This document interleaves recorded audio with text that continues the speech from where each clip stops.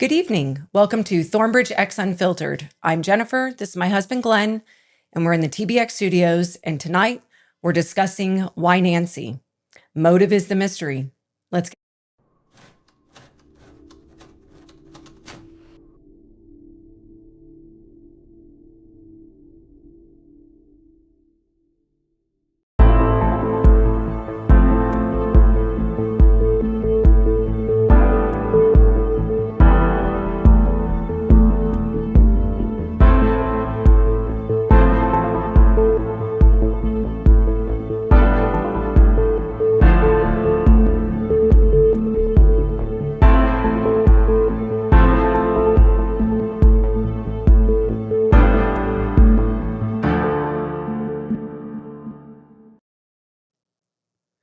Hi, everybody. Hey guys.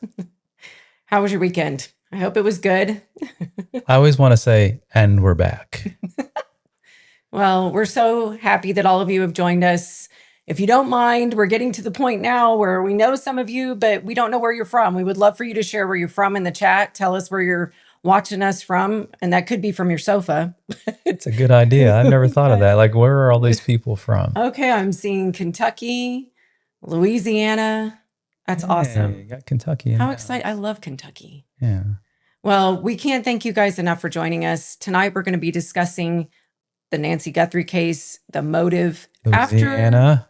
after. Oh, Louisiana. Yeah, it's Saw on another a little delay Louisiana. there, so it takes a minute. Ooh, Alabama. Thank you, Major Rammer Jammer. Give a high five to our mod tonight, Major Rammer Jammer. We appreciate it. Ooh, there's a Georgia person. Go Dogs. Glenn's from Georgia, so we know. Hey, yeah. And Texas. Awesome. That's where we moved from. So after our last show on Saturday, for those of you that did not join us, we had Glenn's brother-in-law, who is a retired homicide detective, on the show discussing numerous questions that you all picked. We had lots of emails, comments, lots of requests for Brian to come back and discuss common things that a lot of us are wanting to know from somebody who has a fresh perspective. We had some people that said, I don't understand. He didn't know a lot about the case. That's literally why we asked him. You know, it's interesting. I actually have interviewed, I guess now 4 FBI former agents. They're retired. And none of them knew anything about the Nancy Guthrie case beyond the fact that Nancy Guthrie was abducted and she was Savannah Guthrie's mom.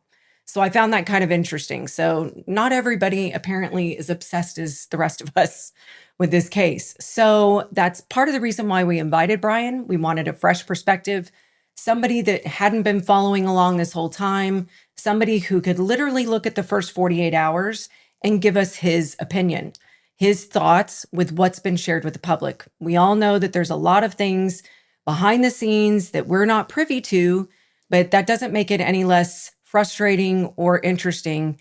And we want to know some answers. And if there's anything that any of us can glean from this, and potentially somebody who's watching us gets the idea that, you know what, I do know something. It seemed a little odd. I'm going to call it in. That's our hope. But tonight we're going to be discussing motive. And the reason we chose this topic is because on Saturday night, Brian said that his biggest, I guess, mystery in this case was motive. He said, what's the motive? And the truth of the matter is there's a lot of statistics floating around, but specifically abduction of an elderly 80-plus-year-old woman is less than 0.25%. It's extremely rare. And that's my understanding. Don't quote me. I can show you the quote later on this evening, but it's less than 1%. I do know that for sure. It's very low. So we have some, you know me and my graphics. So we're going to start with the top motives that I feel from researching other podcasters, emails, comments that you all have sent me. These are the topics that are the motives that I think are the top motives that most of us believe are still on the table. So if you don't mind, drum roll, please. Well, the first one is the poll. Oh, that's right. I apologize. My first graphic is a poll. I wanted to get an audience take. So which broad motive category deserves the closest examination?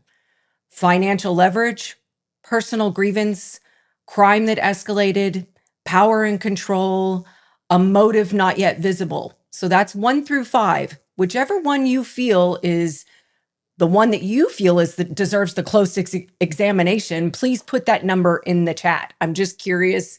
I keep wondering if we're going to have any difference with the polls. So let's see. The audience question that I have for all of you is, what single piece of evidence would most change your current view of the motive? And I'm reading this out loud for those of you that are watching, because I have received some emails that say that people are listening to this in the vehicle. So those of you that aren't watching, I'm reading it. Popular opinion answers: confirmation that property was missing, verified prior surveillance, authentic communication from the offender, evidence Nancy knew the offender, a connected vehicle, a second location, a similar prior offense. Okay, so I'm seeing 1, financial leverage. Analyze that. Doug said 3, crime that escalated and a motive not yet visible. Let's see, Joan West was 3, crime that escalated. Teresa said 5, a motive not yet visible. All of the above from Nellie Lane. And hi, Jody Wu. All right, so that's interesting. I feel like we should do this poll at the end too to see what you Yeah, all maybe think. you'll change their minds. Who knows?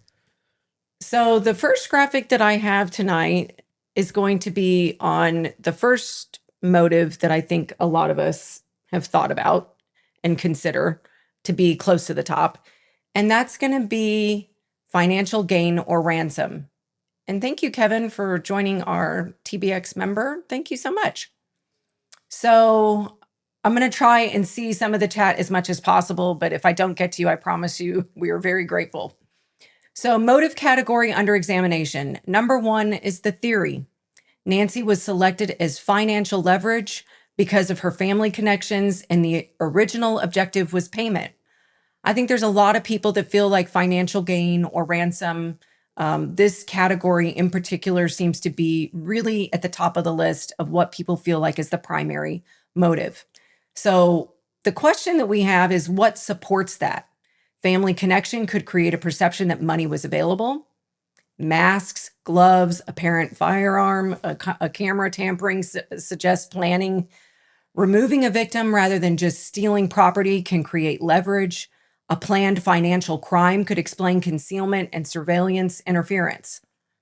So that's what supports this financial gain or ransom motive.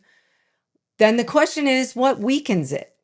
So every motive has a portion of it that we have to look at with really strong opinions and removing a lot of our emotional attachments to it and saying what weakens this idea or this motive. So publicized kidnapping related messages were reportedly not real. Then they came back and said, possibly they're real. They're still investigating. So this one has a question mark by it. No publicly authenticated proof of life communication. I think there's a lot of experts that find it very odd that if your primary motive is ransom and kidnapping for ransom, that there wouldn't be some, conversation in the beginning of how are we going to show proof of life? Nancy's medical needs would complicate holding a hostage. Prolonged silence does not fit a competent ransom plan.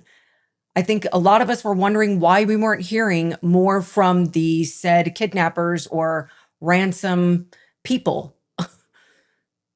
A real ransom plot would usually require communication, a holding location, and payment strategy.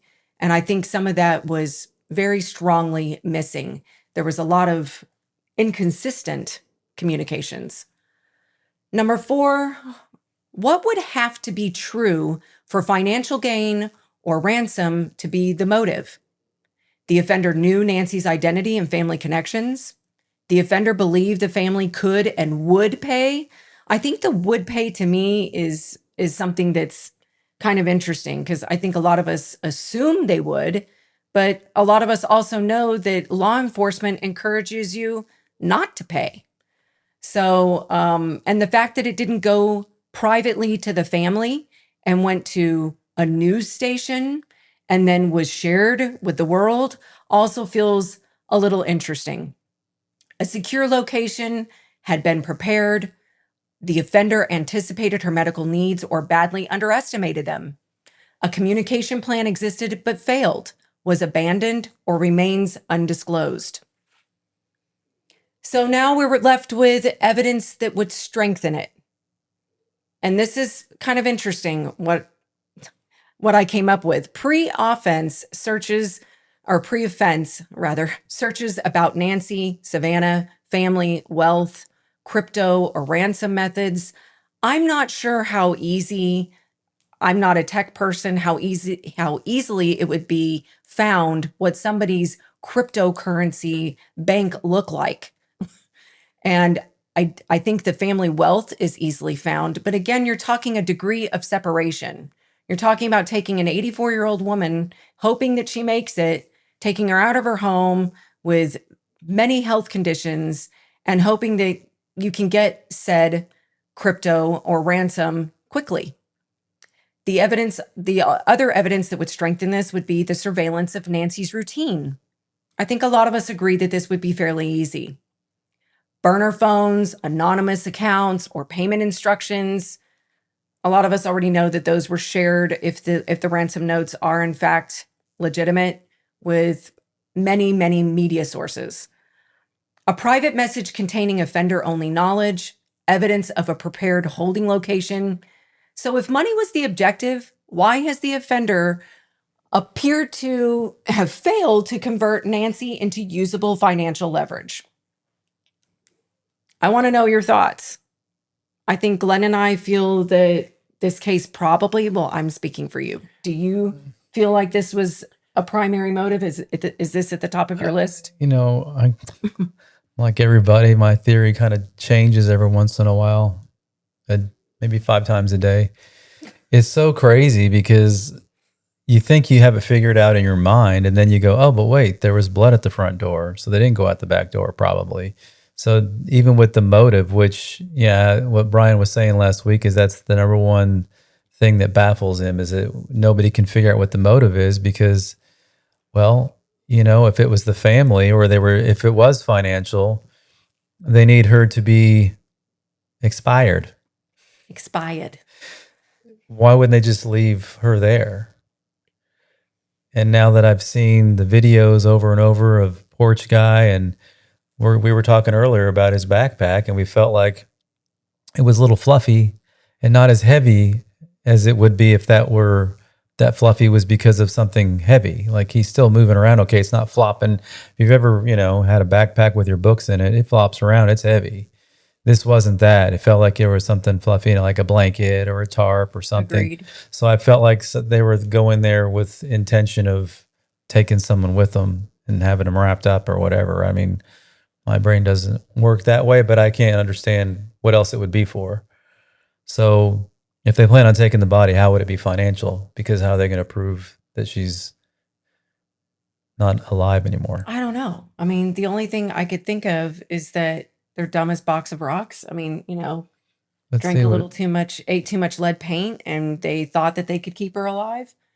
I mean, I'm sorry, sound crass. It's just, It sounds ludicrous. It sounds dumb. I don't, but they're not that dumb because whoever did this, we still don't know who the heck they are. So I don't know. Let's see what let's say. No, I'm not a closer. What are we seeing? Airplanes. I think that's just a private chat. Yeah, sorry. Okay. Sandra, I think Nancy was afraid they would drown her in pool, so she tried to run out in front to get away. Ooh. You know what she's saying? Like they were going to make it look like an accident, and she ran out the front door and tried to get away. But then why wouldn't they just throw her in the pool?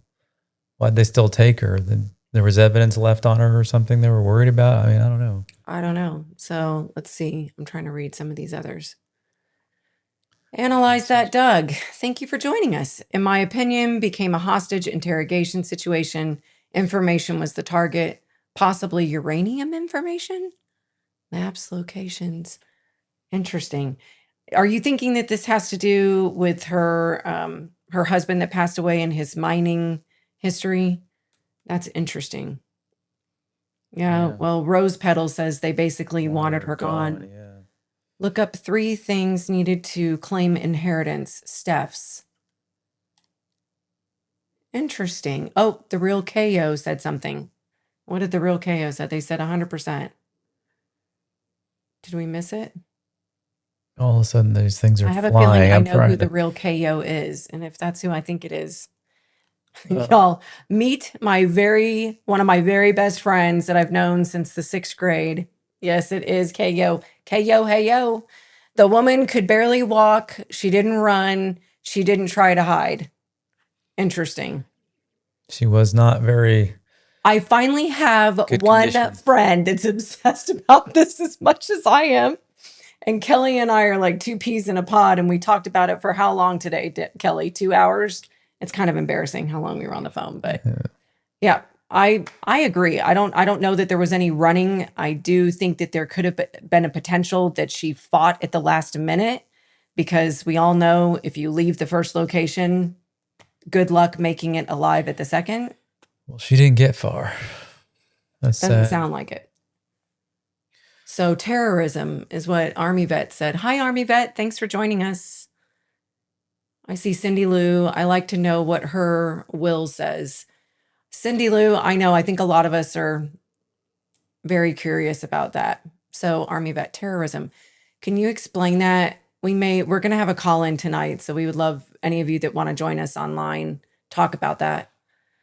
Yeah, it's So Monday night, isn't it? Monday? Yeah, this is like our slow show, except the comments just started flying. So I don't know how many I know people are. everybody told us that Oh, we have 232 people already. oh I my wasn't gosh, well, expecting welcome that. in. Yeah. We're used to 80, 100 on our Mondays. And Well, we understand you're starting your week. yeah, that's why we did it, really. Try to get things done, and kids are about to go back to school, so we appreciate any of you that join us on a Monday night and especially after a long weekend. So let's see. Next graphic, Next please. graphic. So this one is very interesting because I hear this over and over again. I do read every comment, every email. I am trying to respond to all of them, but this is probably the top 2, and that's why I have them in this category, like this, arranged this way: personal grievance, retaliation, or punishment. The theory: the offense was directed at Nancy or at someone close to her as an act of anger, punishment, retaliation, or emotional harm. We've heard that either Nancy knew something, she was privy to something, whether it was in the neighborhood or family information that made her a target. We've also heard that this may have been indirectly to cause pain, grief to Savannah specifically. So I have found this topic very interesting. The other one was specifically maybe there was elder abuse involved, or somebody was tired of taking care of her. That could have been caretaker, that could have been family members. These are all just speculation. So what supports that theory? Specific residents suggest a victim-focused objective. Removing Nancy could inflict prolonged emotional suffering on people connected to her. A grievance offender may value punishment or control more than money. Public silence could fit an offender satisfied by the act itself rather than negotiation. So, what weakens it? So, if you have this theory, what would weaken it? No verified grievance or threat or conflict has been publicly linked to Nancy. And that's the key word: publicly. I've heard a lot of theories, I've heard a lot of rumors. Unfortunately, we don't have anything publicly that's been shared with confirmation. Abducting someone from a residence is highly risky and complicated. The biggest risk is if she gets injured or doesn't get injured, one way or another, her hair, her saliva, touch, DNA, something is getting in your vehicle.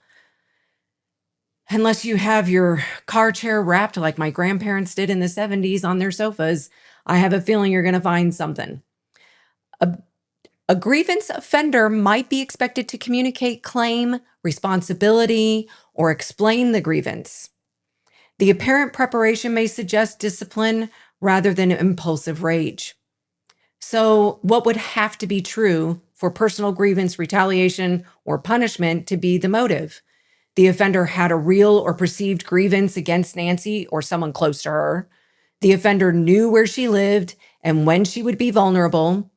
I think a lot of us feel this particular one is something that we can agree on, that I don't think would be very hard to find out where she lived and when she would be vulnerable. The offender saw Nancy as the proper object of punishment, leverage, or symbolic retaliation. This one falls into a little bit more of an iffy category for me. The grievance was serious enough in the offender's mind to justify extensive risk. This is one I don't know that I can say definitively that someone would really weigh that risk. It's a very, very strong risk to remove her and try to extort money, or anything else. And rare. I guess. And It's yeah, and very rare. it just retaliation or personal punishment. Evidence that would strengthen it: prior threats, stalking, hostile messages, or unusual contacts.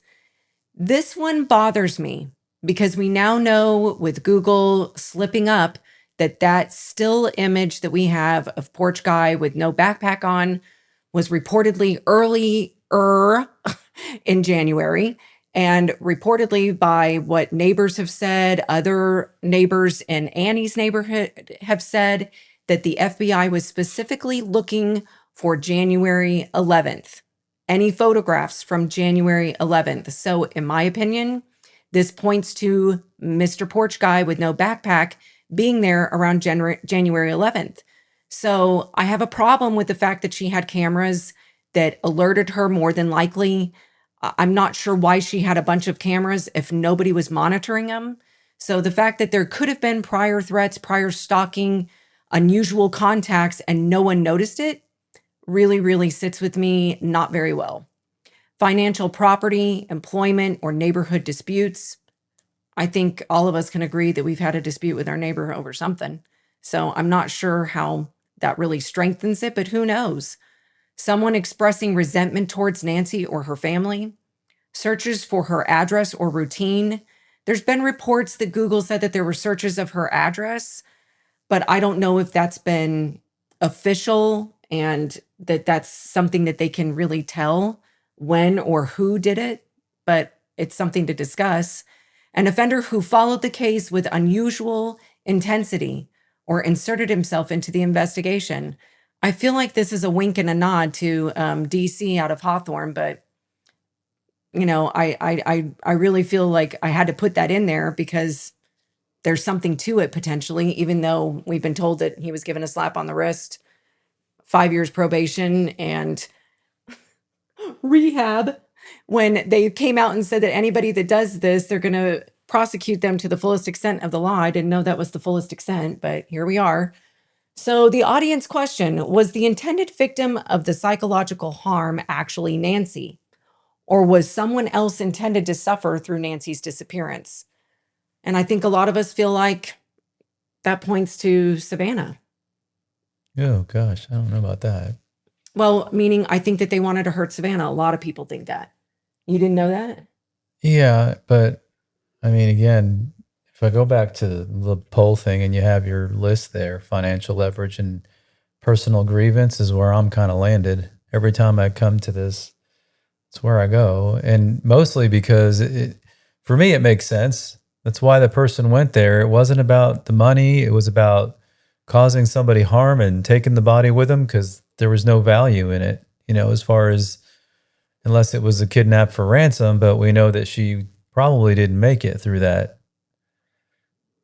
I mean, I don't know. It's just, it feels like someone had a vendetta against her. Maybe, yeah, it was Savannah. I don't know. But so you believe that there was no motive for money no, at all?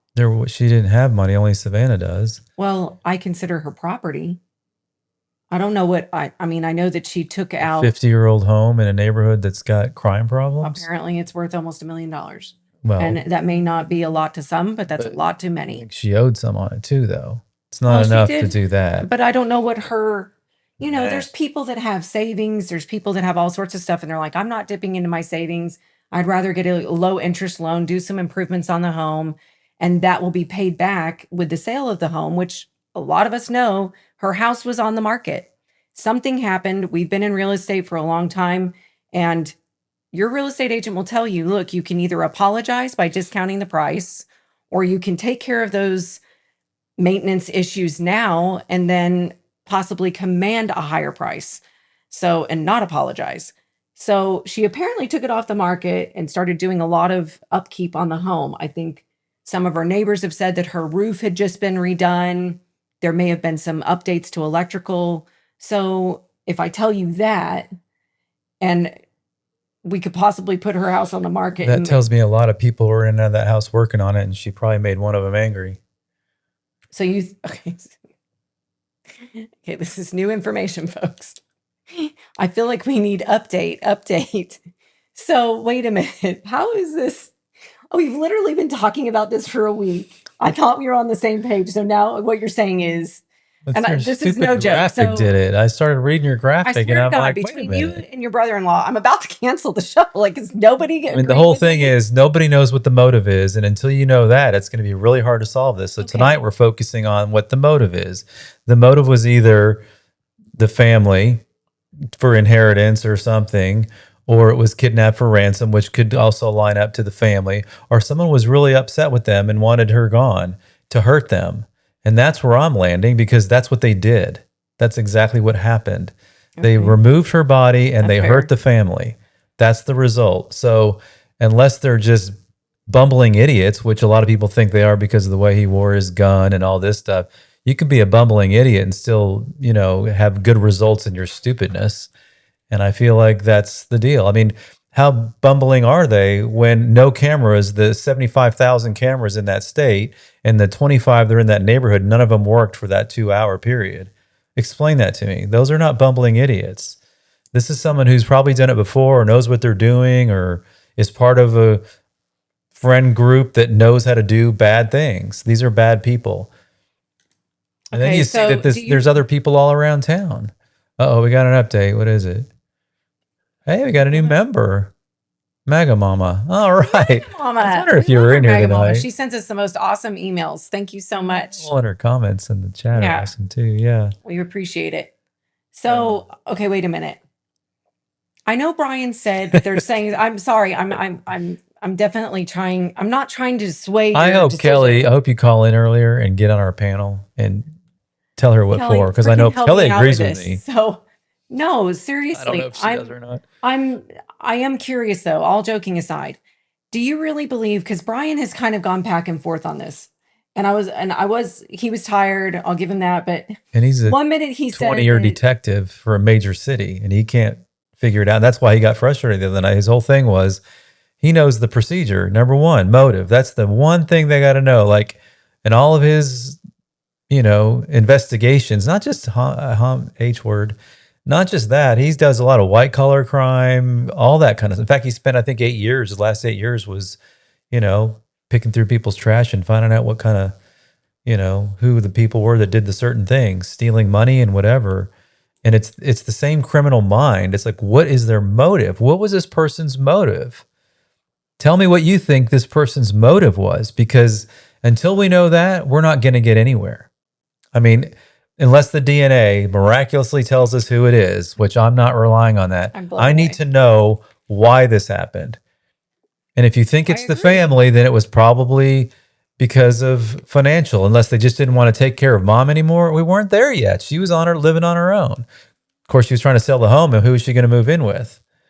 And again, I just go back to completely off the subject, and I give people hundreds more grace than they deserve. I get told that all the time, but I'm going to do it anyway. I'm not a fan of Savannah. I don't mean that I don't like her. I mean, I don't know her. I've seen her on the Today Show a few times, and that wasn't the Today Show that I used to like. Yeah, I know who she is, you're not a follower. Yeah, I'm not. I wouldn't. If I saw her at a restaurant, I wouldn't try to go up and talk to her or anything. And not because I don't like her, just because I don't know what I would say. I don't know you, but we all know she's got more than $500 in the bank, right? And I'll let Jennifer share. My mother is here with us right now. Jen's mother-in-law, my mom, my sister's mom, and Brian's mother-in-law, my sister Sherry. And we love dearly. We love dearly. And we've had the talk with her that I'm pretty sure that Savannah and Annie have had, and her brother, what's his name, Cameron, have had with Mrs. Guthrie, Nancy, and it doesn't go well. And it didn't go well for a reason, and I understand that. But still, you're a person of means, and maybe she was helping her get her house fixed up, and there was a plan. I'm sure there was. We just don't know. But it comes back to, what is the motive? That was a little Nancy Grace for you guys. So what was the motive? And until someone in this chat can tell me what the freaking hell motive was, we're not going to learn anything more. It's going to be week after week of, oh, porch guy, look, the eyebrows match. Look how big his nose is. Okay, I can put 20 people in a room and throw that mask on them. And if I put 100 people, you're going to get 20 different answers of who they think, wears the mask well. So, Wow, tell us how you really feel. well, I'm as frustrated as everybody else. Like, why don't we have an answer? And we want to blame, it's always like, want to blame someone. It's Nanos. All right, that guy shouldn't be sheriff. One, because of the way this has been handled, but 2 through 5,000 because he's not a good guy to be a sheriff. I don't know if he's a bad person in general, but he has an anger management problem that he was fired for and rehired and fired and rehired, whatever. And then he promotes people that don't deserve it. Who was running this case was someone with zero experience. It was her first case on a major case that was probably the M word. What are we supposed to say besides the M word? Deceased. I don't know. Intentional unalivement. I'm sorry, I'm just getting frustrated because really it's your fault. This little poll right here, I'm like, okay, we're gonna figure this out. It's only could be one of those 5. All right, people. If it's not financial, it's got to be personal grievance, crime, power and control, or a motive that we don't know yet. Well, that kind of sums up nothing. But I don't think it's financial because she didn't have means. Savannah did. And are you really going to go after the mom? Why wouldn't you go after the sister? At least she's going to be alive to get ransom back. Does she think her sister doesn't love her enough? We know that they're like pals. I think I've released the Kraken. Well, this is how I am behind the scenes. I'm kind of an asshole. That's right. Good Lord. Just start getting mad. Is anyone getting mad with me? Let's figure it out. I mean, the thing is, I'm just glad it's not all me talking for once. He keeps saying, you've got to talk. I don't like talking. And then Jennifer talks a lot. Well, yes, she told me not to. We adopted this girl, Sleuth Fairy 21. You are now ours. You need to come here every Monday, Wednesday, and Friday, 8 p.m., except 7 on Wednesdays. What did she say? I missed it. She said she wants to be adopted. Oh, we love you guys. So, but honestly, I think the problem is when you have somebody that you adore that's the same age, the question comes often of how do we protect them? How do we keep them safe, right? And there's certain conversations that you have to have with your aging parents in a respectful way. Because I thought it was very interesting that your mom said that she noticed among her friends, her sisters who are, aging as well, that she feels infantilized. You feel like you're being treated like a child. Well, she's got plenty of support at home. She doesn't live alone and she's safe and all that. But I just mean, like, do you need a life alert in case, Oh, that went over really well. Or whatever, and something happens and you fall. Well, that's what I'm getting at. She said, goes, I'll get my phone. And I'm like, what if you left your phone on the counter because you were making She's watching something right now, I guarantee it. And she's yelling at the TV probably. And no, she's going, oh my God. Love you, Mom. We love you. But anyway. Things are different now. The life alert is probably not the same huge white box that you wear on your neck anymore, I'm sure. I don't think it looks like Flava Flav for old people. You probably wear a ring or something or a necklace, or maybe it is your phone and you just keep it with you. And Glenn's been holding that in for a hot minute. Exactly. That's our mod. You just like... Oh. Like I said, I released at the Kraken. I told you after about 10 episodes, the real me is going to come out on this camera, and I bet we get 20,000 Gladys Kravitz. Eventually, people are going to tune in to watch me get mad at myself. Isn't that the whole point of your name, that you're supposed to be on top of all the details? Gladys Kravitz was one of my favorite characters. So from Bewitched. Yep. Anyway, so let's pull back a minute. So you believe that there's no cameras, no nothing. And this is going back to what I said about Brian being on the show. Love you, Brian. But I'm a little confused because the first time we talked, you said you feel like there's a lot that's being held back from the public. There is. That you tell the public that you do or don't have. And it's not, I know you said that you don't make it a habit of lying to the public. However, I would think that the way you described it sounded like you potentially mislead the public as to not release all the information, i.e., when Sheriff Nano said they had cameras inside and outside the home. Unfortunately, she didn't have a subscription, so we don't think we're going to, glean anything from those. Last time I checked, you don't have to have a subscription for the freaking cameras inside your home, nor do you have to have them for the one that was above her casita, all these other things. We have cameras like that. Do you have to have a subscription? No. That's what I'm getting at. I feel like we're being misled. But see, that's the whole thing, is that every time some little fact comes out that makes us get mad, like, for example, that the sheriff's department returned the home within 30 to 48 hours after a major crime they figured out had been committed of some sort. They didn't know how bad it was, but there's blood evidence, which means lock it down. Let's do all of our thing. They brought the little vacuum in and did all the stuff. That's how they have the DNA. And they released it back. And then I'm watching it, and I'm getting mad too, because I'm watching other streamers and other news organizations, major news organizations, say how unprecedented that it was returned so quickly. And then there's a guy fixing this. You heard somebody say it was impressive?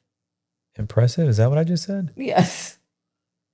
I don't think anybody said it was impressive, except that's impressive that they released it so early. How ridiculous that they returned it so early. There's someone there fixing the sprinkler head. The pool guy's there. Someone puts a card at the front door from Adult Services. Amazon pulls up and leaves a package at the front door.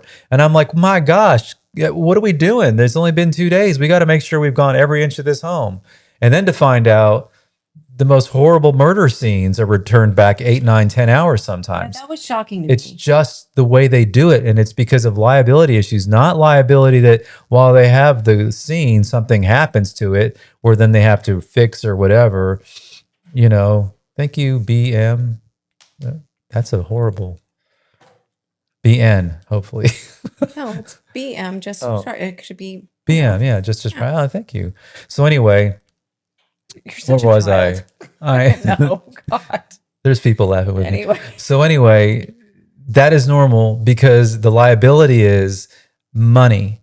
To hold a scene costs thousands of dollars a day. They have to have somebody there, the resources. It's insane. Which I don't think I realized. I don't me neither. I feel kind of naive and a little uneducated that, duh. I mean, once he said it, I went, well, yeah, why the city doesn't have it locked down with personnel. Right. And these are people, maybe not in this case, but normally that have 10, 15 years experience when they get to this level of crime and criminology. They know how to process a scene very fast. Now, the cars and peripheral items, yeah, those can take a month. And as Brian explained, like a car, they can go through and dust for prints, normal warrant, they're in and out a day or two and they're done. When they want to start ripping seats and going into GPS data and phone data on the car, whatever, that's a different little level of what they have to get done. And that can take 2-3 weeks to get the proper orders, and which they need to have. And then it could take a month before they're given the car back. And they got to put it all back together.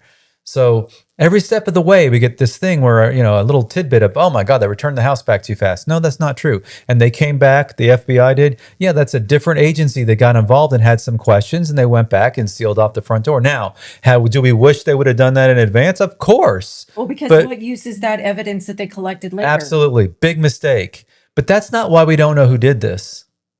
We all want to harp on, because they released it too quick and the front door has footprints on it now. All the evidence we could get from that front door isn't going to answer this question. We have a videotape of the person that did it. People, we have a videotape of the person that did it. He has a mask on.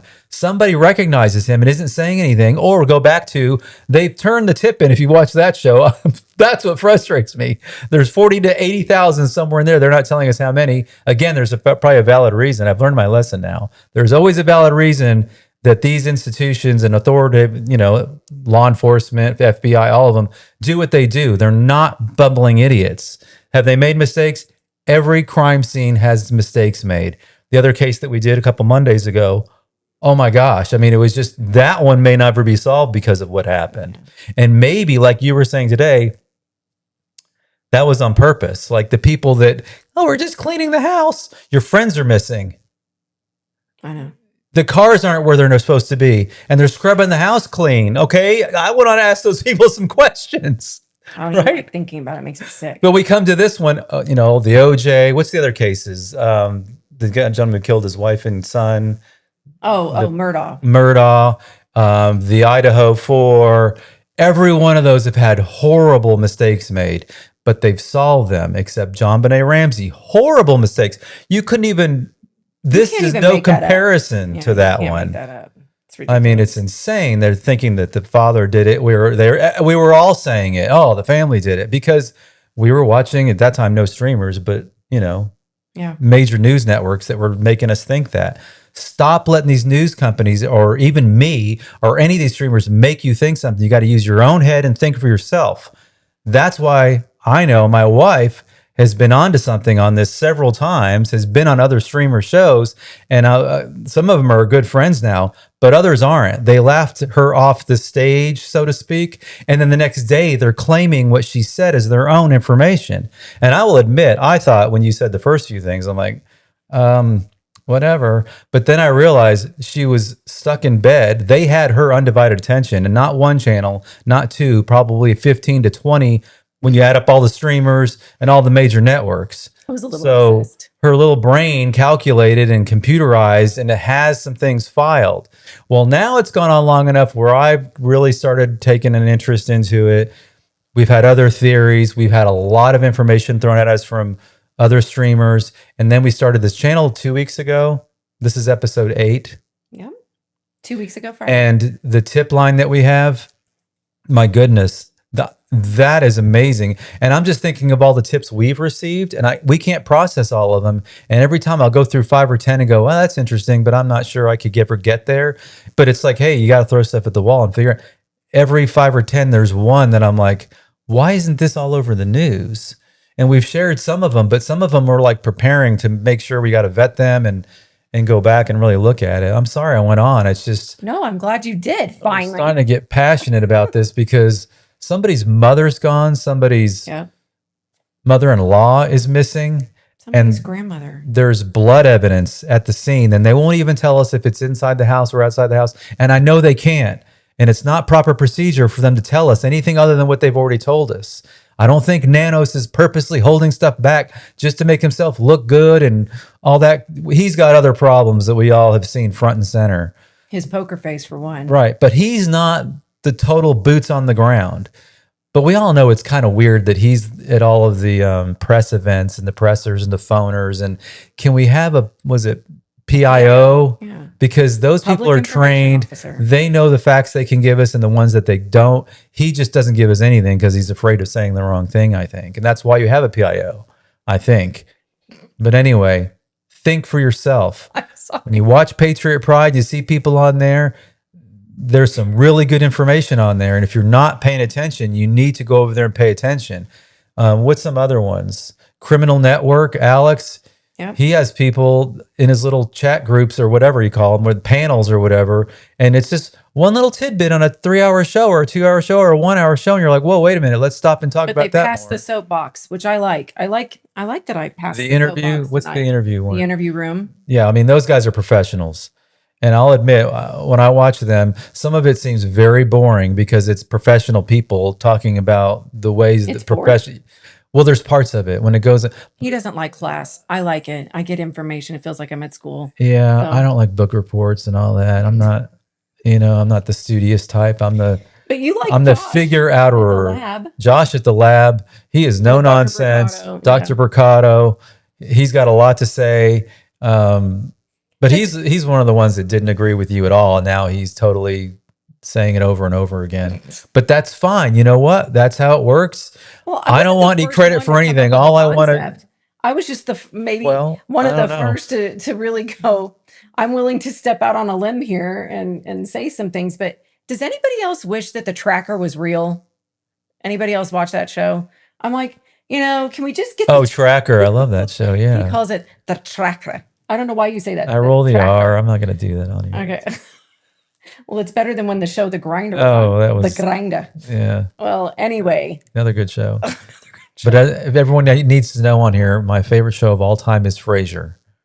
It was on 11 seasons. We can probably quote almost every episode, and Glenn absolutely 20 times a day. I'll go, you remember on Frasier? It was just like we're doing right now. Yeah. So you may hear a lot of Frasier references. Well, but I think you're right about the fact that there's a lot of things we don't know, but I did get a little frustrated when Brian told us that there's a lot of things that they hold back. They have misled the public in the past. And then Saturday night, it was like, is this thing on? Oh, by the way, please hit the clap button because I feel like you need an ovation. Just for me. What do you mean, the clap? Don't you have the button? It's the cheering, like the audience cheering. Oh, like the sounds or whatever? Yeah.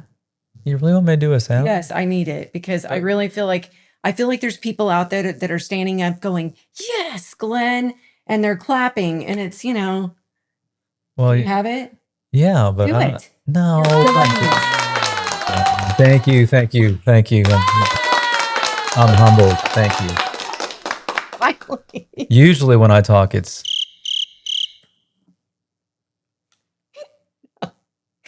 pretty sure that's only when I talk to you. When Kelly calls, it's 4-hour phone calls with your friends. Stop telling on us. Anyway, back to the task at hand. So when Brian said that he feels like the biggest mystery is motive, what was interesting to me is I kept saying, then what do you think with just what the public has shared? And he said he's not sure. Thank you, Lori Smith, 7976. Thank you so much. Thanks, Lori, for joining us. Appreciate that. Yeah. Okay, so go to the next graphic. There's more? I'm a little bit in shock right now. We're in trouble. I don't know which one we're on now. I lost my... that was the grievance? No, is this it? Yeah. So burglary. A lot of people are still on this. A lot of people feel that it was a burglary gone bad, a home invasion that escalated. So the theory would be that the offender originally intended to steal property or commit another residential crime. Nancy unexpectedly confronted, recognized, or resisted the offender, causing this situation to escalate. I'm going to cry foul. It's 2 o'clock in the morning. What do you mean she unexpectedly? She's home. They know she's home. Didn't happen. Wrong. That's what I say. Yeah. So number 2, what supports it? Crime occurred at a residence during nighttime hours. Masks, gloves, backpacks, particular, pew-pews or something can also be used by burglars. Camera tampering may reflect on attempt to avoid identification during a property crime. We all know that's not right. He practically smiled in it and put on some lipstick. Unexpected contact with a homeowner can turn burglary into violence. Number 3, what weakens this theory? Removing Nancy adds major risk and complexity. I mean, duh. To say the least. She's 84. Like, I hope it works out. Hope you can get her to the car. A burglar usually benefits from leaving quickly, not transporting a victim. Like, I would say what? And this is not for real, but like 100% of the time, encounter a homeowner, they're like, especially with an 84-year-old, I mean, you could probably push her over with a feather, tie her up with a wet noodle, like just leave her. Surveillance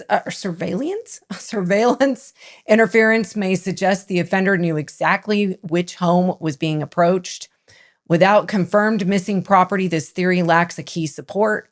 Taking a vulnerable adult would be a dramatic escalation from ordinary property crime. So what would have to be true for a burglary or home invasion that escalated? For this motive to be true, the offender expected the residence to be empty or Nancy to remain asleep. Nancy saw, recognized, or could describe the offender. The offender panicked or believed leaving her behind would lead to identification. A vehicle was close enough to enable an unplanned removal. I don't think this was unplanned. The offender had somewhere to take her despite not initially planning an abduction. Again, I don't feel like this is a Friday the 13th, 80s movie where there was a cabin in the woods that they're taking an 84-year-old to, where some scraggly lady is sitting there going, I'll take care of her while you boys do your business. That's one of my accents. It wasn't done. So then, number 5, evidence that would strengthen it. Missing valuables, electronics, jewelry, medication, or documents. From what Nano said in multiple press conferences, Nothing was missing from the home. And I don't And care. don't come at me. I've had somebody go, that's not very sensitive. An old lady is missing from the home. Oh, We're talking shut about up. items, people. Whoever said that, shut up. we, Stupid. we know that Nancy's missing. We're talking about items from the home that were valuable beyond a human's life. So documents, I guess we don't know. Would the family know if those were missing? All I'm saying is that I don't care if all hell broke loose. You went in there, she fought. She can't even hardly walk to the mailbox on days, is what we've understood. So how hard is she fighting? 84 years old and can't walk. Like Come I said, on. push me over. I don't care what happens. over. You could grab something on the way out. You're not going to leave empty-handed. Now, are they lying to us and some things were taken and only the perpetrator is going to know that and that's how they catch him when he knows that at the end? I don't know, but I think they would have told us that, hey, there were some items missing and not told us what they were. But they've chosen to let us feel like nothing was removed from that home, Quote, except unquote, for a person. Pristine. We heard the words, the scene was pristine. And when I say pristine, I'm not talking about the blood. I'm talking about the fact that they said it looked like, and this is coming from multiple sources from, and when I say sources, I'm talking about news sources. It's Megyn Kelly, Ashley Banfield.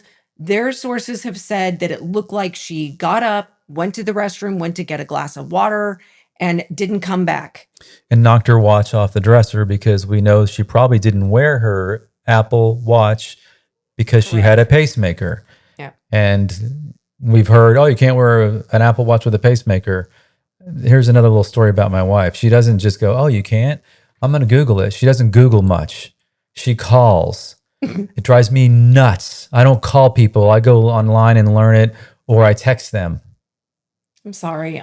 Jennifer calls a cardiologist at the hospital that we're near and goes and meets with him to get the lowdown on what could be the deal here. Yes, you don't wear an Apple Watch when you have a pacemaker. It's not that you're going to have issues immediately. There's a chance of it, and it's not a very big chance, but it's just don't wear your Apple Watch if you have a pacemaker. Now, maybe she still was, though. Like, I'll keep my arm away from my chest. Or some people are probably just stubborn. But her watch being on the floor doesn't mean much to me. She may have knocked it off. Maybe there was a little struggle. Where does she normally keep it? The family probably knows, on her bedside or dresser or bathroom. Charging. I don't know. Maybe they were trying to grab the watch because they were thinking about location issues or something, or leaving it there. Maybe it was recording. And someone said, no, leave it because it'll follow us. I don't know. I'm just playing stuff in my head. But again, pristine, except for the watch was dropped and there's blood all over the place. Not all over the place. That doesn't qualify for pristine. Dramatic. So according to the first report from Ashley Banfield, the same pattern that was on the exterior of the door, i.e. the patio area, the entryway outside, was mimicked inside the door, which a lot of people have theorized that she may have been bopped in the nose. And when I talked to Preston, who's our son, who is, if you're joining us for the first time, he's a first responder in Texas, in a very large city. In the North Texas area. And he's a firefighter and EMT. And I called him and asked him about this. And he said, show me the pictures. Again, someone else who's not following the crime very closely, but knows that Savannah Guthrie's mom is missing. So I show him the pictures and he goes, that's not catastrophic. I go, it's not? And he goes, no. I mean, she's on blood thinners. We already know that. He goes, so if that's expiration, my question would be, how did blood get in her mouth? Like, I want to know that. And I said, well, if you bopped her in the nose, he goes, well, yeah, because then the blood is going down her throat. She's choking. So, I mean, that's a high probability. Can I interrupt? Yes, you can interrupt. I just saw Sikorsky became a member. Thank you, Sikorsky. We love you very much. We watch you. Well, there's a reason I'm tired right now. I'll just say that. She literally said, don't. You're going to get in trouble with blood. But I'm very hydrated. So at the end of the show tonight, we have a special treat that Sikorsky made for us, and it's the feel-good thing that we always end with. If you're new to the channel, Jennifer feels like all this talk of crime and bad crime. It's not, it's not the M word. Bank robberies. It's horrible stuff. So you got to get your mind clear. And it's kind of like, they say comic relief. It's what it is. But tonight we have a special treat that was written and produced by the one and only Sikorsky. Well, so thank we'll play you. that at the end. But anyway, back on track. It's just, you were talking, you were going through number 3, you were towards the bottom of So it. None of evidence would that lines strengthen up. it, is an offender with a burglary history rather than a kidnapping history. I guess, did I even read all that? Evidence that would strengthen it. Missing valuables, we talked about that. Tool marks or entry methods linked to nearby burglaries.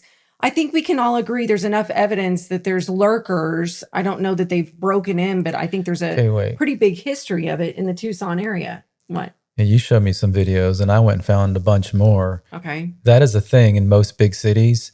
And these that I showed the other day on episode 4 or 5, whatever. We've had Right. so many, I just can't remember anymore. The thing is these look like Porch Guy, not like physically like him, but the way that their movement, looking in the mirror, the creepy. windows, and they're all within 3 to 5 miles of her home, the Did you subject notice- property. So that's insane, right? I mean, it happens all over. Is this just another one of those that went wrong? I don't know. But I have a question. Yeah. Did you notice anything about those said lurkers? They did not have masks on. Did you notice anything else about those said lurkers? They weren't our Porch Guy. They weren't wearing gloves. Oh yeah, they weren't. Yeah.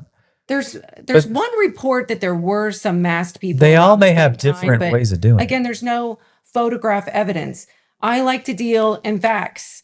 I don't mind talking about theory. I don't mind talking about rumors, but I will always back it up and go, I can see why that might be a possibility, but show me the facts. Just like I don't like hearing the timestamp of the freaking garage door. Show me the facts. A garage door fact means that the garage door opened and closed. That's not a fact that Nancy was there. That's not a fact that anybody was there. Yeah. I mean, you talked about it all the time, that her garage door opener, specifically having that timestamp, is very similar to the garage door opener that we have, that we can be out of the country. I do that just so I say I can. It's like, hey, can you let Opening me the in the garage door, I I'm need to nowhere get a near it. bucket. Yep. Hold on a second. You don't even have to be there. So I want facts. I want pictures. I want proof that her cute little 5'4" self was walking up with her little cane to the house, and we don't have it. And that pisses me off because I don't like hearing that we know for a fact. How do we know for a fact? We know that there's blood there, but I don't know what time she got home. Yeah. Well, The and like garage door is not enough for me. the garage door 2-minute thing that we keep going back to. They're like, Stop it. nobody can get in the house in 2 minutes. There's Well, people that say that you can. well, you can open the door, they walk in, and you close it right behind them. That's less than a minute. Over 16 seconds up, she walks in, 16, 18 seconds down, whatever. What I have a problem with is that we're not allowed to say his name. We just say T or Tater. Yeah. Or tater. Tater, Or tomato. Mr. Meso. Mater. He Patricia, said, if you're in here, thank basically, he was asked, and again, I didn't hear him say it, but somebody said it, that somebody and streamed it, and FBI says it, and now whatever. So now it's apparently fact. He said that they did watch her go in or went in with her. I can't remember whatever it is, but it was longer than a 2-minute process if he's telling the truth on that. So why aren't we being made clear of that? You've already told us both facts. Can you tell us why they don't make sense together? You can't have walked your mother-in-law into the home. Wait, the quote was, did you see her into the home? That's what the journalist said to Nanos. This was the first They interview. saw her into the garage. I guess that's the home. But people say, did you see her inside? I don't think they meant this. I think they meant walked her in. Did you see her inside? See, did you see her to the that's door? when I start to go, Well, I don't think they meant, did you something's sit not in the right. car and, see her to the door? I think they meant see her, like take her. tell them about the Uber when you talk to my mom about that. This is because, we don't know. I'm not 80 years old or 85 years old, 84 as Miss Guthrie was. And I know as you age, things become less important. Other things become more important. And I'm just putting myself, if I were mid 80s and had a daughter and a son-in-law living 10 minutes away, and they invited me for dinner.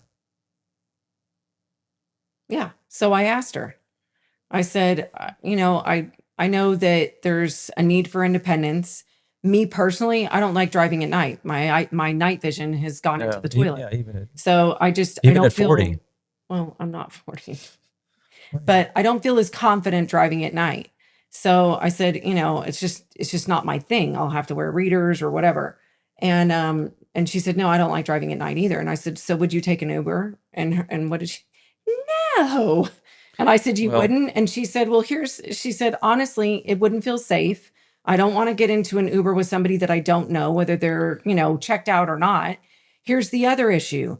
Uber drivers, we have now done enough research that this is a fact. Liability wise, they are not allowed to help you into the car or out of the car. So I have trouble thinking about an 84-year-old woman with mobility issues that can't yeah. walk very far, that has a cane, that's hobbling over, has an issue. Like, I help my mother-in-law with her purse. I help her with her water bottle, because when you only have one arm with a lot of weight and you're trying to balance your said weight for somebody who may have mobility issues with a cane, you need some assistance. They're not allowed to. So I asked her, I said, would you take an Uber? And she said, no. And But she said, I would ask family. If family is not able to do it, then I'll politely decline. And I said, now what about seeing you into the home? What do you think of that scenario? Like, have you talked to some of your friends about this? Which she said she had. And they all said something that was very interesting. This is multiple people in their 80s have all said that their family, isn't this interesting? When they drop them off, so to speak, they either walk them into the home, but if there's some sort of weird time constraint, it doesn't matter. They sit in their vehicles, they wait to see them go into the home, and then they wait for that person to come around and wave like, I'm in the house, I'm good. Thumbs up. They do not leave until they know that they are safely inside the home. This is very odd to me. I don't understand a 15-second up, a 15-second down, which is what we've heard is the deal with her garage door. 9:58 up, 10 p.m. down. So you're talking about a minute and 30 seconds. I mean, it sounds like a Saturday Night Live skit. Like, the door was opened, quick click the clicker, quick shove Mrs. Guthrie out the door. It just seems weird. well, the bigger point of Yes, that was my barefoot. the Sorry. Uber Hmm? situation with the Uber is, my mother said I would never take the Uber, and she's not 84 either. But the bigger point to me is I would never in 1,000 years put my parent in an Uber No. when I live 10 minutes away. There's not an instance. If I'm at work, I'll grab you on my way home. If there's a timing issue with when dinner's going to be ready and I'm going to be late from work, so be it. Food's cold. But do You're you not really taking an judge Uber. somebody on Just that? like you wouldn't put, I don't know, a 14, 15-year-old daughter in an Uber. No. I wouldn't put my 60-year-old parent in an Uber unless they're, they wanted to. But once you're 70, 80, have a little more respect for your parents, people. This is ridiculous that this even happened. And then we have an Uber driver that's going, oh my God, no, yeah, I did pick her up. Well, that's just crazy that we even had to ask an Uber driver, but he did drive her home. Why did he drive her home and not there? I don't know. We've had some people that have emailed us, which I thought these Because were it was actually dark out. Oh, so you can get an Uber driver to take your mother around as long as it's light out. It's the rule is when it's dark, because that's when, is the boogeyman's at night. Like, he still believes that. So one theory that came to us by email, which I thought was very interesting, and I do have to, give credit where credit is due. This is not my idea. This was hers. And I don't say names unless you tell me in an email that I'm allowed to share your names. So this person wrote us and said, what about the possibility that they were borrowing her car? We seem to see them always in the same vehicle, like they share a car. Like, and I'm saying Mater and Tater. Like, maybe they thank you for Patricia giving us these nicknames that we don't have to use their real name. So that maybe, since they seem to be sharing a car a lot, like maybe that's their only vehicle. So the theory was that possibly they borrowed Nancy's car, and that's why she had to take the Uber to their house. And then the plan was, we'll drive you home, one following behind the other, and drive her car home. Because a lot of people, which were very astute, some of these were detectives and others were audience members, noticed that her car was not seemingly parked in a normal parking spot for her. And the reason that they said this is because of the grooves in her decomposed granite driveway. Seemed to be a consistent worn groove that, like, This is the way she always turns into the garage. So if you look at the photos of the car in the garage, that's interesting. it looks like if you were to back it straight out, it would not have lined up with said grooves. So could have somebody else have brought her home and driven that car, and then they got in their own car and went home like the other person was following? That's a theory. I don't know. None of us know. And I don't want to judge somebody on their parent taking an Uber, as we learned from having simple discussions with your mother. They don't want to be infantilized. They want to have their independence. They don't want somebody maybe to have to pick them up all the time. Personally, I would never do it just because of the liability. If she fell, she needed assistance. They're not allowed to. Second, I don't like the risk involved with her safety, with somebody else that we don't know, taking somebody who's vulnerable, not incapacitated, vulnerable. So anyway, next. Well, on this graphic, I mean, I just want to say, I don't think it was burglary. So of the 5 things on your poll, this one's out for me. Okay. I'm kind of curious what everyone else will think, but do we need to go any further? Does anybody think that this was, I mean, just put a B in the chat if you think it was a burglary gone wrong. I mean, I am curious because this was a very high on the list probability, possibility for a lot of people. Is anybody putting a B? Put a B in the chat if you think it was a burglary gone wrong. Is it crickets chirping now? Now you can use your button. I know, but you said it out loud and it ruins it. Okay, so. No B's. So let's move on. Oh, one. Oh. Cindy Lou does. What? Cindy Lou who would burglarize her? Oh, chill out. And then Holy Moly says, nah. No B. Still haven't ruled out Wrong House B by Golden Quinn. Take Spanish and get a B. Oh, Steps, TJ Wheeler. Okay, I mean. But that's the thing. I mean, please and thank you. You're thinking for yourself. It very well could be a burglary. No herd mentality in the TVX studios. They may have left empty-handed because something else went down, and they were like panicked and left evidence and with her and had to get it. I mean, I don't know how it is a burglary. Burglars never. I'm not judging anybody for believing not steal anything. Exactly. I mean, don't you feel like it would have been publicized that that's what happened? And I know some of you are going to go, she keeps repeating the same thing. Here's the deal. There was a large burglary by a very large Russian mafia ring in Phoenix. They burglarized 1 block in a week. It was a week-long event. Multiple people were waking up like the Who's in Whoville to nothing in their home. $600,000 of loot was stolen in a 1-block radius in a 1-week period. And guess what? Nobody was abducted. Nobody was kidnapped. Nobody was injured. A couple of fake burglary. Sikorsky said that too. Fake burglary. So you think it was like... If you read these, it would have to be a fake burglary because... When you say fake even look at the guy on your graphic. He has tools. Like he's ready to burglarize. And the mister was using your favorite word that people mispronounce, foliage. It was foliage. I say foliage. No, you don't.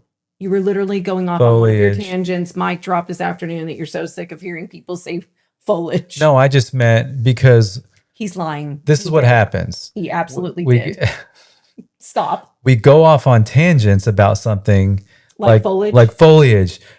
Was he using it to take the camera off, or was he just trying to cover the camera? And we're all like, yeah, and I figured it out. He's covering the camera. Congratulations. What the hell does that do for this? Who cares if he was covering the camera, trying to take it off the wall? Ultimately, guess what? He took the camera off the wall. That's all that matters. Bad guy came on porch, took camera off wall. The facts are, he didn't have a screwdriver with him. He didn't have a piece of tape with him. He had big fat finger gloves with him. He was not prepared to take anything off the wall, but he somehow figured it out. Was it going and getting some dead grass? Because it's a very arid climate there. You couldn't even get live grass. It may have actually helped and had some strength. It's all breaking. Those particles are still sitting on the front porch. Someone said earlier that this team did bumble this, and that I'm wrong because they left the mat. And you know what? You're right. That is a huge, huge thing for me. They left a big piece of evidence and it's still sitting there with probably spit all over it from Bite Light Boy. So whatever. But you know what? I'm going to find out later. This is how this kind of thing works.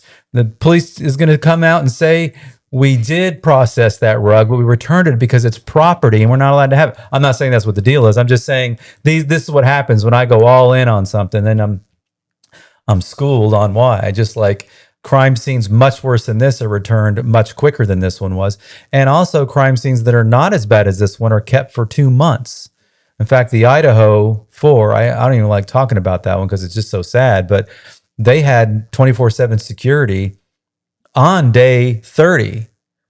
Thank you, Shannon Libby 5261. Thank you very much. Thank you, Shannon. Appreciate that. Hey, I'm agreeing with Glenn. It was personal. So I just paused for a Thank second. you. This show, what are we on? Episode 8? Yeah. This is, and Kelly can attest to this, KO. This was literally the progression of our relationship.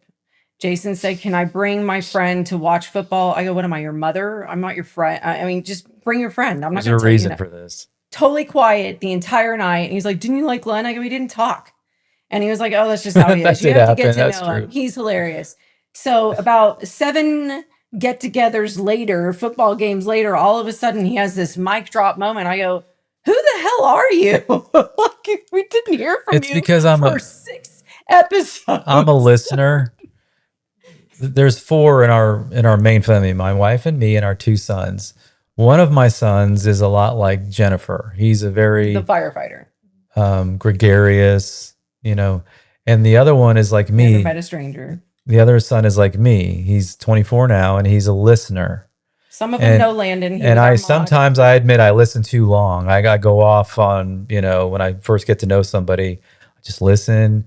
I'm taking it all in. We talked to somebody else recently who's currently in the chat and everybody knows.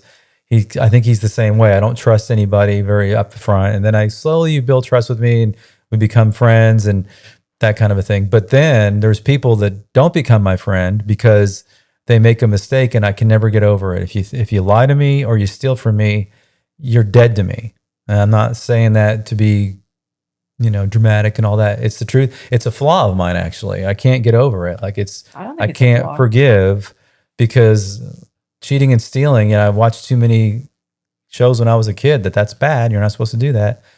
Just like what's happened to Miss Guthrie here. Nothing pisses me off more than, first of all, when a man hits a woman or any of that kind of nonsense, you're dead to me.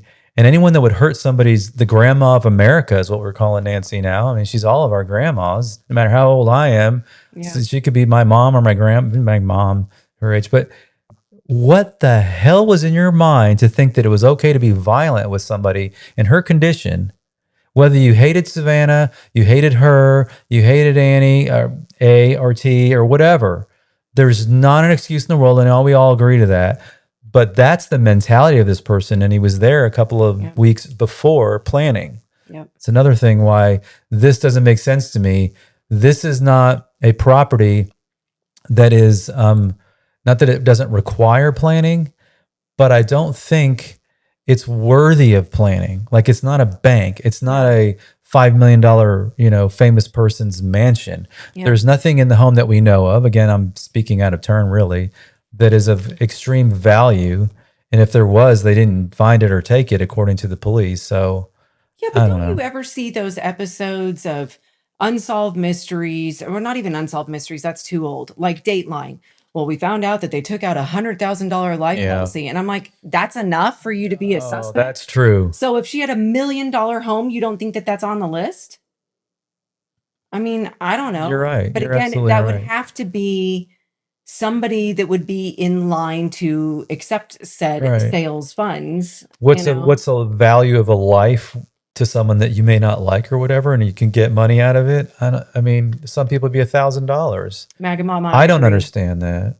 She said, I know everybody's probably tired of hearing me say this, but I feel like LD has something to do with this, in my opinion. I do too. He's not off my list. He's at the top. Now, see, now you're getting somewhere, MAGA Mama B, because we can start talking about people. And again, we're not saying who did it. You know, anything we say on the show is literally just anyone Proven that innocent, calls in or puts in chat. Those are not our feelings, possibly. presumed is Everyone's innocent. presumed Yeah. innocent, but we are allowed to talk about who we think may have something to do with it. And I agree that that gentleman, I actually kept the video from last Oh, really? episode. I know it was a long video. We don't need to watch that whole thing or even any of it tonight, but I watched this several times yesterday and today. And And I said the wrong name. It's Brianna Whitney oh yes, that's who with gets credit for that. Arizona Family. I don't know why.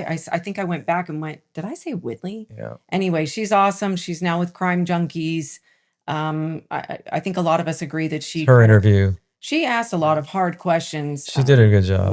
with Mr. Daly. So But I would invite anyone to watch that, not once, not twice, maybe 3 or 4 times. It's the third or fourth time where you start to see some of those, what did you call them? nuances, Body language. body language. And I'm not saying, listen, I would be, if someone said you did something and I've got to go on TV, national TV, and you said, and you, oh my God, they think I did it and I got to try to look like I didn't. I'd probably look like he did maybe. And it's, you know, dressing the way he did.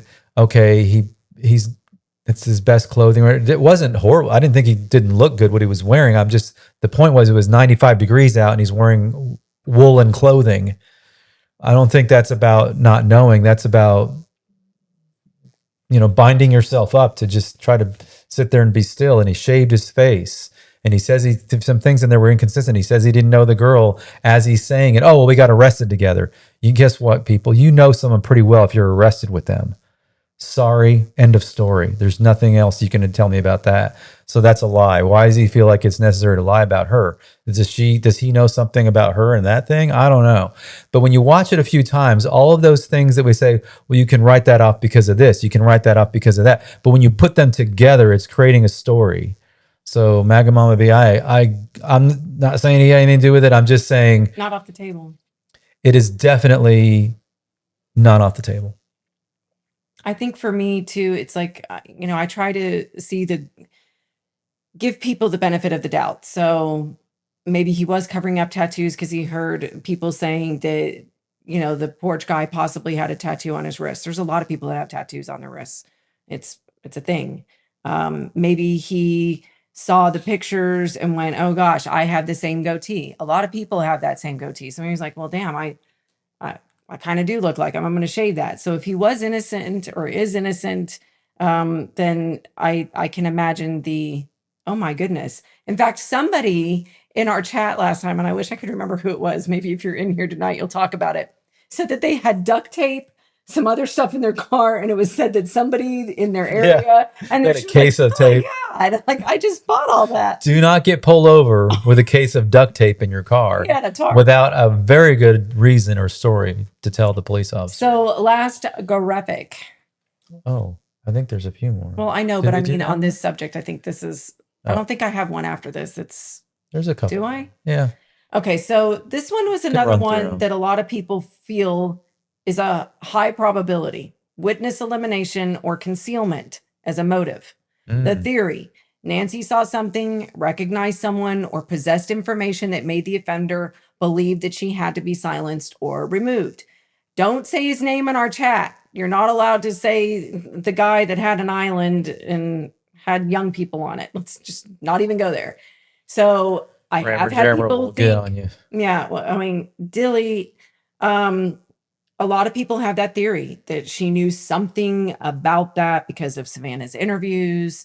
We've also heard that maybe she had other information regarding her husband who had been deceased for a long time due to his mining stuff. There's a lot of theories thrown out there, and I'm not saying that any of them are credible or not credible. It's just interesting that a lot of them revolve around this in particular subject, a witness elimination or concealment. So what supports it? Removal of a witness can delay discovery and or prevent identification. If Nancy recognized the offender, leaving her alive at the residence would create immediate exposure. A person known to Nancy might have more of a reason to remove her than an unknown offender would. So then the question is, what weakens this theory? No public evidence shows Nancy witnessed another crime or possessed dangerous information. We like to deal in facts. There's a lot of theories, a lot of rumors. I could not find anything that said that for a fact that she was in possession of extreme evidence or knowledge of something that put her in extreme danger or threat zone. Could you? No, and I've looked a lot. But when you say witness elimination and concealment, but before we were talking about burglary or home evasion, those are definitely different. Like the motive behind eliminating somebody, Right. you think we would, I mean, this was an 84-year-old woman that's lived in the same home for what, 50 years or something? I mean, who would all of a sudden be mad at this person? Okay, so something needs to be made clear. There's eliminating because of what I was just talking about, like evidence of something. And I think a lot of us go to top secret, Like she knew too much? Yeah, knew too much. I also think that there's theories out there that are a little more or a little less, go gadget copter, spy stuff. It's just more. Maybe she knew something intimate details family wise, and I don't mean immediate family, maybe just through it that came to a point that it was not okay. There's also other theories about elimination because she was in the way, like she caused too much, grief to the family for having to try and take care of her or other people. Even if some people have even said healthcare worker was It's over so her. stupid. No one is your 84-year-old mother who can still take care of herself and make her own meals and I don't know what that. are you She had a healthcare worker. they're not they didn't kill her because that. They didn't K her. Word. They didn't remove her from the planet because of that. I've only been monetized for 2 days. I think we're already off the air. Are you serious? But look, honestly, like we just say that, take that off the table. A&T did not murder her because they didn't want to have to go make a meal for her. You can't say that word. Murder. You can't. Okay.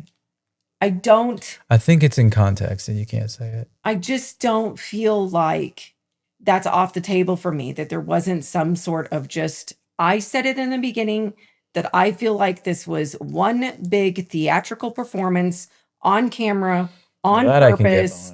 I don't understand how we have no other video evidence, no other photographic evidence, yet conveniently we have him at the front. So which part was jammed? If there was a jammer involved, why do we have one? I don't, and it's we have video before the incident, we have video after the incident. Well, then frickin' show us that. There's so much I'm frustrated about this, and I don't have it off the table that this wasn't a hired hit with a theatrical performance. So that would be a vote for this? But this could mean multiple different layers. So it could mean witness elimination or concealment because she knew about a mine that had a lot of money or some other things or some political thing that was high up. And again, there's a lot of people that really strongly believe that that's what happened. I'm not going to say that they're wrong. I don't know. I'm just saying that I lean more towards that this is a possibility. And what would have to be true? Nancy recognized the offender or knew something significant. The offender believed she would quickly report or expose them. That could be anybody. That could be political. That could be familial. I don't know. The offender had access to transportation and a disposal or holding location. Hello, they're in the desert. I mean, find a valley, find a lake, they had plenty of opportunities, plenty of places. We all know the stories about, me joking and it's not funny, but we had some creepy people show up at our farm. And I told my son when they were like, 12, 13 years old, I go, don't do that again. And they were like, what? I said, you're not in trouble. You didn't know, but don't tell people that dad's gone a lot. Don't tell people that we've got a lot of property with stuff. And he goes, what do you mean? I go, I could come back in a barrel. He goes, what does that even mean? I go, I don't know why I said that. Never mind. My point is just don't do it again. Like I didn't want to freak him out. Then it was like, what, 5 years later, Preston goes, oh my God, it's literally a thing. Like, well, 2 weeks later, we bought a puppy that time, but of a 110-pound Bouvier dog. Those ginormous big dog. My buddy. Big, mean. Yeah. He was not mean, but he was awesome. But anyway, I'm not taking that off the table. So now the investigative questions Thank on you, this Debbie. would be, had Nancy recently reported suspicious activity?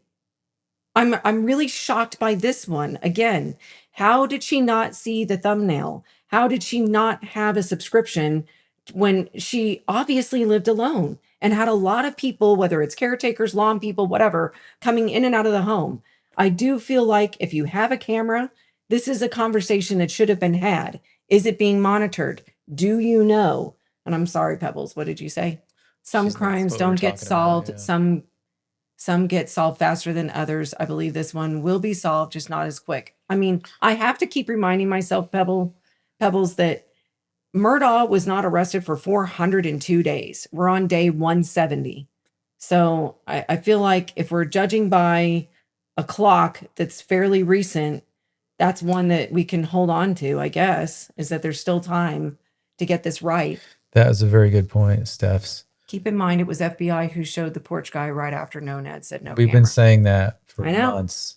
And don't you believe there's more images? But when I was really upset that why did the FBI have to come into town and save the day on that? Charged. Apparently it was the FBI's technology and they knew who to call.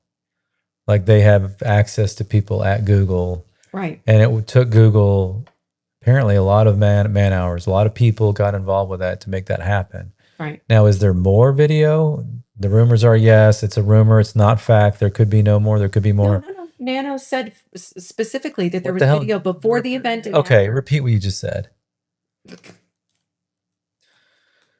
So if he's facts, telling the no truth, facts, Nanos. then his there's new more nickname. video, but it's not of value or whatever. Okay, maybe it is. Maybe it's a bunch of video. It's worse than what we've already got. I don't know. But I will say some of that 27-second clip, there's the 13 and the 27-second FBI porch guy clip, the longer one, it does get close and pretty clear to his eyes. Somebody knows who that is. I would know it was my son. And let me tell you something. Whoever did this is watching all these streams. I guarantee he's watched Patriot Pride. I guarantee he's watched Criminal Network. And he's watched The Interview Room. I have his water. They're saying you need water.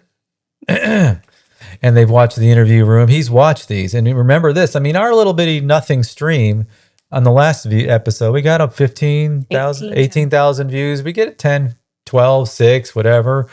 That's a lot of people. He's watching this. Somebody that knows something's watching this, or the person that did it is keeping up with. He's got to make his moves. And believe me, he's watching these. And I'll just tell him right now, you got a couple Georgia boys looking for you. You got me. You got a lot of angry people. And we're from Texas, and we know worse how to than that. pew and pew straight. Worse than that, you have all of the American women after you. You are caught. You need to turn yourself in, or you need to figure out how to make this just get solved yourself, because I'm just telling you, it's going to get solved. They're going to find out who you are. You're not that smart. We all saw you on the camera. So it's time. Put this to an end. I'm sorry, I didn't mean to interrupt you. Somebody just said something. Where is it? My people, my places. There were other cameras, and there was an... You want me to put it up on the screen? Yeah, could you please? Wasn't a the master... magic of TV. And a master that a person was on camera later that night. Thank you, Jen. Interesting. See, I mean, we know there were other cameras. I'm just tired of hearing that there was no way to get any photographs. There was no way to get any other videos. And all of a sudden Google was like, well, here we've got this. Now I know the theory has been that maybe too much time had passed, that they had rewritten themselves. I'm just trying to figure out how neighbors don't have anything. They're telling us the neighbors don't have anything. They're telling us that everybody had issues with their Wi-Fi around a certain time, which started the whole speculation snowball of jammers being used. But then how do we get the one image? I just...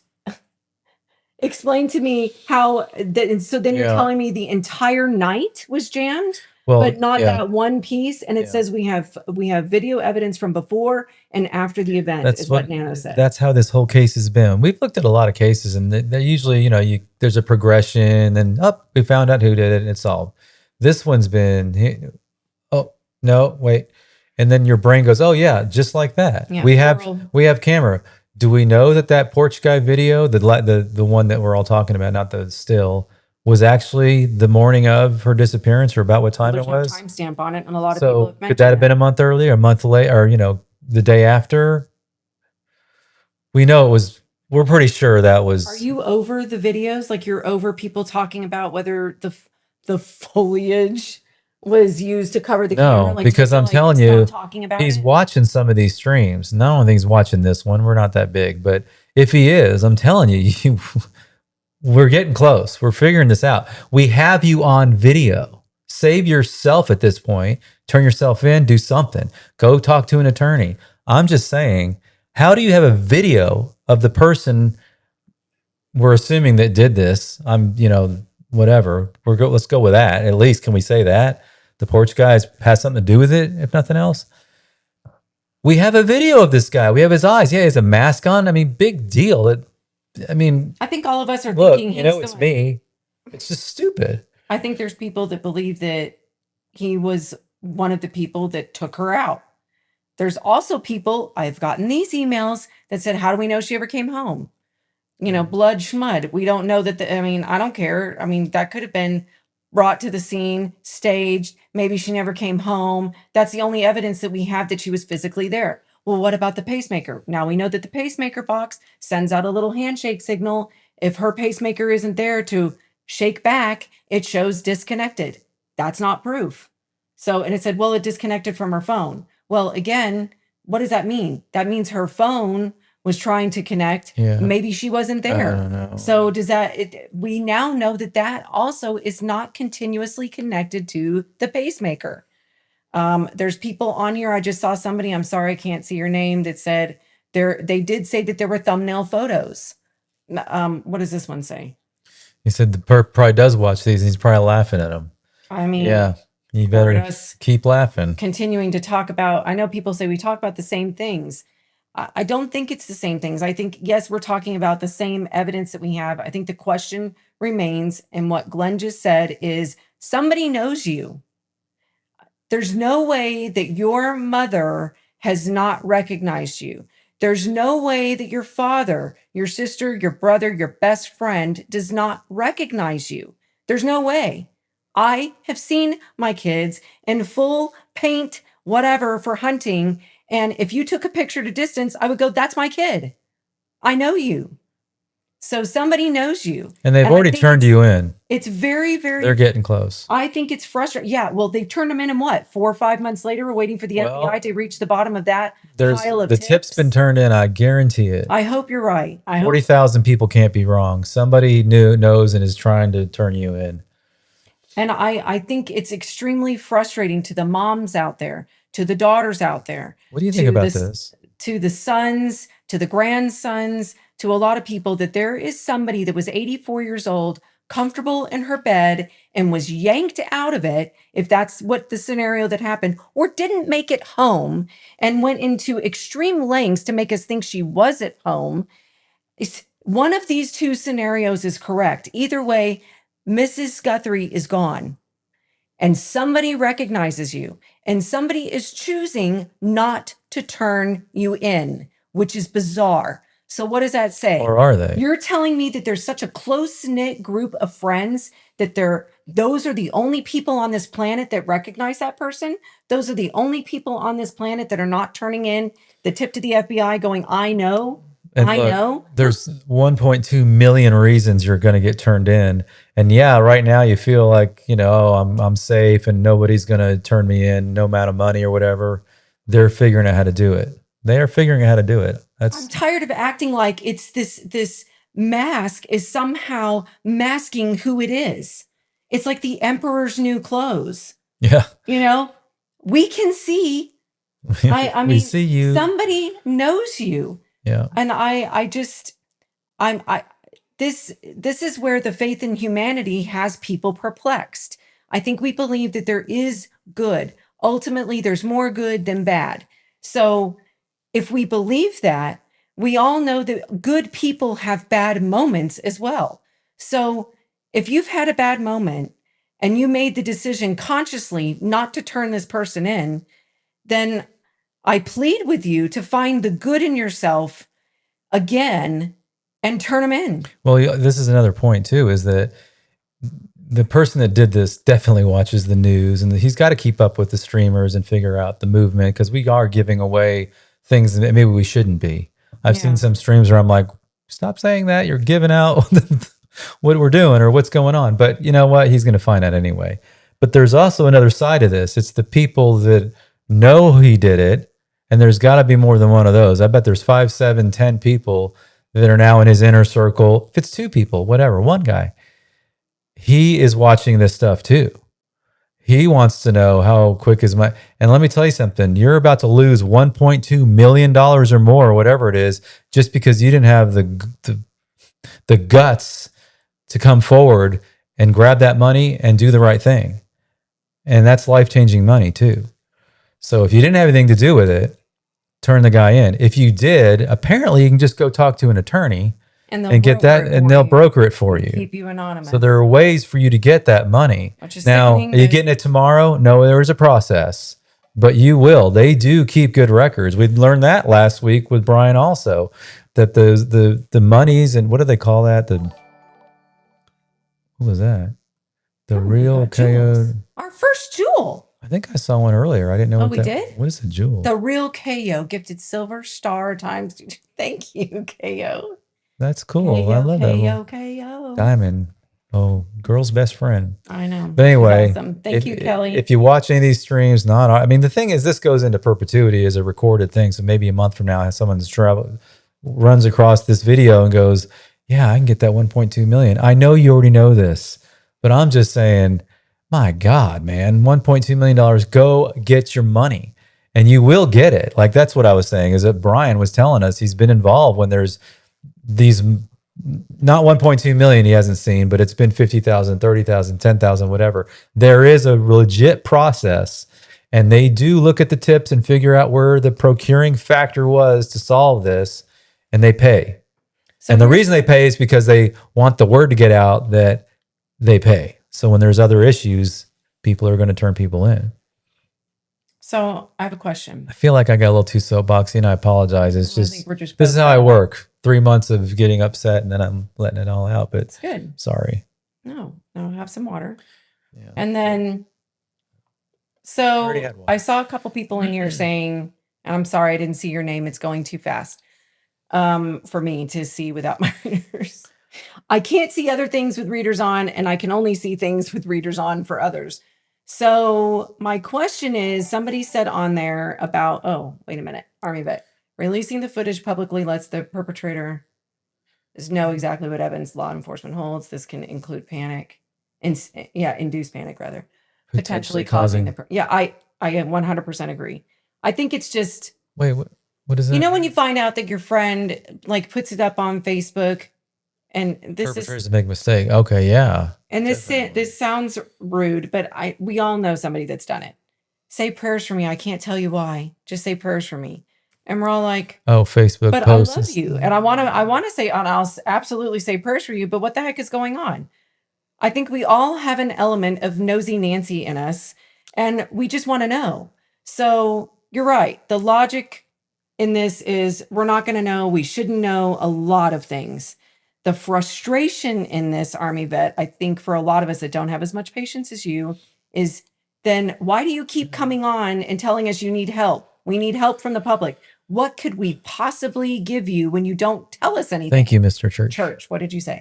Don't be sorry, Glenn. Everything you said needs to be said. Yes, and I saw you, Patriot Pride Adam, or Church, one of you said, we will find you. And that's exactly right.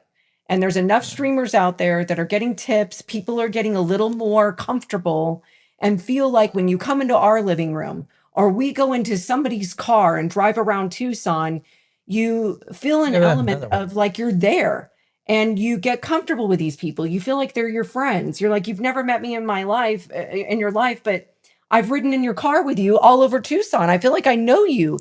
Oh, 857. He just throws it on the dash and I go around town with it. Right. I mean, whether it's Dad's Gone Live. Oh, yeah. The Shark, all of these people. It's like. Right now it's the lab. What's his name? Mm-hmm. The guy from the lab? Josh. Josh. He doesn't drive around. Wasn't he the last 2 days? No. Patrick? Who's that? No. Patrick is Sleuth. That's who's been driving around. Intuition. Yeah. I forgot who I was watching. I mean, all of these people, we feel like we know them. And I think a lot of people in Tucson, local people, are getting very comfortable and starting to come up to these YouTubers and say, hey, I want to share something with you. And, is it critical evidence? No, but what people don't realize is that every little piece, all those little pieces that seem insignificant, that seem annoying, like, why do I need to know that? What do I care that there was a white van there 2 months ago? Do you have the license plate? Do you know where? Do you know what time of day? It's an element. It's an element that could be the proverbial corner piece on your big puzzle that Yeah. you needed to finish the picture. So nothing's insignificant. Everything should be shared. And don't ever let somebody tell you that it's dumb, because a Stay lot of this stuff may stay feel hydrated. dumb, but later on it all adds up. What? Are people Stay saying I'm preaching? hydrated. No. Yeah, I guess What? you could put a note on your when you give jewels or whatever. It says stay Stay hydrated. hydrated, Yeah. Steph's. Okay, so for some of you that don't know, the inside joke is I was late, very, very late, 2 in the morning. I think it was Sikorsky's chat. Okay, maybe later. Anyway, we were all having fun on Sikorsky's. She calls it a hangout. So if you want to just hang out and you're a night owl And and you just, like music, it's really yeah, fun. she plays some fun stuff and we joke. And anyway, you all of a sudden feel like you've been invited to the cool kids table. And anyway, Glenn, I did not know It was was sweet. awake. He was out in the living room. He had fallen asleep and I just kind of left him there because I didn't want to bother him because I was still up. Anyway, all of a sudden a text comes into the chat and says, Jennifer, are you done yet? I really need some water. So, It's the only way I can talk to her sometimes is to go into the chat wherever she's watching and my make a God. comment. And it works. Ugh. Okay, so analyze that. Doug said, in my opinion, they're not asking for public's help. They are talking to the perps. FBI doesn't need the public's help. Typically, all conditions are atypical. In my opinion, it is not an Occam's razor statistical crime, in my opinion. You know what? And I kind of feel that way a little bit too. My passion comes from in case that's not what's happening. Because if you're going to believe everything Nano says, he's saying that it's not a cold case, but they're still actively investigating, but they have nada right now. They have nothing. Now, is that true or not? I hope not. I really hope not. My goodness. We got a Emily, super chat too. thank you very much. Oh, I wish I could read all of it. This thing I is know. I'm so sorry, you guys. Hold on. She recently had her, let's see. Nancy had recently had her roof done. Camera was found on the roof that was put there. It was a Mexican male that worked on her roof from Oh, Mexico and back to Mexico. what? This is why no one knows him. Emily, I would really like to know Can I put that more back up? information Is about there a that. way I can put that back up? If There we go. Yeah, that's really interesting information. And anybody that's listening, Wait a minute. first of all, Brian, Glenn's brother-in-law, was retired homicide. We have family members that were military. My grandfather was a commanding officer in the Navy. He also he was a pilot in the Navy and flew the Hellcat, but he was also a courier of secret documents for many years. Never heard what he carried. Our family understands privacy. Our family understands anonymity. And we also understand having a place that you can trust and share things and know that it's going in the vault or goes wherever you want it to go. So if anybody has any information that they want to share, that they feel could go somewhere, but they're scared to share it, please send that information to the tips at tbxunfiltered.com. We would be happy to look at the information. And if you have suggestions on where you would like that information to go, but you're too scared to share it yourself, we're happy to entertain those as well. That's really, really interesting information. I know somebody said that there's been a couple people in the chat that have said, I believe that this person has crossed the border, is in Mexico, and that's why we're not knowing who it is. I understand that theory. However, KO and I have friends who have a lot of family in Mexico. I'm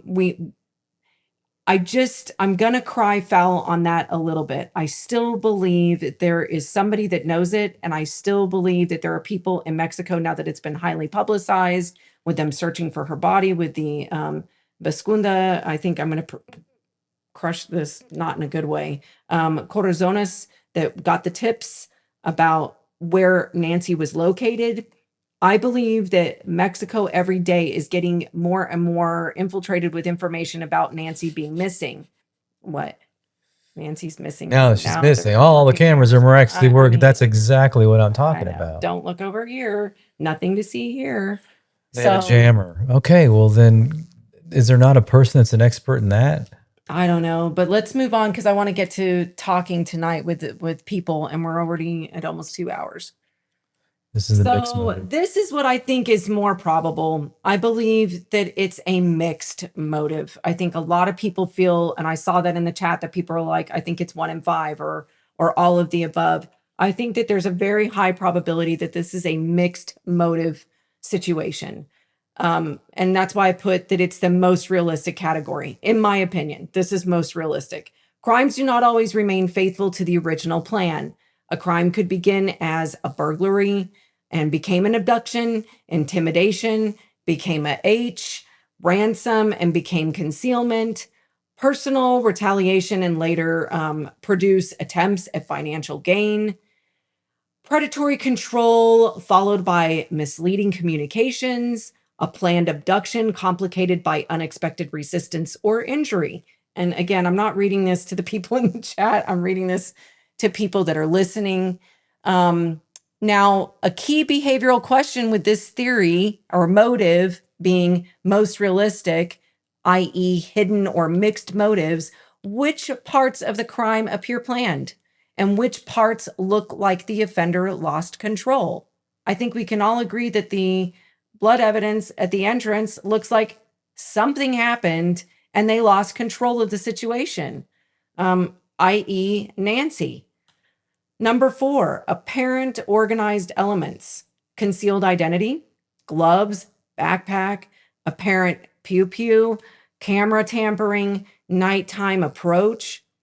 Now, the possible indicators of deterioration or imperfection in this crime were blood left at the residence, a potentially relevant glove recovered away from the home. We all know that those have been discounted, but that doesn't mean that they didn't find something else that they're not making us aware of. So they could have had a glove from her backyard for all we know, and we just don't know. No publicly authenticated ransom communication.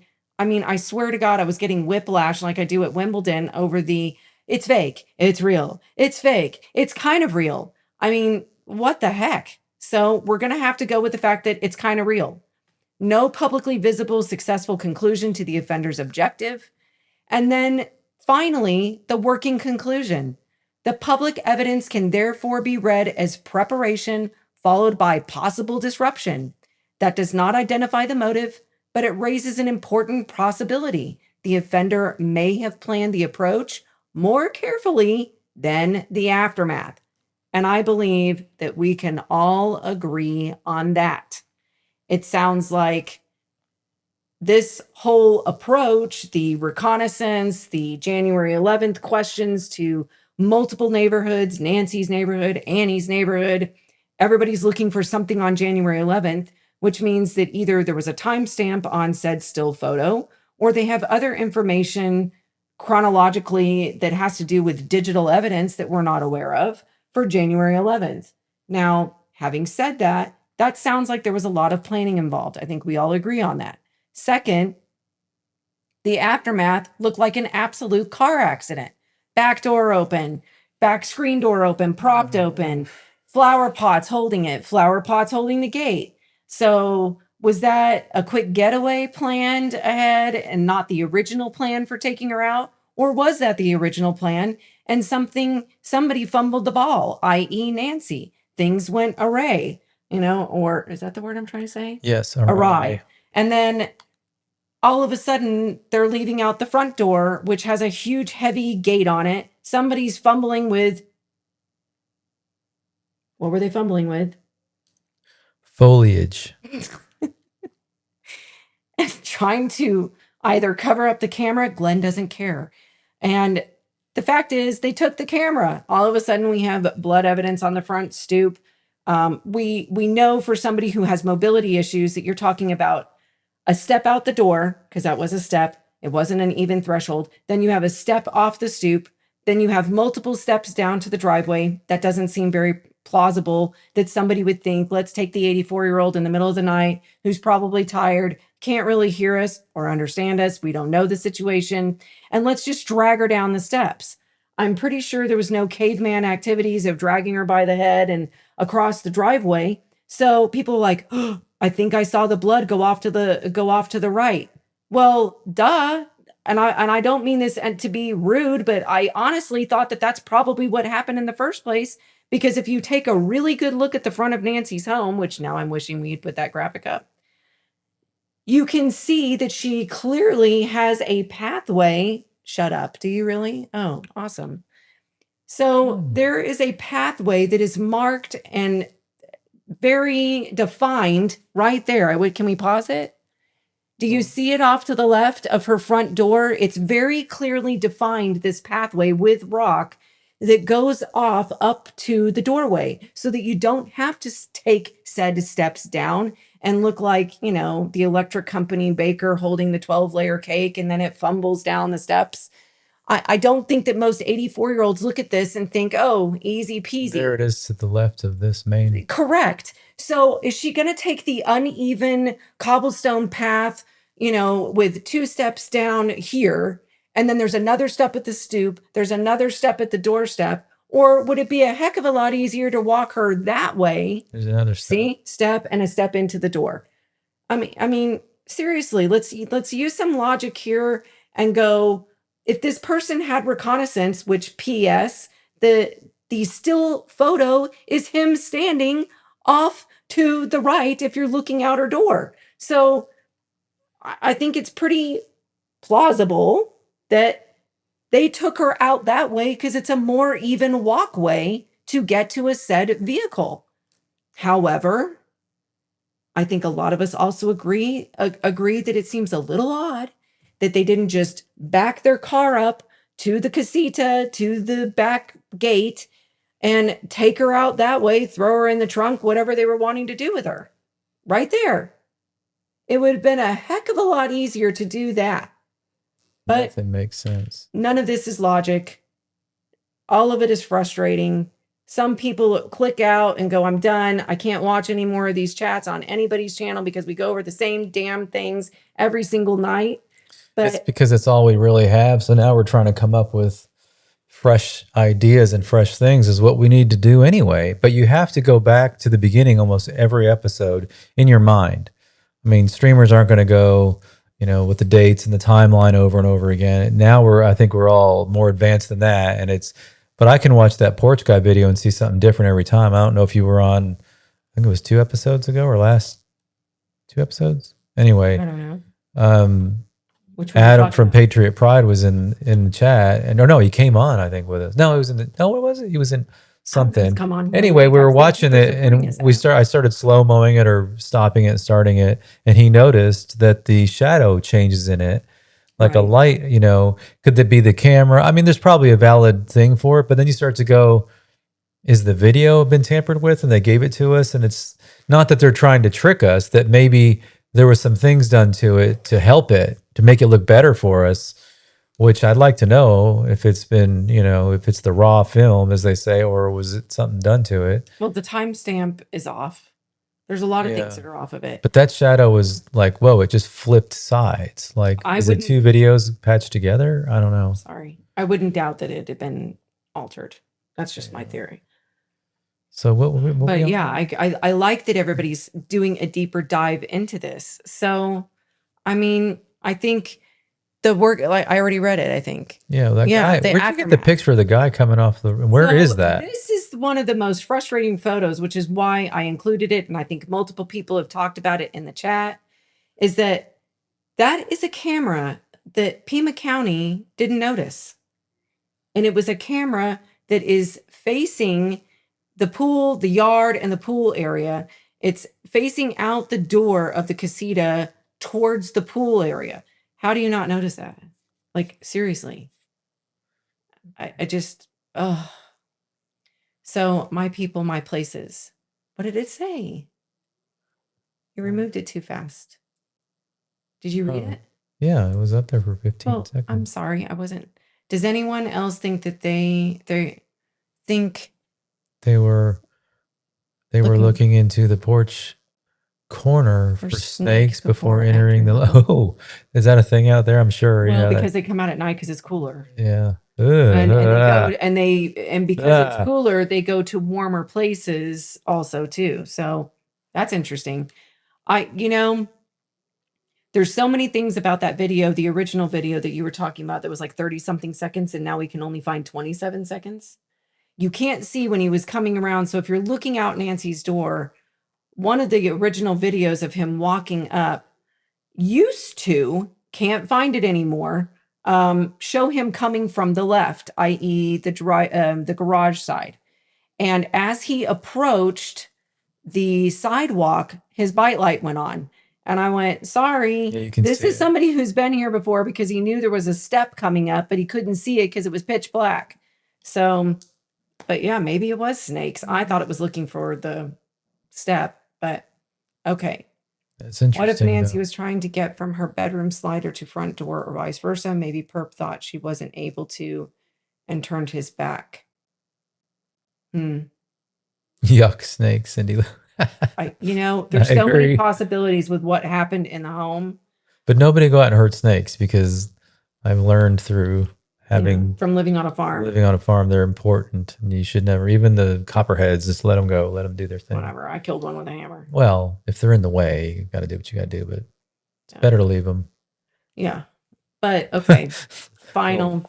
My message for this one has a lot of words I can see on the stream deck. So you're frustrated with me? No. So I like this because this is basically a recap of everything we've talked about. Here's each motive category under examination. It's a comparative motive board. So you have financial, and then you have the why. Why Nancy? Leverage through the family. Welcome, Mitch D. Thank you so much. Welcome to TBX. And anyone that hasn't subscribed that's here tonight, I think there's a lot of you actually. We really would appreciate if you did subscribe tonight.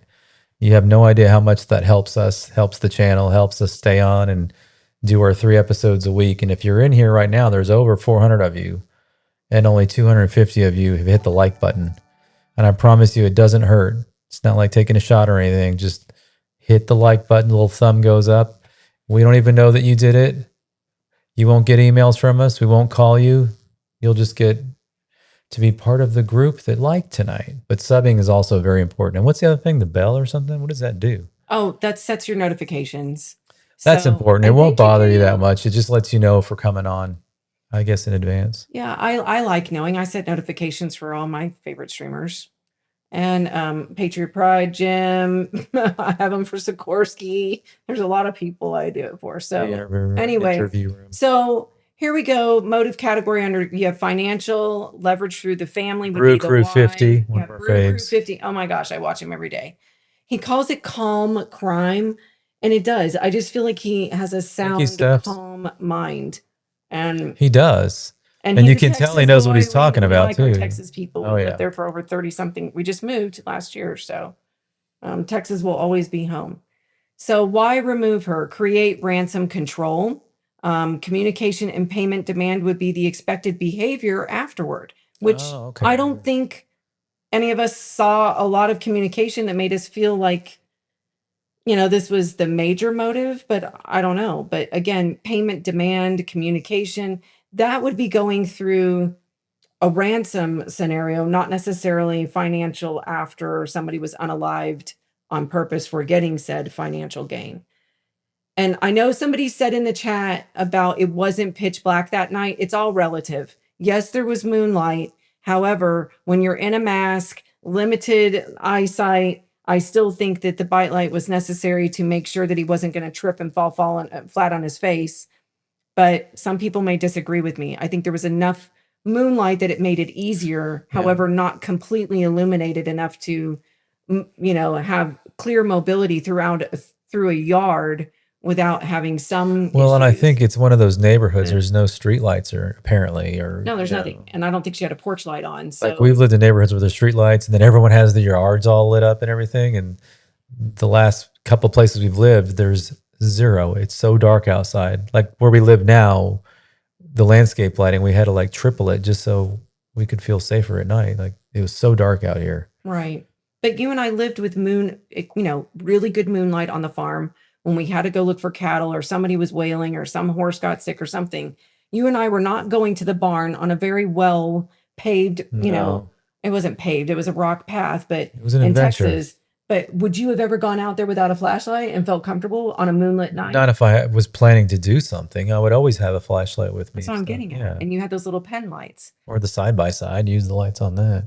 So I just think if you're trying to be nefarious, I think even with moonlight, it's like, thank God there's moonlight, I can see something, but not illuminated enough that you're not, concerned about doing something dumb.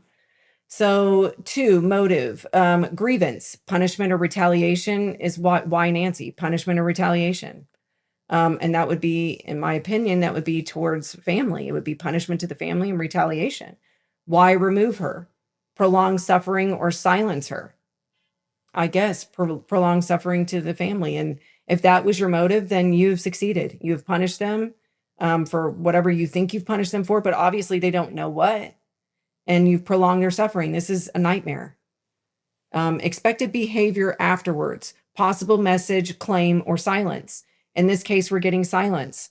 So I'm not sure. Did you get what you wanted if this was your motive? Burglary escalation. Why Nancy? Accessible residence. I think this one's fake. It's not accessible. It's Burglary not is hard to make fit in any of the unless you're a boxes. neighbor. Right down to the fact of there was a beginning, middle, and end to this crime, and nowhere did burglary come into play. And again, it could have been because things didn't go as planned, but I don't know. But Glenn, if burglary was the motive, let's say it was, do you think it's an accessible residence? Like, do you classify this as an accessible residence? From the map, we've now studied the maps. When you look at the map, I mean, back in the day in an old career real estate wise development, neighborhoods we grade them on safety, and it's how many turns off of a main highway they are. And the more turns, the safer it is. Yeah. And not only is there so many turns off a main highway, it's curves with turns on roads with no way of knowing. I mean, people get lost that live there. It literally is one of those neighborhoods. There is crime. Well, there's a lot of crime out there. I don't think we're denying that. I just don't know that this was like, a major pick for opportunity. Yeah. But I did see it analyzed. Another thing too is having a gun. Mm-hmm. I mean, you think, yeah, burglars have guns. Normally they're going to homes where they're not going to have any. Word too. Good. The pew-pews. I'll take, whatever. What's what it is. You're not allowed to say, I mean, it's just an object, there's good ones and bad ones. But anyway, this person had a pew-pew. Correct. All right. Most burglars look for their crime. It's a crime of opportunity. They want to make sure there's no resistance. They don't want anybody there. This person was specifically going at a time of morning where they're home. So burglary is off the table for me. Okay. Completely off the table. Mine too. See, the more I think about it, it's like nothing was taken. I can prove to you it wasn't a burglary because nothing was burgled. That makes me right on this. You can't prove it. They haven't said, all they've said is that nothing was taken. If we take that at face value, then yes, but do we have actual proof? And have we talked to the detectives that went through it? No, absolutely nothing. There's some things you don't need all that for. You just know it wasn't burglary. They didn't take anything, so it wasn't burglary. They went there with a big old blanket and a backpack. It wasn't burglary. It was stuffed full of something. It wasn't burglary. There was violence involved. It wasn't burglary. They went at a time they knew somebody was home. That's not what burglars do. Right. I agree. It was burglary. They stole her. That was the prize. What's the motive for that? That's why Brian is frustrated, or not frustrated, but that's his biggest question is why? What's the motive? You weren't frustrated. Like I really kind of wanted to smack him later. And if Brian, you're listening, I'm just joking. But like, can you help us out? Like, he's got a theory on this. I mean, I know he's already told us. When I told him originally what it was, he goes, "Do you want my honest opinion?" And I said, "Yes." He goes, "With the limited facts, with the limited knowledge, if I'm going on speculation from what has been given to the public, I think that it was an inside job." Well, you got to remember, though, meaning somebody very close. Especially being a professional like he is. Yeah. It evolves over more data coming in. And I think that's what's happened. And also, by the way, somebody we get 10,000, not 10,000, we get 500, 600 amazing good comments. And then we get one, not nasty, just someone saying, why'd you have somebody on that didn't know much about the case? That was the entire point of Brian on episode 1. Yeah. We specifically sought out somebody that was from law enforcement that had not looked at anything on this case, because what happens is they know some of the facts on this case, they start making judgments, and then it skews how they tell you procedures happen, because they know what happened on this one. So they say, oh, well, that was wrong, this was right, whatever. That's what happened. So we wanted him to go over just the procedural things that happen on a crime scene, major crimes like this one. And he did phenomenal. In fact, you should see our emails. I could share them with you. There's hundreds. Yeah. When's Brian going to be back on? Does he have his own show? What's his channel? How come you didn't put his channel up there? He does not have his own channel. He's retired from the business. He doesn't really enjoy talking about it. Yeah. He's doing this because he feels like it's a public, that's Brian. He's a public servant, even though he's retired. And he's helping us out. But he wants everyone to know that he does fun things. There are procedures to these crime scenes, whether you like it or not. It doesn't take them more than 24, 48 hours to return a major crime scene back. Not every time, but sometimes it's quicker, sometimes it's longer. They're all different. So that's not a weird thing. Did Nanos make mistakes? Absolutely. He's frustrated too. Why is the bat still there? No, we hate him. No, I'm kidding. That's a Frasier That's deal. a Frasier reference. But anyway, I'll keep going on. I don't need to do it. It's just, look,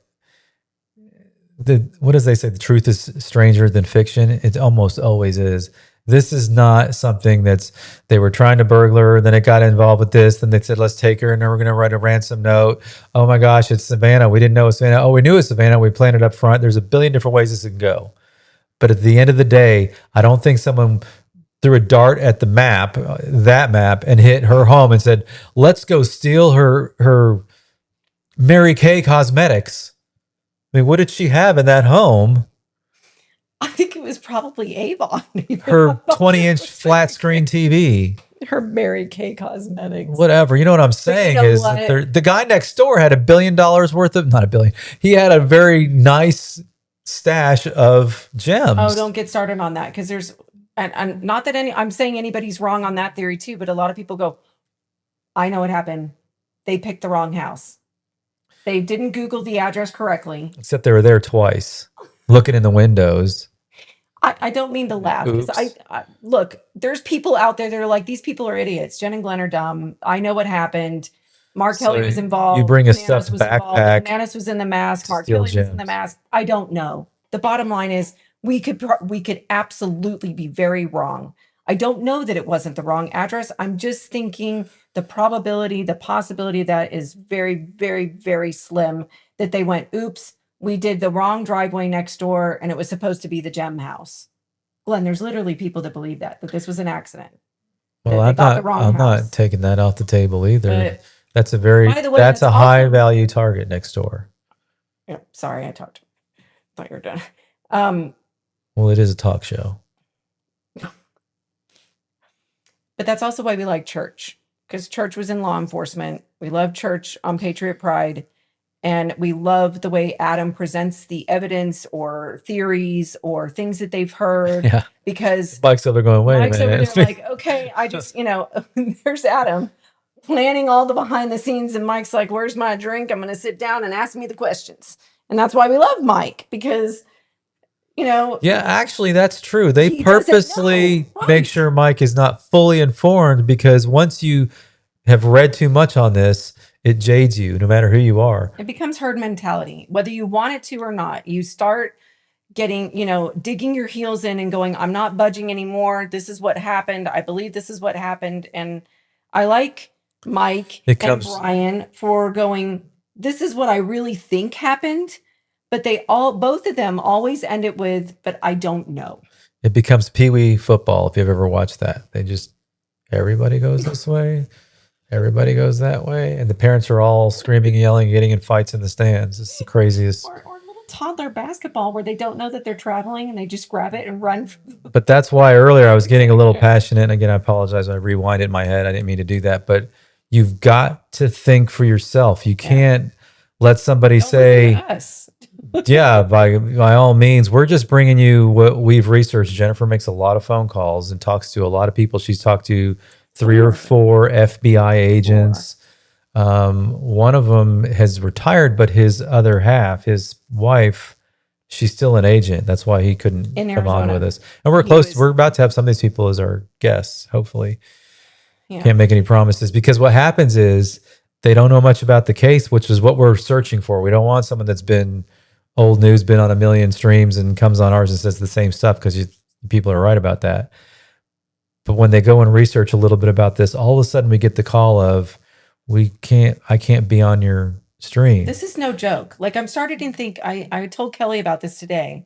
Something's going on. Literally left messages. They call me immediately back. These excited. are retired. They're Can't excited. Wait. Most of them spent 30 minutes to an hour on the phone with me discussing the Nancy Guthrie case. These are 4 retired FBI agents. And they have a reason to come on. Like, one's an author, wrote a book. He was going to come on and talk his book. Security businesses. And they know a lot of the FBI agents that we see currently on a lot of streamers. And they were like, I would love to do that. Tell me more about it. Because I'll be honest with you, I'm not kidding. All of them said that they know that it's Savannah's mom, that she's missing. That's the extent of it. So we talk about some of the evidence that's come out. They get really excited. I've had them on speaker. Glenn has heard them. They're like, I can't wait. What time are your shows? I want to do it. This is no joke. I'm not kidding you. 4 of them have agreed to come on the show. 4 of them we have made the schedule with, thumbnails, everything. Like, we're ready. We're going to have an FBI agent on. It's so fun to do all that. Every single one of them has either canceled the morning of on 2 of them or the day before. And when I call them back and I ask them why, do you mind sharing it with me? Because at this point, I'm getting a complex. Like, what's happening? Every single one of them, without knowing what the other one has said, because I haven't said anything, has said, unfortunately, because it's the type of investigation that it is and who it's about, I politely decline. However, if you have another case that you want to discuss, I would love to come on your show. They make a call, and then it's usually like the next morning we were getting a text or a call saying, sorry, after further thought. And I don't know what that means. Well, even though they're retired, they know well, who the to one, call. His wife was still an FBI agent in Tucson or in Phoenix. So I don't know. One's been retired a while, but he wrote a book. He wanted to hawk his book. He was all in. Yeah. He's like, yeah, y'all are getting 5,000 at that time. People watching it, I'd probably sell a few books. And and he was really interested in some of the details. We did tell him to prep him. You got to get them excited to come on.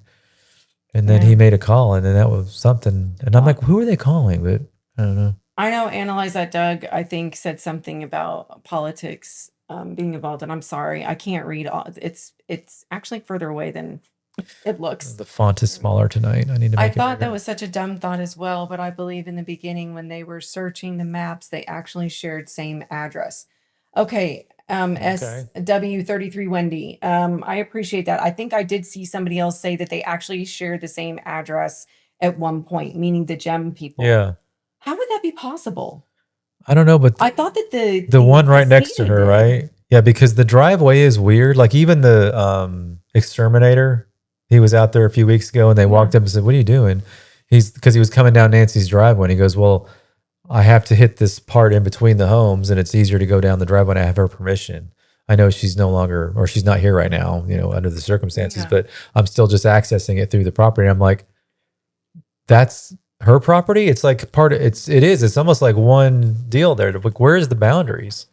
Well, let's open it up. I don't think we need to share the other graphics. We've gone on too long. People are going to get sick of us. We want to hear other people's thoughts on this. There's more people in here now, and unfortunately, they're not all hitting the like button like I asked them to. So please hit the like. I know who you are. Appreciate it. If you're here, that doesn't give us any of that information. Hanging out with us and talking, we would love to have you hit the like button and subscribe if you feel like it. Let's open up. Or even if you don't, we don't mind if you hit the like button and subscribe also. It doesn't do anything to you. It doesn't call you or email you or get in your life's way at all. But when you're watching Patriot Pride, hit the like button. When you're watching any of these, Rammer Jammer, Jim, Mab, just hit the like button and subscribe. It just helps all of us, and it gives you a place to come on your Mondays at 8, Wednesdays at 7 and Saturdays at 8. Grab your TV And dinner. hang out with us. And we're going to evolve too. This show is going to get more and more fun as we go. And Thank you, Jenny Ham Sandwich. And I love your call sign. I get the benefit of during the day when we're doing show prep on the days that we do show prep, I get to watch her make the calls and go, oh my gosh, what'd that guy just say? And we get the emails from the tip line coming in or the comments. You can leave a comment on any of the YouTube videos or in the YouTube community page. We get all those immediately. And we're processing them as fast as we can to hire somebody. But anyway. We'll ask Landon, who doesn't. Yeah. Like too many words. We'll ask Landon. Joking. Can you open up the call line so that we can have people call in? We would love to hear from you.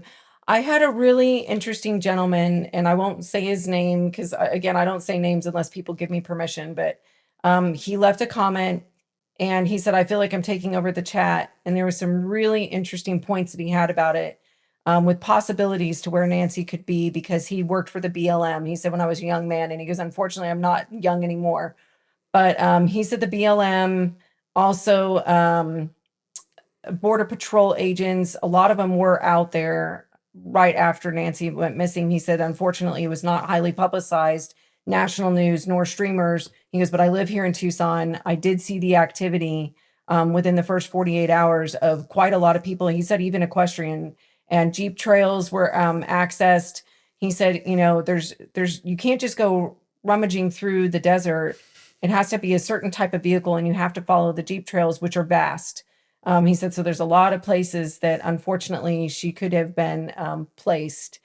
And he did find it odd that they were not at least trying to allow. He did have some mixed feelings on whether that those searches, what kind of public funds would have been used. Because he said, you know, needless to say, I worked for the BLM at one point.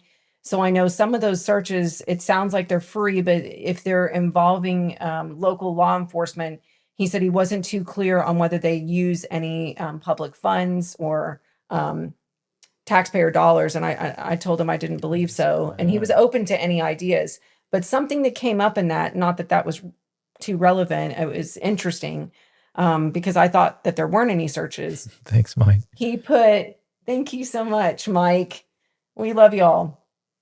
And he said that there were mine shafts that were abandoned mine shafts, which I feel really kind of dumb until somebody said that Nancy's husband had been involved in the mining industry. I saw that in the Did you put chat up the earlier. number, by the way? Oh, I'm sitting here thinking people are going to call in and I'm killing time. do you want me to put it in the chat? Yeah, you just have Rammer Jammer put it in the chat, or you put it in the chat. I'll put it in there, and then Rammer Jammer, if you'll Please call make in. one of your fancy posts or something with And it. if the gentleman that I'm talking about now is watching, please call in because your information was so interesting. He said that there are a lot of abandoned mine shafts, like a lot. And immediately I went, well, why don't they search them? But then, you know, take a step back and I went, wait a minute, the liability, the danger involved for these people would probably be immense. So I said, is there a way to lower a camera into those shafts and see if there's anything in it? And he said, to be honest with you, that's a really good idea. I hadn't thought of it. However, I'd be scared to see what they would find, which was kind of interesting. Okay, Jim. 95 people haven't hit the like button. Oh, you don't need to read that out loud. We're not. Thank you, Jim. That's very sweet of you. We love Jim. I know every stream, every stream, Charlie, every stream you watch, hit the like button, subscribe. We try not to do that, but then we condense it in one spot.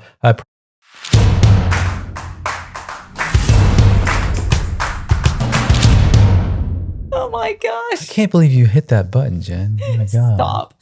What was the comment that we just missed? Shoot, I think it was Monica. Same. Just hit this the second you join in. Oh, thank you. And then Jackie, Savannah and Cameron left Tucson to go live their lives. Annie was stuck there. I feel like Annie and or A&T want to leave perhaps to Italy, but leaving Nancy would put pressure on. That's very interesting. There's a lot of stuff coming out. I saw that on Patriot Pride about Italy and Mexico. Excuse me. Thank you. Yes, Eric, you're here. Okay, or is it what is it? Yeah, it's Eric. Is it Okay, I'm gonna butcher your name. But anyway, yes, you. Thank you, Please, Flower. I please mean, come in. Put them. SW3320. Is the phone number in the chat Yeah, I'll put it in again, but I think even or the link?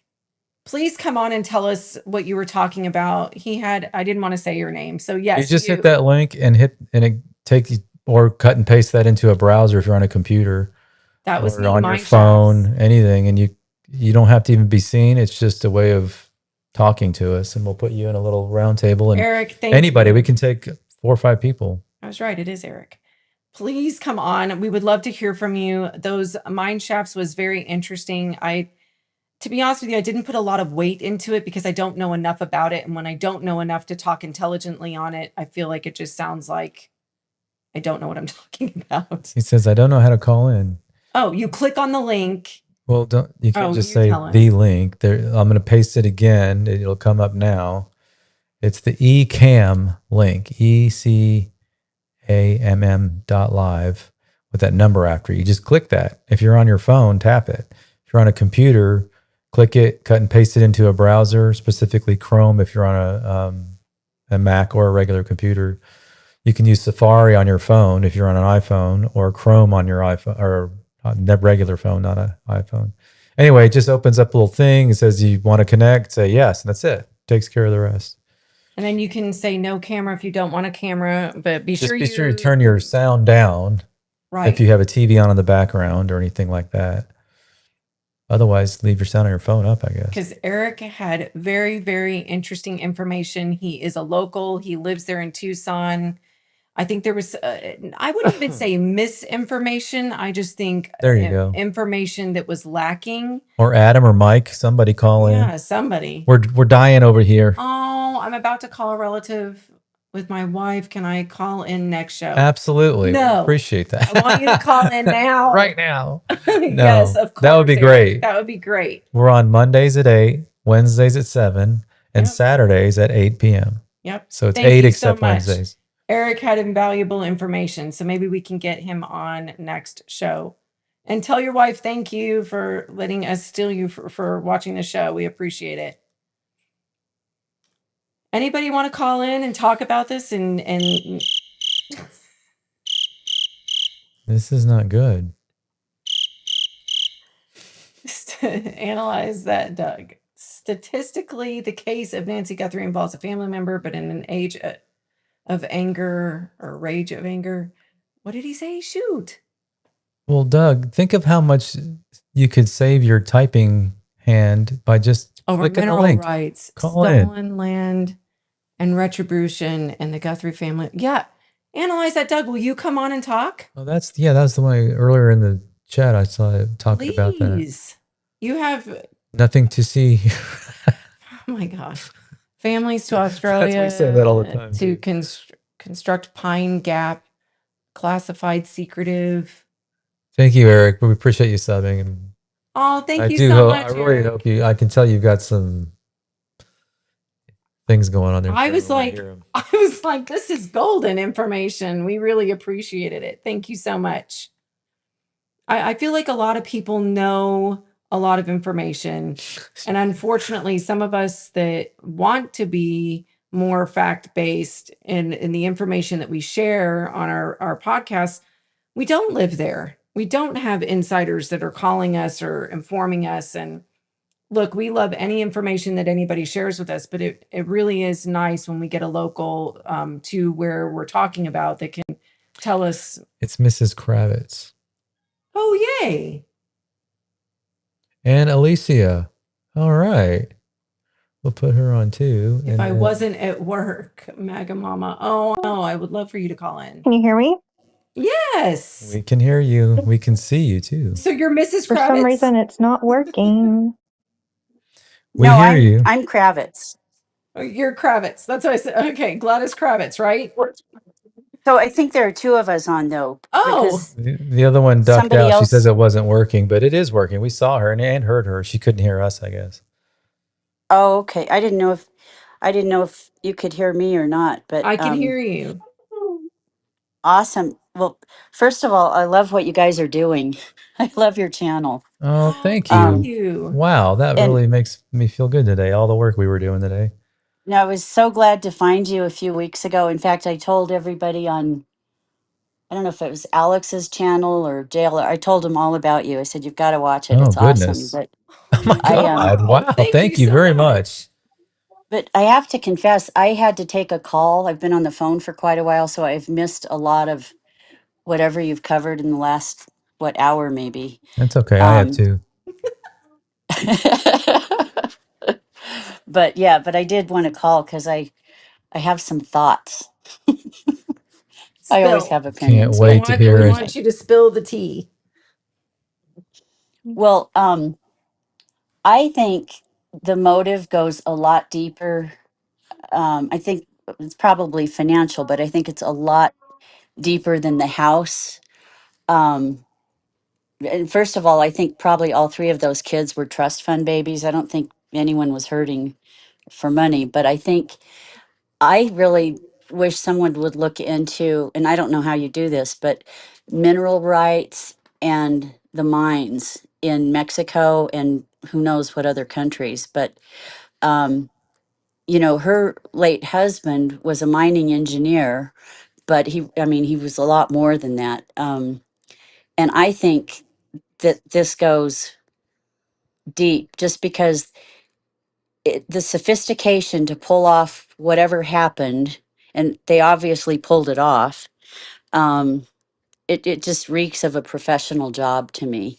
And I think Porch Guy is a stooge. I think that's all, um, that was hired to be done after the fact or maybe even before the fact, but I don't think it has anything to do with her disappearance. I feel like this is just something deeper than, and maybe we'll never know, but I think when you get into mineral rights, because there's a lot of money in, who knows what minerals, but whether it's gold or uranium or plutonium, I don't know what kind of minerals are around there, but I think when I think he worked with a lot of that stuff. And I think he either has something or knows something that somebody wants. Um, and maybe Nancy knew that or knew of that, or there were documents that they were after. I don't know. It's just a weird thought I Can you have. hear us? It's the only thing that makes. Yeah, can you hear me? Yes, I can. I just asked you, who did you Oh, say? Who did you say had information on that? Or I'm wondering if Nancy did. Um, oh, i- if maybe that's what all of this is. And I also, so I have this little fairy tale ending that I want to believe she's still alive. I'm hoping that she was so threatened that they just got her out of there. And this whole thing is Hmm. um like I witness mean, protection? yeah, Their like version of somewhere it, like the far family's away. version of it. Interesting. Well, and I think either, yeah, either protection with the family or, I mean, I don't know if the government's involved. I start getting really paranoid when you start digging into this, but Right. it's interesting how everything is just so hushed, and everything that came out the first 2 weeks, there were so many things and everything was unrelated. It was Hi, shot down Alicia. right away.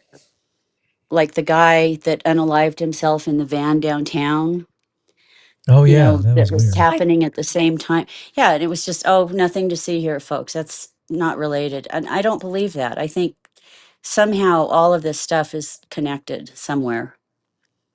I Um, thought they said that that was actually because I was live. Are you talking about the night that LD was detained by Culver's? yeah, yeah. Okay, I so think I it was the ended up very same time. correct. I what I ended up hearing, and I'm pretty sure this is confirmed, but I'm going to add the pretty sure in front of it.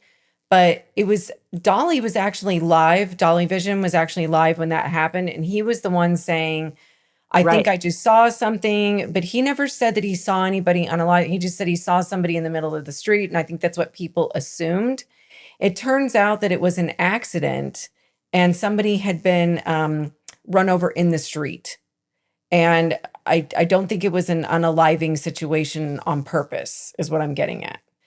Well, So there were two deaths, I thought. That one was, really, well, and I because I'm only know, thinking of that one, but he got hit by a car is what I Well, heard. Yeah, see, whatever. There's Maga so saying, many. well, no, that's really interesting, huh? and all these weird, I mean, it's like born identity all over again. It's like, and maybe he was hit in the street, but it's weird that that all kind of transpired at the very, it was all simultaneous. It was, um, but I'll tell you what, I remember that night, and I remember hearing that Dolly was really traumatized by whatever he saw. I mean, it was very unsettling to him. I don't even think he went on the air for quite a while after that. Yes.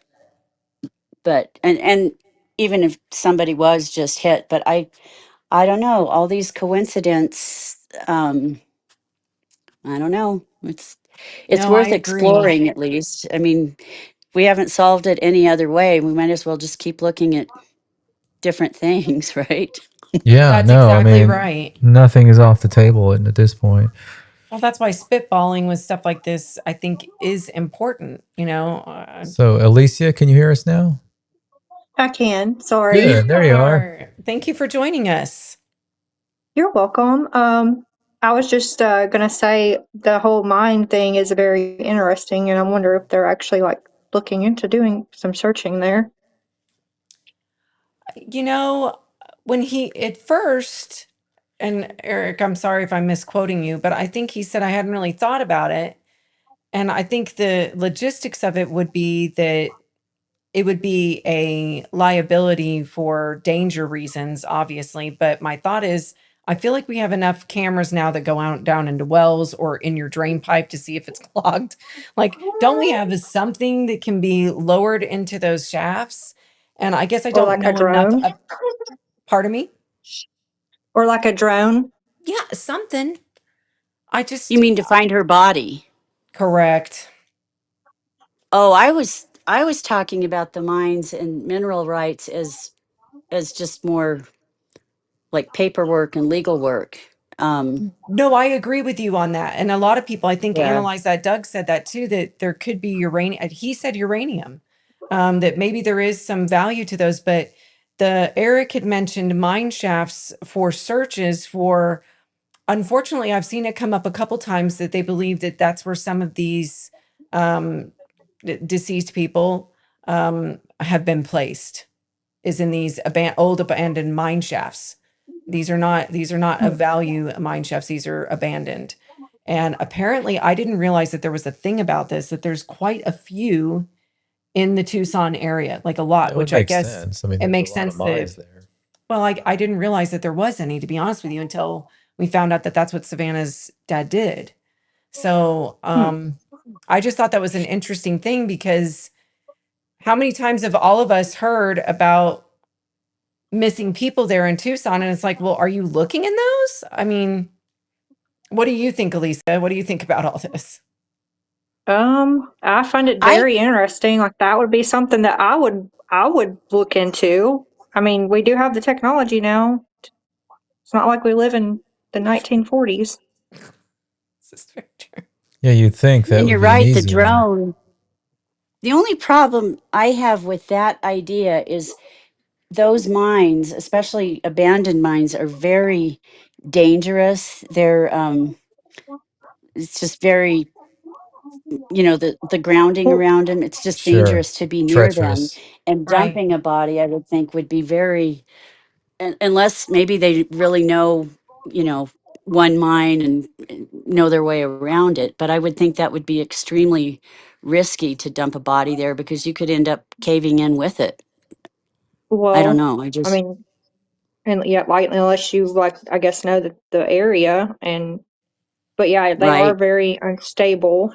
The stable, like the ground around them. That's why you could probably just fly a drone, like fly it overhead and then go down in. I don't know enough about drones to know if they can go in tight areas like that, but I would think you would at least be able to snake a camera down there and Well, look. I mean, don't police officers use drones to go in during SWAT operations inside people's houses? Exactly. Yep. Oh, Yep. They do nowadays, yeah. that's I interesting. mean, I've they never have ways. had bars on them. Yeah, I think, but again, if you're nefarious, you're a criminal and you're wanting to get rid of a body, you've already risked a lot just having her in your car. Now you need to dump her. I would think you would put it in the last place somebody would be looking. And I don't think you just Mhm. roll her out of your car in the desert and just hope it all works out. I think you'd want to put her in a place that nobody would look or nobody would be able to find her. That's just my But thought. wouldn't they be risking their own lives to go to that mine to get near enough to dump the body? I mean, Maybe it's like Alicia But said. I mean, Maybe they that's why I'm know the saying, like, area just stand well. back. Yeah, I don't know. Hi, Jim. Is that That's why I'm Jim? saying, just like stand back from it and Hey, just fly the drone up and down in. Yeah. but I mean, I mean sounds to logical dump to the me. body Yeah, except for someone pointed initially out for on the here that mines aren't, we're not talking like a water well. They don't go straight down. Yeah, I saw Andrew say that. They're just, it's like a garage entrance and it snakes back in and whatever, but I it's don't still know a enough place to about hide it. something because who's going to be looking there, and there's no digging involved, and getting through the bars may be kind of I hard. But swear I heard of a case like that Or in New Mexico, or not New Mexico, Nevada, which that's what they did. They threw the body down the mine yeah, we shaft. did see something about Yeah, that. and they ended up finding isn't Yeah, there her. the like a shaft is different. mountain? Isn't there like a mountain near there too? Mm-hmm. Yeah, Jennifer Mount located a Lemon. couple areas on the aerial That's it. photographs That's it. Yep. that Or she they're said like, they need to go look most here because mountains it have just looked like a caves. trail right up to where they would probably end up going from that house. But, Hi, Jim. How are you? hey, how you doing, guys? Thanks for joining us. Congratulations on your channel. You're really doing a good job. Oh, thank you. I appreciate that. We're trying. I like watching I yours can. with Charlie. Oh, yeah, he's over here. Um, I can answer a question or two that had come up. Yay. Then, first of all, the night that Dolly got upset because he saw a body, it was a person hit by a car. Okay. And it was run over by a car. I think it was a hit and run. I don't even think the car stopped that hit this guy in the street. No. That's what I thought I remembered. Okay. Yeah. And it was raining that night. And on the other side of Tucson, somewhere, they had another pedestrian hit by a car and Okay. killed. So they had two people killed that same night, not in the same place, not nowhere close to So it's two things, where two Luke separate nights. was stopped at. Yeah, there was two different incidents other than the takedown that they were doing at the Culvers. Okay. The other thing that I was going to mention to you guys, being from West Virginia, way back in my younger days, we used to do cave and mine rescue here, pretty big. You were a first responder, right? Yes. Uh-huh. That's dangerous work. Wow. And there is cameras that they send down in a cave or a mine or anything like that first before they would ever send any rescue teams in, so that they can, what you were saying, that you thought maybe they could put a camera on a rope or whatever and lower it down in there. Yes, they do. They have cables that has cameras attached to them, and they go in and look around and see how far it's caved in or whatever, and they can identify stuff. They can identify bodies or anything. Here in West Virginia now, with a lot of the abandoned coal mines, these idiots are going in, try to strip the copper wire out of the mines, and they're dying in the mines like crazy. Because Are they there's all getting kinds of lost or the gases. gases? Is it like the No, gases or something? the gas is built up where these mines haven't been used for years. And so the methane gas and stuff builds up in them. That's what causes the mine explosions. Of course, here we're mining coal instead of minerals. But anyway, Right. The methane gas builds up, and you go in there, and you've heard the old saying, "The canary in the coal mine." Yes. They years and years ago, back when my grandfather mined coal, they would use canaries, and they would send them down in the mine. And if the canary didn't come back, they'd know that the gas buildup was too dangerous. If the canary came back to them, they would know that it was safe to go in. That's where that old saying came from. That was Okay. I think I actually a remember that. thing that they did use. Yeah. That's awesome. I'm glad And you shared that with everybody. Yeah.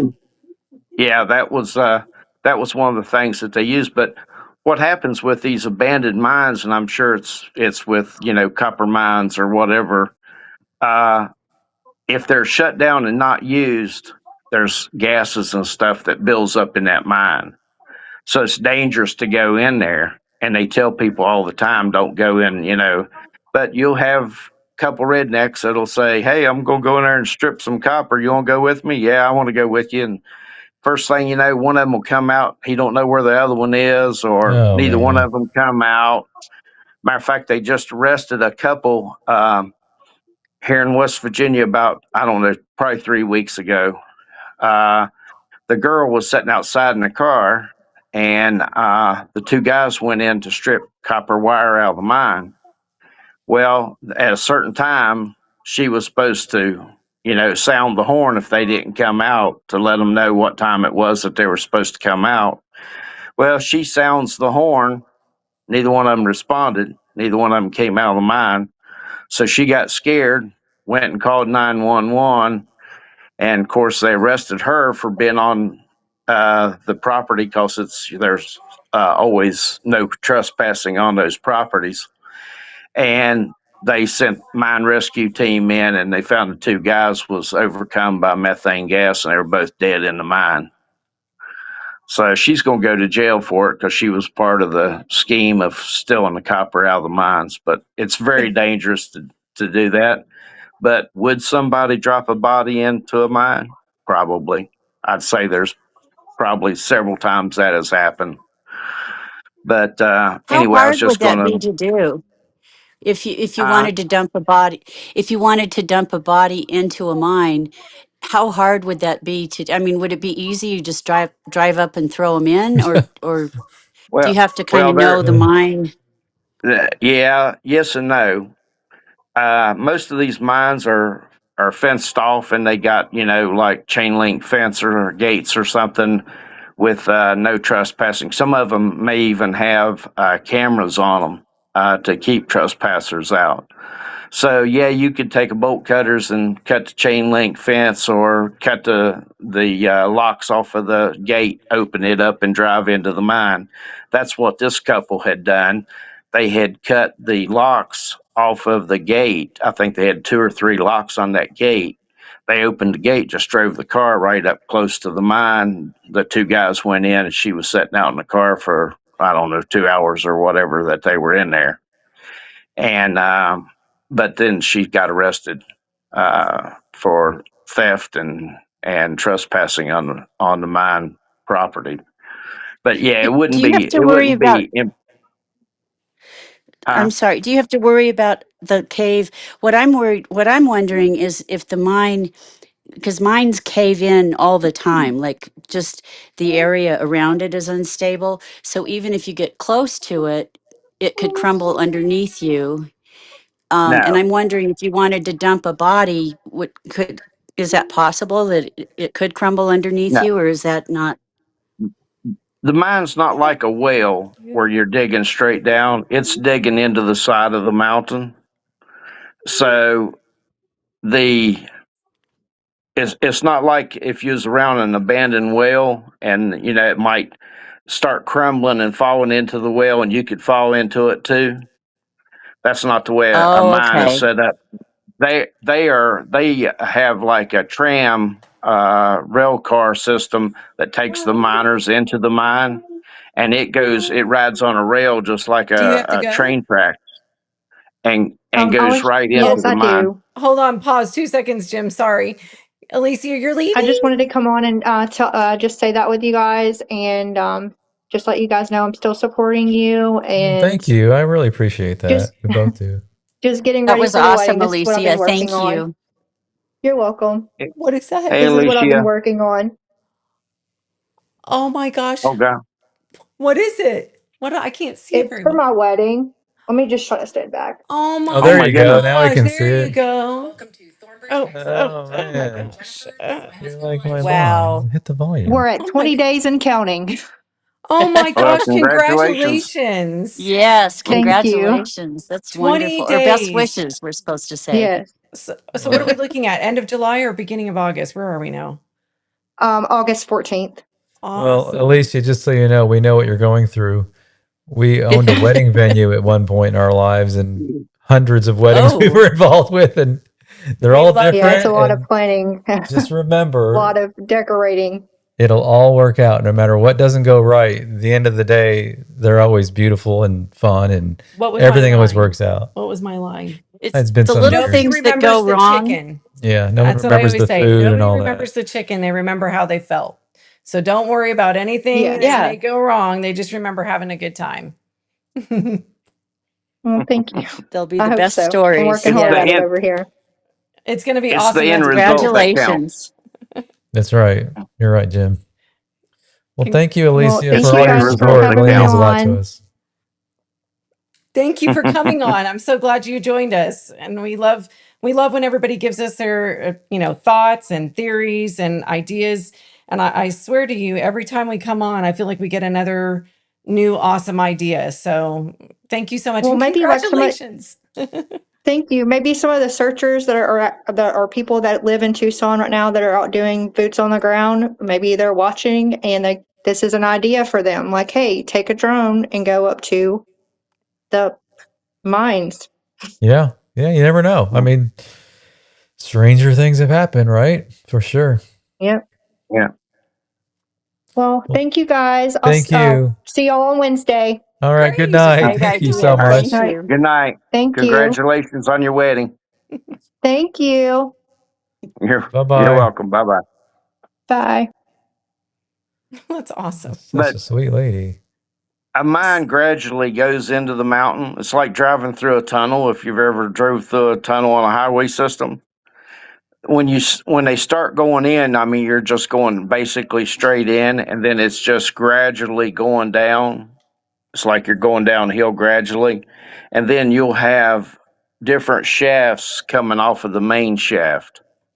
So you'll have, you might have one to the left, and then go down a little farther, and there'll be another one off to the right. And that's how they mine the minerals, the coal, the whatever out of the mines. It's not like it would cave in. It was like a hole straight down in the ground. Does that answer your question?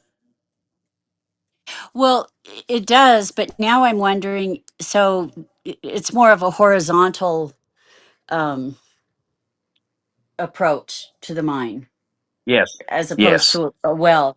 So if you were going to put a body into the mine, I mean, would you just toss it in from the side or I mean, that would be No, easily found. they'd probably walk and carry it into the mine to certain ways. And I mean, Oh, okay. at the I very see. at the very entrance of the mines, the methane gas and stuff's not built up because there's fresh air there. But as you Right. go deeper down and you get into one of those side tunnels, I'm gonna call it, uh, then that's where the methane gas builds up because there's no air coming in from the entrance of the mine. Does that make sense? Yeah, and so you're saying, or I'm surmising that if the people who took her into a mine, I mean, they would have to have some knowledge of how far they could go to dump it in order to get back out safely, right? Well, Or yeah. Well, they would probably just carry her in, to where she couldn't be seen, and this is theoretically. Let's say that you was gonna hide a body in a mine, not necessarily Nancy, but let's just say a body. right. You could carry it in 15, 20 feet, and ain't nobody gonna see it because ain't nobody coming around those abandoned mines. You could carry it in 100. You could carry them in 100 feet, but the farther you go into the mine, the more dangerous it gets with the gases that build up in the mine. Does Okay. that make I sense? see. Hmm. Because Yeah, see, that does. when mines operate, they have these big exhaust fans, and they're pulling any gases out through the roof of the mine, out through the mountain, the top of the mountain. They bore a hole down through there and put a shaft in there, sort of like let's just think of it like a chimney. You know how you burn firewood in a fireplace and the smoke goes up the chimney. Well, the same thing in a mine, only they have a fan that's pulling the air out of the mine and shooting it up through the chimney out to the top of the mountain. Does that make sense? Yeah, I get it. What I guess what I was confusing it with, it was a mine shaft, maybe, because I know a lot of old silver mines, people Mm-hmm. get caught in the Fans. shaft, but do they stick way up in the air out of the mountain, or are they flush with the top of the That does. No, surface? they just come up basically a little ways above the surface usually.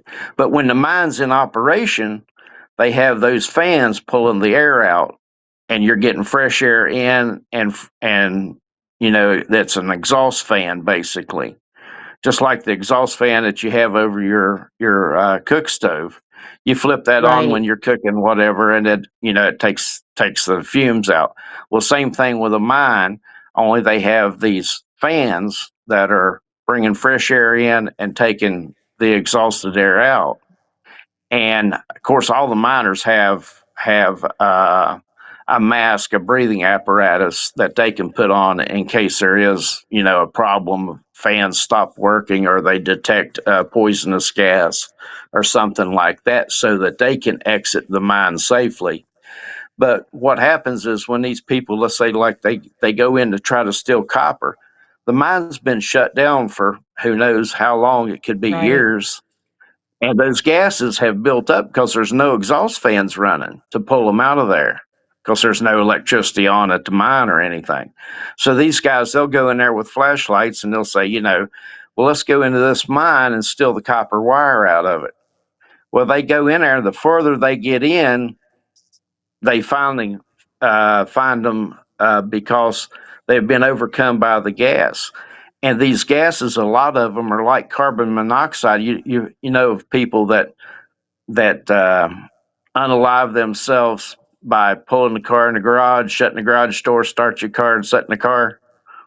You've heard of that, right? Oh yeah. Right. People, Mhm. Or homes that have had it's the same. CO2. Right. It's the same thing. You got Yeah. you got those gases building up in the mine because there's no fans, no ventilation going on. So you got all those gases, whether it's a coal mine, a silver mine, a copper mine, or whatever. You got all those gases building up in there. And when they first go in, they don't notice it. But then when the deeper they get in the mine, they probably start having respiratory problems. Oh man, I feel short Mhm. of breath. My chest is bothering me. I can't hurt. And then first thing you know, they conk over and they're dead right there. Yeah, because you can't And smell that's it. It's the silent right, killer, right? right. It's like there's That's no. exactly right.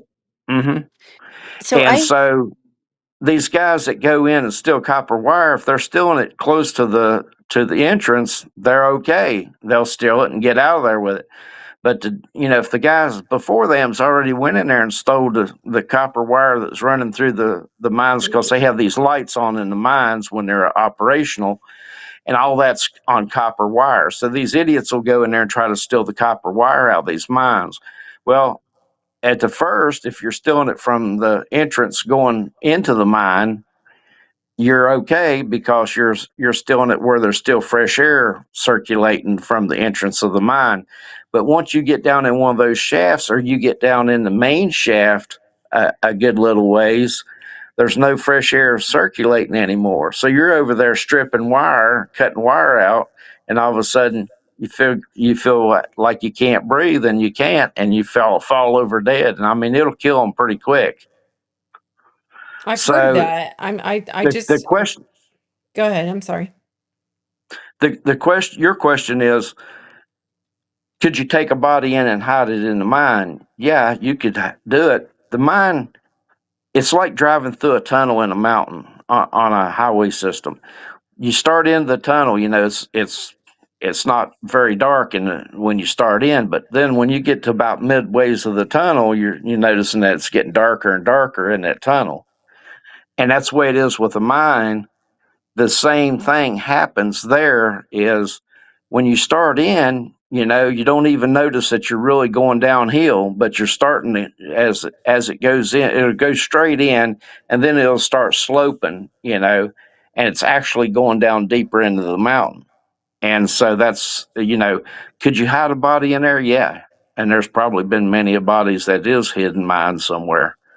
And you could carry a body in there, and you might carry them 200 feet in there and just lay them down and then exit, and you'd be fine.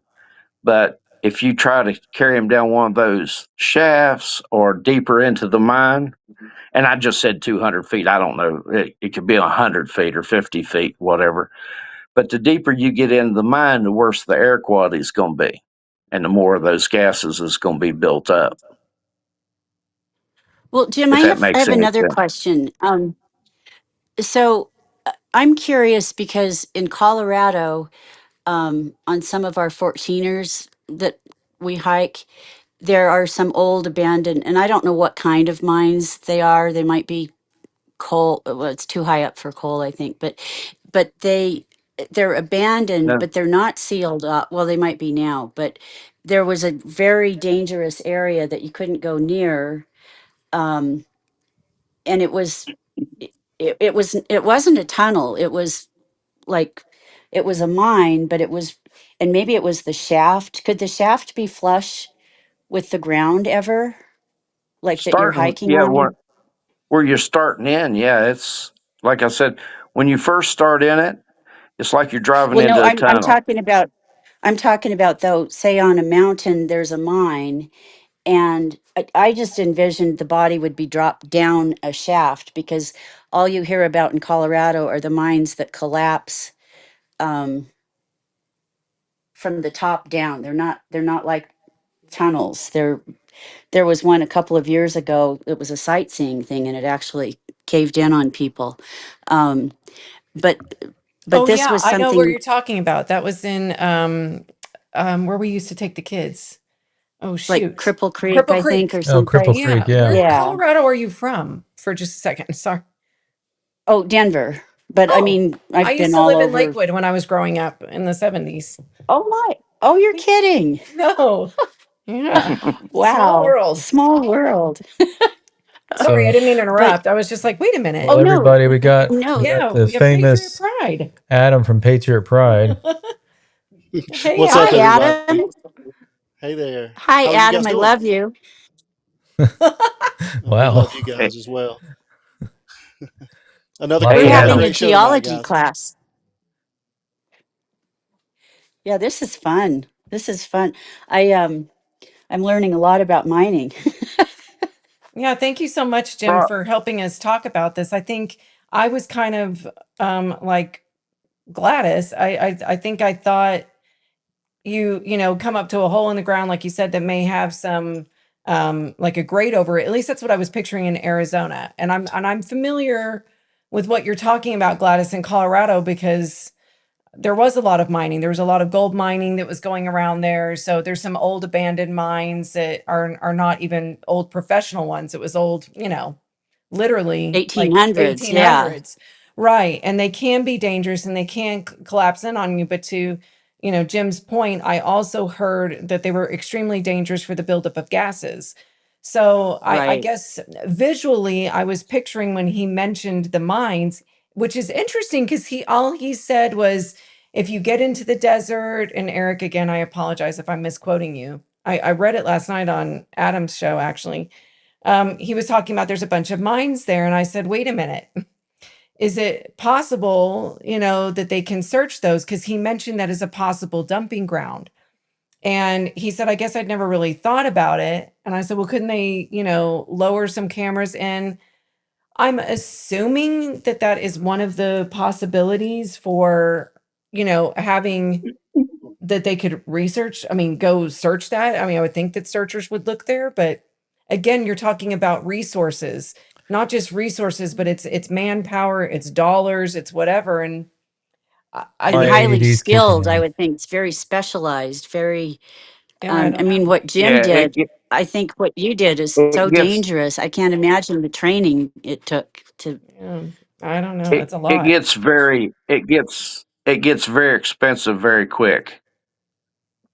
I That's what I mean was Yeah. wondering. the equipment alone to put a rescue team into a mine And you're talking about that mine caving in.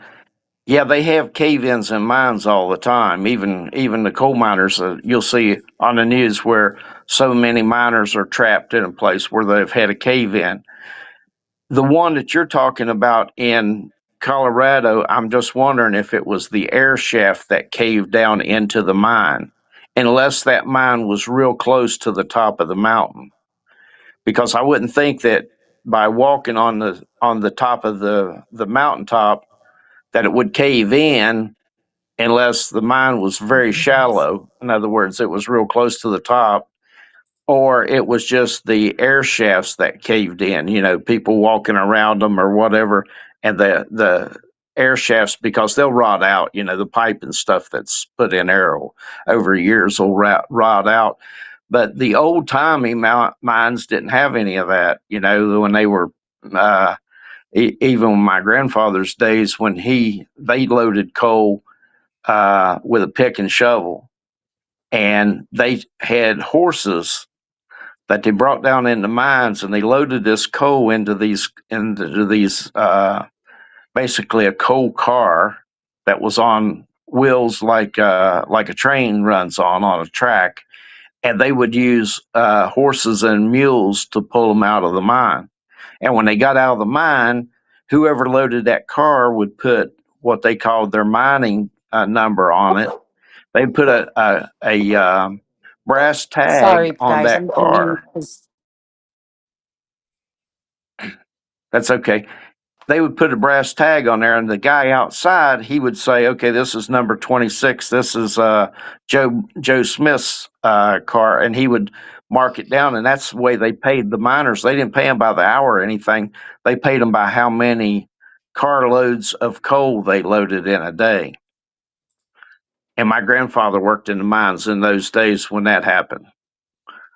So, I mean, the mining industries has come a long ways from, back in, well, my grandfather worked in the mines in like 1925 during the Depression. Oh, wow. That's cool. Wow. Hey, Jim and Gladys, we're starting to get low on time. We've got a few other things we still got to do, but do you have any final? I'll hop off here. My dogs are being annoying too, so I'm sorry about that. Oh, it's all right. No. We've got Thank one you in our guys so lap, much. so it's And- fine. Thank you for joining us, well, yours are Gladys. I better mean- behaved than mine. But thank you, Oh, I don't know Jim. about And that. thank you, Adam. I love you, Adam. I love your show and I love you. And I really enjoyed learning all of this tonight, Jim, because I've been confused about all of this for a long time. So thank you for Okay. clearing it all Thank up. you, Gladys, Thank you, for being guys. on. Yeah, thank you so Thank I'll No keep much. problem. watching. Don't worry. Thank you. Hopefully, we'll see you Bye-bye. Wednesday, All right. Gladys. Good night. Jim, do Good you have night. any final thoughts about Nope. motive? I'm good if you guys are good. Well, thanks for calling in. We love you guys. And We love your show, and we love it, and we really appreciate the information on the mines. Somebody said, "I don't understand what brought on the big, in-depth conversation on the mines." It was somebody that lives in Tucson that said that there's a possibility he worked for the BLM, that could be an area that somebody would have disposed of a body. And the question was, how easy would that be to search? What would that look like? So, Jim, we really appreciate your information on that. Thanks for calling in. All righty. No problem, guys. Y'all have a good night. you too. Bye-bye. Thank Thanks for you. joining us. Good night. And then there was one. Hey, Adam. And then there was one. What's up, guys? How are y'all? We're hanging in there. Doing pretty well. I'm to put you on. You're on 2 now, so that means I can go to the 2 cam. Make you a little bit bigger, maybe. Is that not working? Yeah, it was Lydia that asked. Lydia Peterson. I hope that explained it a little bit. I know it seemed random, but yeah, that is interesting about the mines. So we appreciate Jim and his explanation, and for Gladys calling in. Yeah, that was really interesting. But tonight is about motive. Yeah. And I'm so curious what Adam, because I know he knows more about this than us. What do you think the motive was? Like, what it all comes down to that. We don't know anything else before we get that out of the way. Yeah. Well, first off, another great show. You guys are killing it. So good job. Oh man, Proud of you coming guys. from you, you'd have no idea how much we appreciate Because that. you and Mike always put on an awesome show. It's addictive, Well, thank you. I appreciate that. just like your barbecue sauce. Well, nice. I'm glad you like it, man. Thank you. And by the way, I was checking out your merch store, And you guys that are watching, you guys got to go check out their merch. It is unbelievable. What great quality. And so you guys go over there and Thank get some you. Oh merch my from their store. God. Thank you. Thank you, Adam. We Yeah, appreciate it. We're adding more certainly. by the day. It's Cer- so much to do. So we'll get there. yeah, believe me, I understand. Yeah, I know you do. So, when we look at motive, to me, it's either S, money, or revenge, right? In my opinion, it's got to be one of those three things. I don't think it was the first one. I don't. It could be, but I don't think it was an essay. I don't think it was that. Yeah. A lot of people are Agreed. on the revenge. Yeah, a lot of people are on the revenge train, right? Definitely could be. It's plausible. Um, and I know Mike and I go back and forth with this because he thinks it's somewhat of a revenge / hush tactic, right? And so, but mine goes for money. To me, it all goes back to money. And Financial. again, yeah, financial gain. And again, not defaming or slandering or accusing anybody at all, but just a theory, just my theory, in my And for opinion, entertainment purposes only. only. Yes. Again, we go back and we look at all the actual hard evidence that we have, which is minimal. But Yeah. you put those pieces together. Everybody that knows that area knows that, or 99% of those people think it's got to be someone within close proximity of that area, just to be familiar enough with the area, right? Because, like you guys were saying earlier, just the location of where the house sits alone, it's not easy to get to. So Yeah. somebody, they have to, in my opinion, be familiar with the area. And so then you go back to, you put all these things together, and you just, in my opinion, it's who has the most to gain and who has the most means and potential to do it. And Interesting. again, yeah, we I'm know. going to put that graphic back up. Jennifer made that poll graphic, the first one. We can go through that. Financial was kind of cool, but also just a funny little thing here monitoring this. We dropped down to around 300 people, and then you come on, and now we're at 340. It's the It's power not me, of guys, I Patriot promise. Pride, man. It's not me. Oh, It whatever. absolutely is. Everybody loves you. Well, you heard Well, thank you. Gladys. I love you. So the opening poll was, those are the five, the buckets, if you will. And you're saying you think it's the first one, the financial. You don't think someone had it out for her. You don't think it was a regular crime that escalated, power control, and a motive that we don't know yet. I mean, of course it could be that, but The only other thing that I think it may be, guys, is what I came up with originally, was that maybe it was a ransom gone wrong. Maybe, which inevitably is for financial gain. So I yeah. think at the end of the day, it's for money, and Oh my it God, could it's have Mike. been, someone had this plotted or planned, and they were going to take her. Maybe again, it was one of the many episodes we did that maybe they thought she was sedated enough, and they were going to go in and try to get her.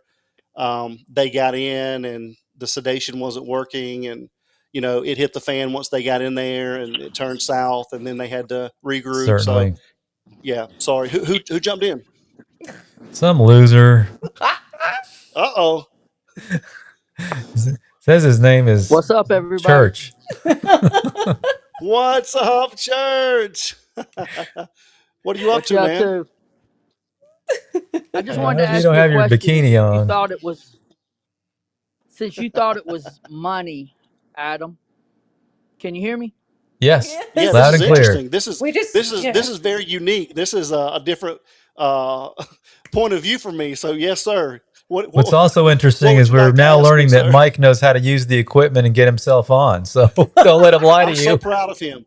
Hey, this is the first time he's ever done this. So he wouldn't even oh, do it Michael, on we're you. so So proud of We're you. very blessed that you did that with us first. Yes. This is awesome. So, Adam, I got a question for you. So, if you think that it's money, why take the body? yeah, it's a good question. And I think whether it was for a ransom gone wrong, or for elimination So, totally, like if it was an elimination totally, it was to get rid of the body, set up the crime scene so that within weeks they could go and declare her deceased without a body. so that, everything could follow behind that, the house and all that, if we go that route. If it was for a ransom alone and they were going to take her and then return her back, I think they may have taken the body because she probably put up a fight and they were afraid that the DNA was on them, or on her, actually. Okay. So if it was a ransom, you're saying pretty much family would not be involved? I think potentially they would be, yeah. You think they would be involved or wouldn't be? Unfortunately, I think they're involved either way, and that's just my opinion. And again, not defaming or slandering anybody. Well, my biggest thing is when you think about that money being involved, I would think that it would be a whole lot easier just to inject her with a needle or something that would cause her to have a heart attack instead of take the body, and then they get the money from inheritance or whatever. Because now she's unalive, they can move forward. With her not being, it takes so much longer. And if they needed money, then they would want it as quick as possible. Does that make sense? Yeah, it's a good point. So that's the only question I have, and that's what's holding me up for me to think what I'm thinking. You got to ask why. What's the motive? Why, and why did they take the body? Because Yeah, if it was about money, to me, in my opinion, and to get it the quickest way possible, they would have unalived her right there at the scene. Yeah, you're right. And probably if they had sedated her too heavily or whatever, like you're saying, there would have been no autopsy. So you're right. I mean, that probably would have been an easier thing to do, for sure. Well, Mike, since you don't think it was financial or whatever, what do you think it is? I think it's political. Really? Well, wait, go further. What do you mean political? I think it's has to do with Savannah doing investigation or doing interviews with certain people, and Deplane. Keep it talking, was Mike. to The numbers are going up. The numbers are going up by the second, Mike, because you're in here. Good Lord, it just went up to 350. Let's go, Mike.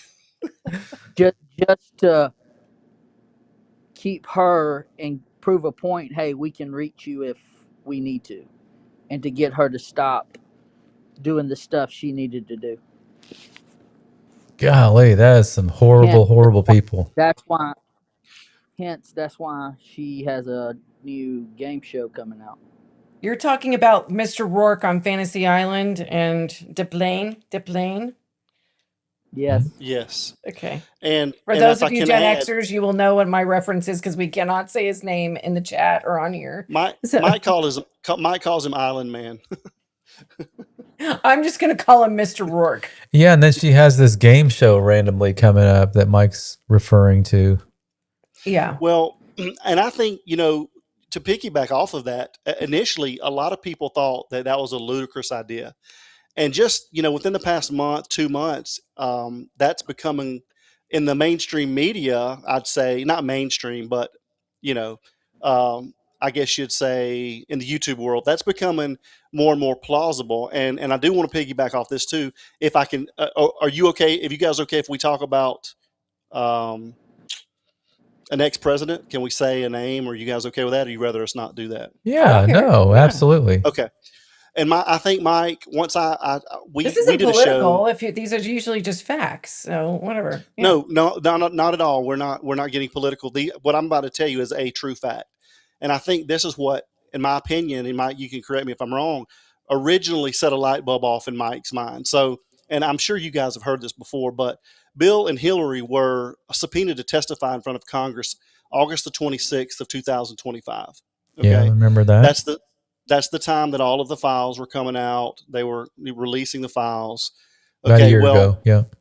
yeah. And so they did not agree until February the 3rd, 2026, to actually testify. So they pushed that down the road as long as they could. And, we all know what happened on, January the 31st.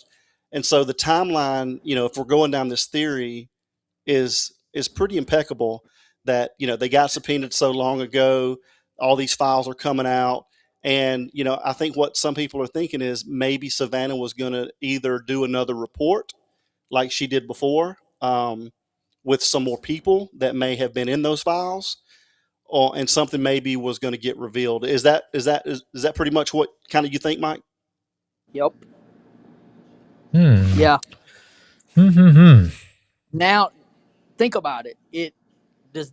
Now is it out there? Yeah, but this whole case is out there, and it just doesn't make sense. It doesn't. Nothing you go down is plausible, makes sense, other than why. If it's money related, why take the body? Unless you're going down saying that it's a ransom and a kidnapping, which I don't think that's how you would go about doing that. That would be, you would stand more of a risk of getting caught. But if they were more on the lines of, I'm not necessarily able to get to her because that would be a bigger news thing than what this is already is. What's the best way to keep her from releasing information? And since this case ain't being solved, hey, maybe we could, and I'm just saying, maybe throw her a bone and say, hey, let's do a new talk show or a Well, game show. also, Mike, you made a really good point. Had this not happened, we don't know how much media attention that when they spoke in front of Congress, their subpoena, when they went in, we don't know how much attention the media would have given to that had they not be given the attention to the Nancy Guthrie case. So he made a Right. good Like point in what saying that as attention well. was given to them to testify. And you got to think, who was one of Bill Right. Clinton's fixers? Yeah. Who is So Savannah married to? Yeah. Jennifer, Was he an attorney for them? I'm trying to figure out what his connection Savannah's was. husband. Yeah. guys, the numbers are skyrocketing. I don't know what's going on. Y'all. It's Mike. It's Mike. They just It love is. our faces. No, it's y'all's So face. Although we're so not Michael seeing Mike's. so Michael Feldman was basically heavily involved in the Al Gore campaign. Okay. And so we know who Al Gore was and who he, was vice president of. And they were allegedly very, very involved with fixing and doing a lot of things in that whole group there, in that organization, from Bill to the people that he was surrounded by. And we know the people that he was surrounded by as well. Interesting. So that's why they call him the cleaner or the fixer. And he's actually in. I mean, this is a fact as well. He's actually in the files, and Who you he's mean not heavily involved. Bill is? Well, we know he is, but Michael Feldman is actually, and not Oh, heavily involved, but he is in the files. So he's in Mr. Rourke's files. Mr. Fantasy Island. Yes. Interesting. This just got interesting. So I- now think about this.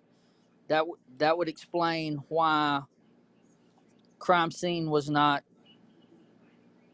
handled properly. That would be why everybody would be frustrated with the way it's being handled. That would justify why somebody would call a high politician who eventually wants to run for a lot of things add up. Can I say something real quick? And I'm not trying to take over anything, but you guys, we only need 33 more likes to get them to 400. So, guys, please hit the like Oh my button, God. and let's get them to 400 likes tonight, guys. Let's do it. That would be so awesome. much, guys. We're at 353, I think, right now. Yeah, Jim. Dip lane. If anybody doesn't know what I'm talking about, there was a TV show in the 364. early 80s Sorry. called Fantasy Island. Yes, and we would love the likes. Yes. Likes and subs. That's what we're all here for. And Tattoo was his sidekick. So yeah, sorry I about love that. Tattoo when I was a So little. now you have my true opinion. I put it out on TBX. That's cool. We got the scoop. Wow. And it's really interesting too, because it's a little different than it, but the thing is you can't you can't say that that's definitely not it. You know, like the burglary Right? thing. In my mind, I can Think say it about. wasn't a burglary. I want somebody to, and I will totally change my opinion if somebody can poke a hole in it. Yeah, well, I mean, I think that's the problem with all of this is that people want to be able to definitively say wrong, and you can't. You Wrong. you can't. You know, there's no way that you can say wrong. You know, I mean, Excuse me. Excuse me. yeah. excuse me. God. I have to take a break to get some suntan lotion. Hold on.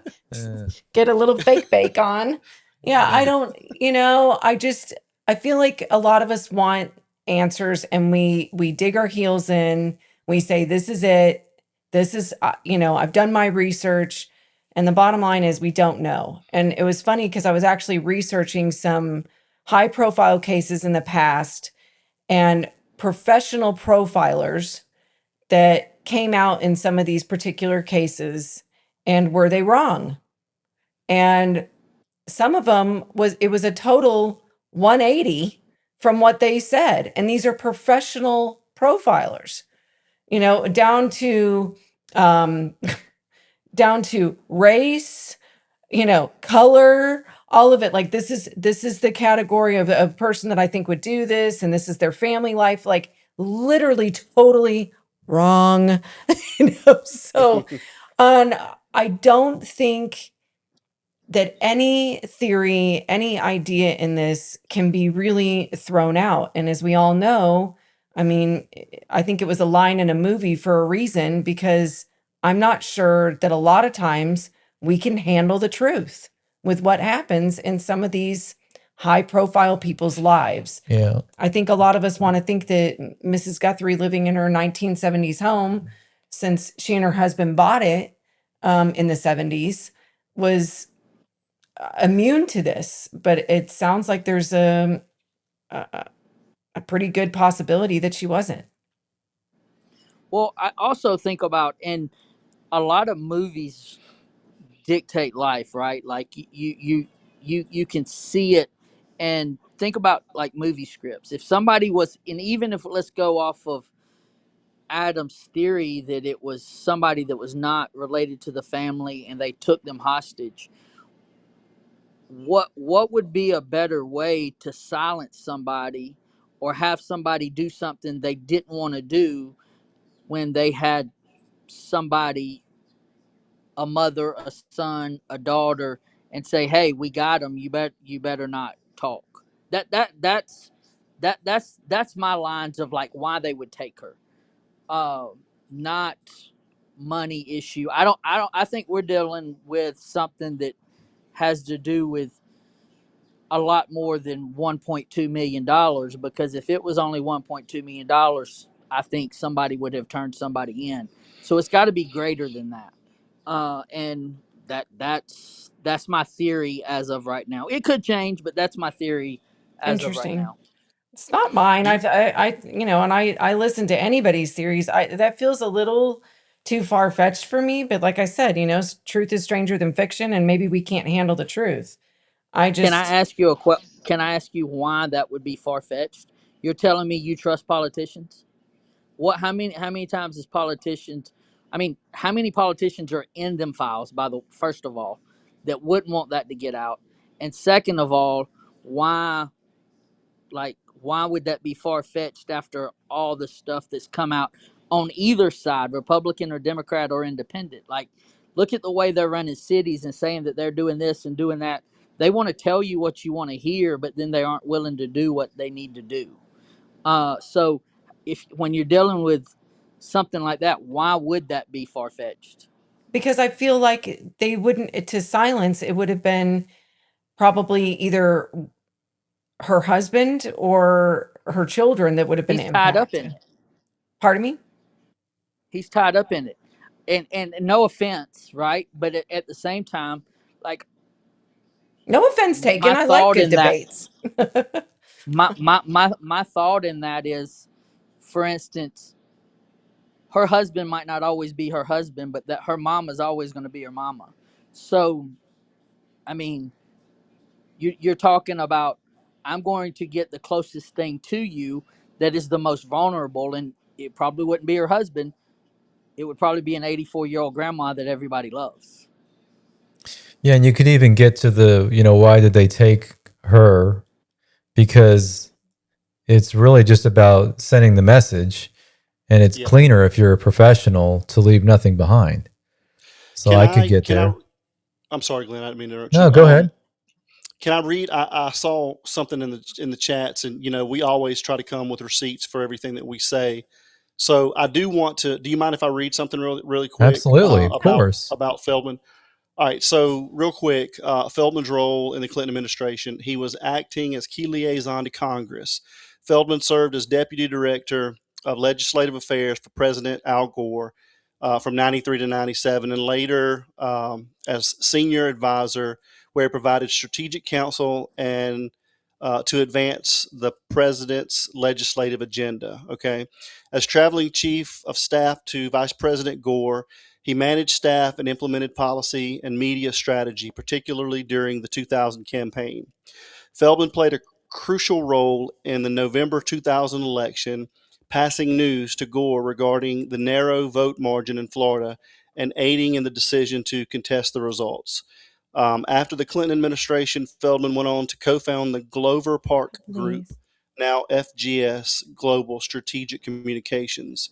And in the files says a 2015 email in the Island Man file suggests Larry Summers advised Island Man to contact Joe Lockhart, a founding partner of the Glover Park Group, a firm co-founded by Michael Feldman. So somebody was so basically what that tells me is somebody knew that somebody in this organization was good at what they did, and in the Glover Park Group, they were good at what they did. So somebody is suggesting to Island Man contact these guys because they're good at what they do as far as cleanup goes. So to me, that's what that means. But who knows? Again, just I'm just not theories, in and that camp. I feel like I'm it's not either.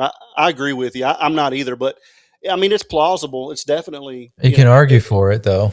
I mean, yeah. I guess there's a lot of people in the chat that are agreeing. I guess maybe to me, I just don't Think understand about, how pushing, you know, or how doing this to Nancy would, I don't know how it delivers a message without the message. I feel like there would have been a message in the ransom, like stay away, or I feel like, and people are like, oh, well, her being gone is the message.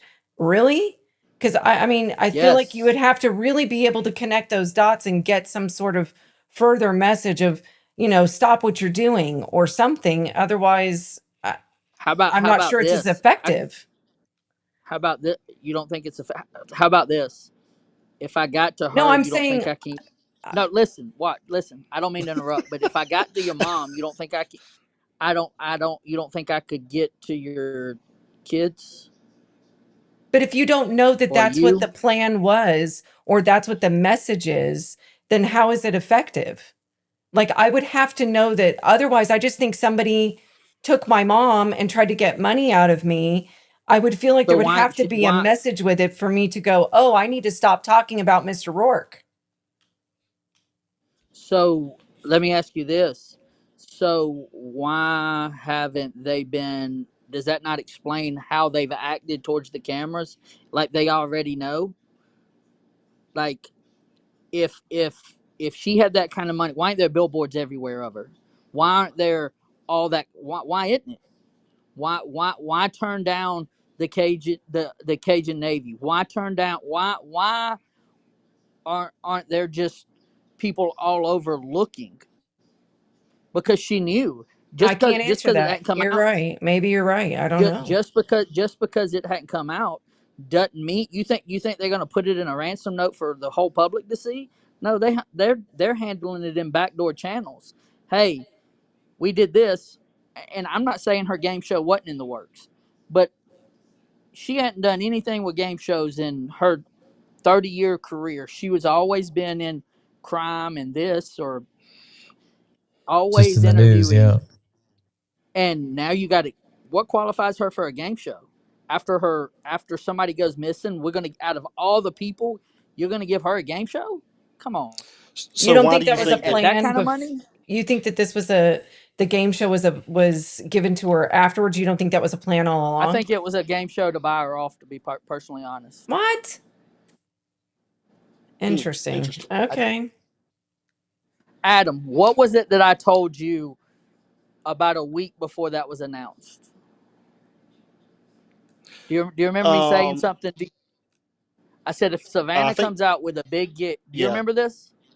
I said if Savannah comes out with a big gig, it will show you and start pointing in that direction. And I kid you not, within a week, as God is my witness, within a week, I want to say it was a couple of days. It was the next. It was the it was very yeah.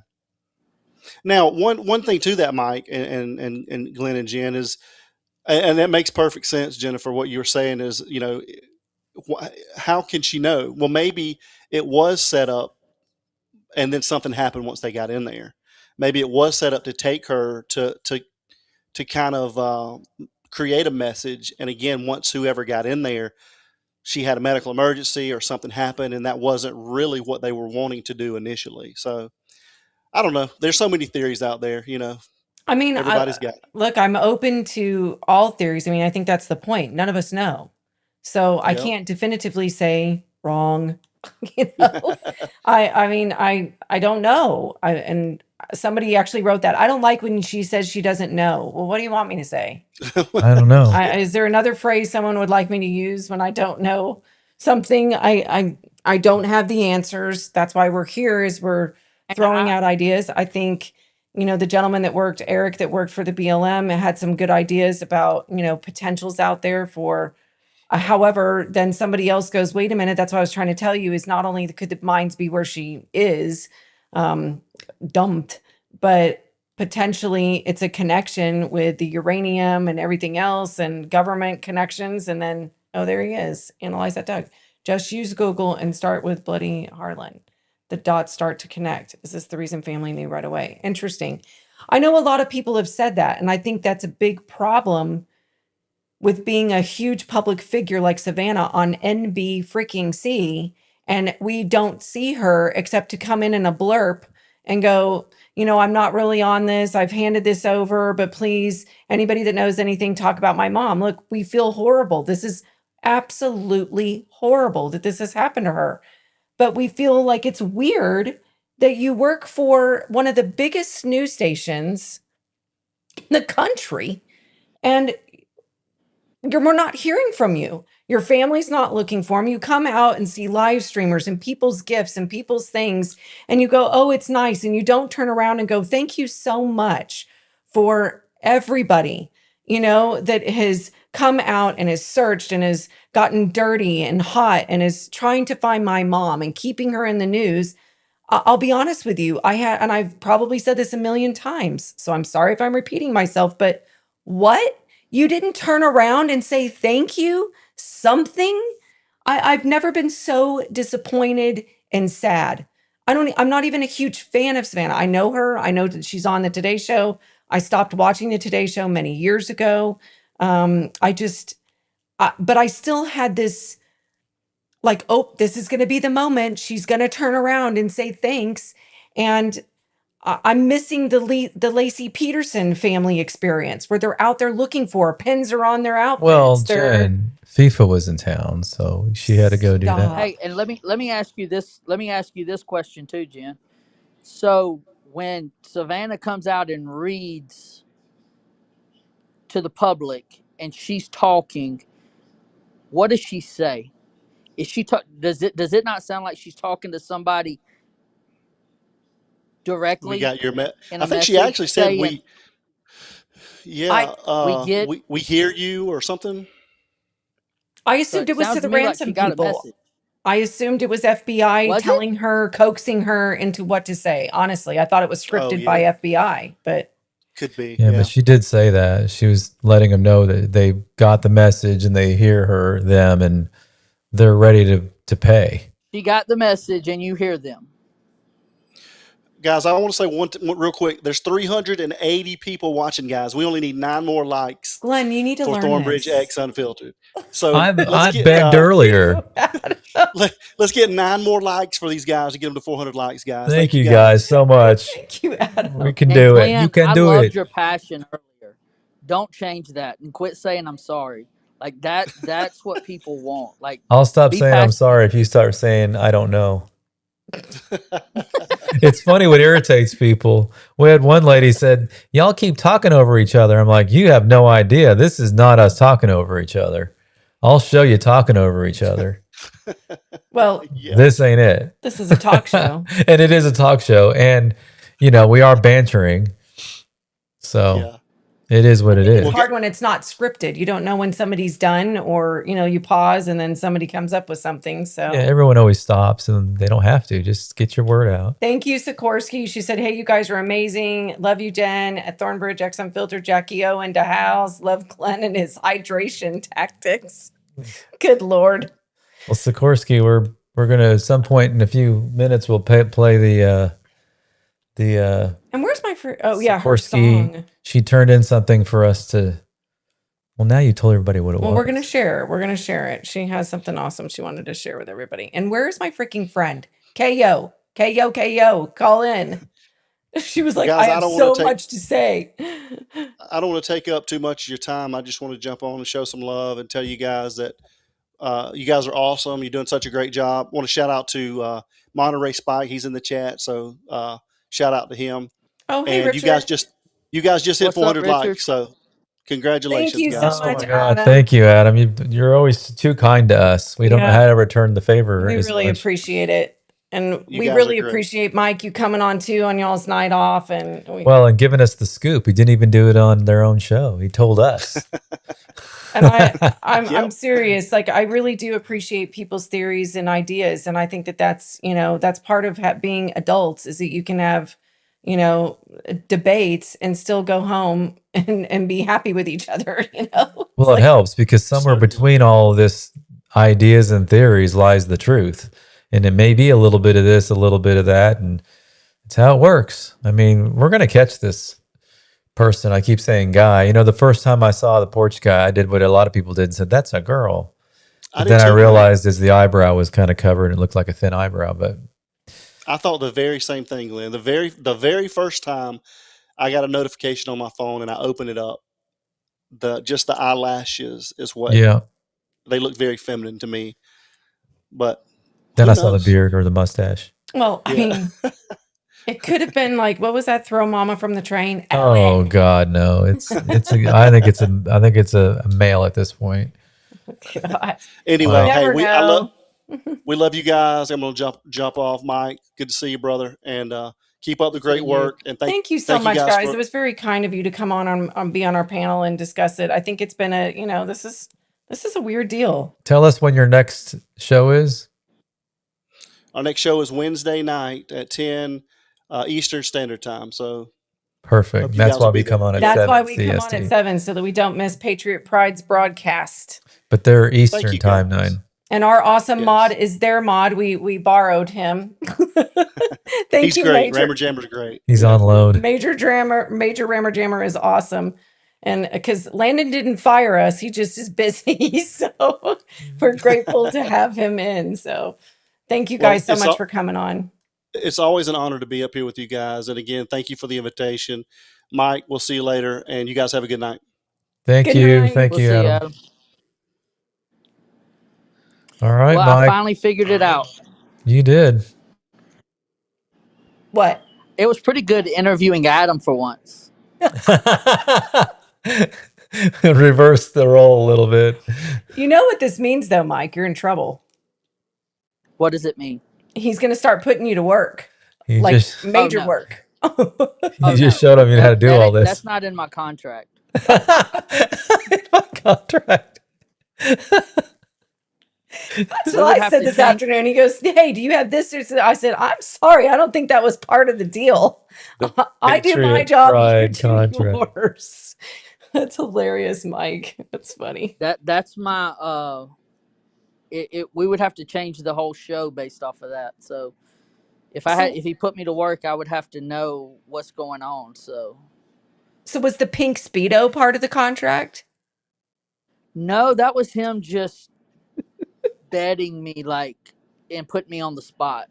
So, and I honestly at the time didn't think we would get 100 members, and I was like, oh yeah, sure. And then we ended up with a lot more than 100 members. Yeah, add a couple zeros there. Well, I mean, because everybody loves watching you. You're real people. You're good people. Well, you what you stand for. moderate the chat really well, and that's part of it. Well, that's why we borrowed Rammer Jammer. It's like Major cracks the whip. Well, I noticed Mike, he picks up on things in the chat before Adam does, even like he gets to see it better or something. I know. Well, part of that is the glasses. It's a really good thing. People think he's looking straight into the camera and he's going, I see you, and you're out. I saw what you said. Yeah. Well, thank you so much, Mike. Well, the reason the glasses is that he truly has two big old 3-foot stage lights that are sitting right in front of us. And I was like, dude, there's no way you're gonna ask me to go on camera at me squinting that bad. I got to find some glasses, and so I just put some It's on. smart. Well, I keep wiping sweat off my brow because Glenn also has large lights. I'm like, I thought these weren't supposed to put off heat. So then his mother is here, and she's like, I'm freezing. I go, I'm sorry. I need the air down because I'm dying down here with Glenn's lights. So they're only on 10-20%. Oh Jesus! I could like totally burn your corneas if you wanted. Yeah, it's about right. Well, I can't thank you enough for coming on and supporting us, both of you, and your amazing Patriot Pride family that trickled over here and is supporting us. I'm telling you, Mike, it's been something else. We were told by everybody, it's going to be 6 months to a year before you guys are able to really take the channel to the next level with anything. And we reached all of those goals in 12 days, and it was in no small part. Yeah, we could take the next 6 months off. So hey, I'm sorry, go ahead. Go ahead. No, you go ahead. I was just here's my idea for the day. I've got, probably 20 of them, but every few days, one is good. So I think we fly out to a not to be mentioned town in Georgia, and we go on the Patriot Pride show as a round table. Like we literally have a round table, change the setup a little bit, and have all four of us there with our little headphones on like they do. You just created more work for Adam. Well, I got to get back to Georgia anyway. I miss it.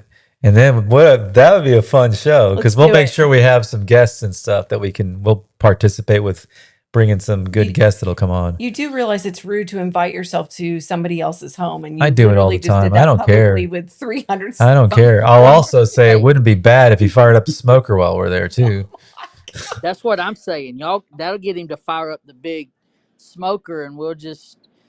I tell you what. We'll supply all the food and the stuff if he supplies the smoker. And he's got 11 of them or something? I may even throw in some spirits if y'all want. You don't have to worry about the spirits. He's got that covered too. So how many grills / smokers does he have? I heard it was 9 or 10 or 11. 11. What? And the big one, what's the name of the big one? I can never understand what y'all are saying. Did we lose him? Mike? Hello, Mike. It's like, I can't remember. What happened? I heard it the other day on his thing and I couldn't get it. We can't hear you, Mike, if you're still there. So he's got this big Mambahamba smoker, and it's in one of their episodes back in the early days. And they're smoking on that one one time. Did he leave? Did he get kicked out? Yeah. He doesn't like us anymore. Well, he has to come back in so we can finish the conversation. Give him a second if Crickets. Exactly. Jen Visions. She's like, what the heck? Thanks, Mike. Ruh-roh. Major Rammer Jammer. Oh my God. Well, we can't thank y'all enough. I was trying to get my friend to call in, and she's saying, I normally do TikTok. I don't know what the heck I'm doing. I clicked the link. I don't want to be on camera, obviously. Well, you just pointed away from yourself. Do I need to leave the live to call in? You doofus. It's like excited. And she's a computer I mean, she's a computer nerd. She's literally one She's of like the smartest people I most know. techie people on the planet. That's a You're problem. never living this down, KO. Oh my God. This is funny. Well, Good job. it's a great show. Thank you so much. I'm going to make her call in on the next one. So we do have, for those of you that don't know the show or just joining us, I promise you, we literally tried to make it a goal to get out of here in 2 hours. And here we are now again, like pushing 4. Good Lord. 3 hours, 44 minutes, but we got 408 likes. There's 333 people still in here. We really appreciate you hanging around. Hopefully it's worth it. If you want to introduce what we're doing, it's a couple of minutes long, but please just wait till the end. We'll come back after and say goodnight to you guys. But yeah, so tell them what we're Shauna doing. was going to call in too. Shoot. Well, there's always And my Wednesday. phone died. Oh, he said his phone died, church. Dang it. All right. Well, then you're not going to. He just did that on purpose so that one Adam more doesn't ask him call. to do anything. Yeah. know Well, what you're thanks, doing. Mike, for being our one more call. Sorry, everybody. We got too late. It's almost midnight. But we do want to play this for you. When we do these shows and we talk about heavy subjects and passions are flaring and I mean, I see things in the chat like, don't agree. I love that we can have these healthy conversations, these healthy debates, and still come at the end and say, I really love everybody. And we really love you guys. And we love every opinion. We love every theory. And we love the fact that we're all mature enough to have these conversations. And at the end of the day, say, I disagree or I agree or I don't know. But I think that that's what's awesome about this family, this community that we're growing here, and we really appreciate it. But at the end of these heavy subjects, I like to share something positive. I call it a feel-good moment. And I've been very blessed. Rammer Jammer sent us something last time, and Uh-oh, Kelly's there. Should we try? we have to. You got to meet this lady. Y'all, She's nuts. it's one of my best friends in the world. Let's see if we can get Calling her on. in to support us. There she is. She got the camera pointed at the ceiling. At the ceiling. Yeah, I don't know what to do here. How do I get the? I'm used to TikTok, not YouTube. So Oh my God, I Kelly. think you just You're click- live on What? air. Just don't say all your normal stupid shit. Just all right. Well, I mean, but how just do I? swore. Sorry, you're not allowed to everybody. do that? Well, I just don't think it's polite. Oh, It's not. I apologize. I don't usually say those words So Well, I'll after just 11. keep. you just hit the You button know, that says like no camera. It says There's camera. the- There's a button on there. There is. It says back camera, back triple camera. all Why this can't we stuff, and see you on camera? What's wrong with your face? I'm not. I'm like it's late. I mean, it's past my bedtime. Okay, I Right, get it. so. Well, what we could put your dog on? Do you still have your doggy? Where's Bullwinkle? I mean, we're Where's my live, little pot guys. roast? Oh my gosh, she's in bed. Okay. Okay. So Kelly, after tonight's show, what's your theory? What's the motive? Listen. How do I get the camera off? I mean, Jeez, I knew it. like I don't Kelly, even know. Kelly, you're making us look like we're boomers. We're Gen Xers. Just No. leave the camera on the table. We don't see anything. Oh my God, I'm dead. Okay, I'm gonna. There you go. I'm gonna put. I was going to show you Bullwinkle, but like, guys, he's Oh, in bed, which is where I should be. It's a But dog. anyway, Just show us the dog. I don't know. I don't know. I'm not used to YouTube. Sorry, I'm not like a professional YouTuber. Let me just Yo, put this that over is why there. I love Okay. her so much. you think she's joking? This is real. This is real. This is I'm why a she's very one of my smart best person. friends in the world. This is awesome. This See, is- You got to get her. She conversation needs to become cool. part of the Sikorsky. What's the show where it's up late at night? What? After hours or whatever. Yeah, her hangout. We love it. Yeah, this is not indicative of how smart I am as a human being. By the way, Sorry, Kristen. people. Well, real That's, quick, tell us your theories on motive because we got to play the Sikorsky minute here. Yeah, I'm about People to- are Yes. waiting. My theory on motive is financial. Period. Like Okay. She's Yeah. financial. I mean, Kelly, I'm falling. That's Kelly's professional opinion. I am a professional Oh thinker. God, the Adam and Mike show. I'm a professional. I'm a professional thinker. People don't murder people for shits and grins, okay? It's always about, this is not an essay. You Right. know, we're talking about a 80-something-year-old woman who uses a cane, who can barely walk, has a pacemaker. I mean, it's about money. So the Bitcoin theory, or that was something that was tossed around earlier in the live, and then you got the political side, which, no, no offense, but Kelly, it I'm it, sorry, it but people are asking Patriot Pride to say, can they get you on their show? I'm dying. Can She they could get come you with us to Georgia. You'd get wait, 10,000 more subs in one night. my phone is on the table over here, so I don't know. I'm not looking at chats. What's going on? It's funnier when you actually know Kelly. Like, I this don't is even not an care. act. Stop. She's one of your more smart friends. She's one of the most brilliant people I know and one of the most hilarious people I know.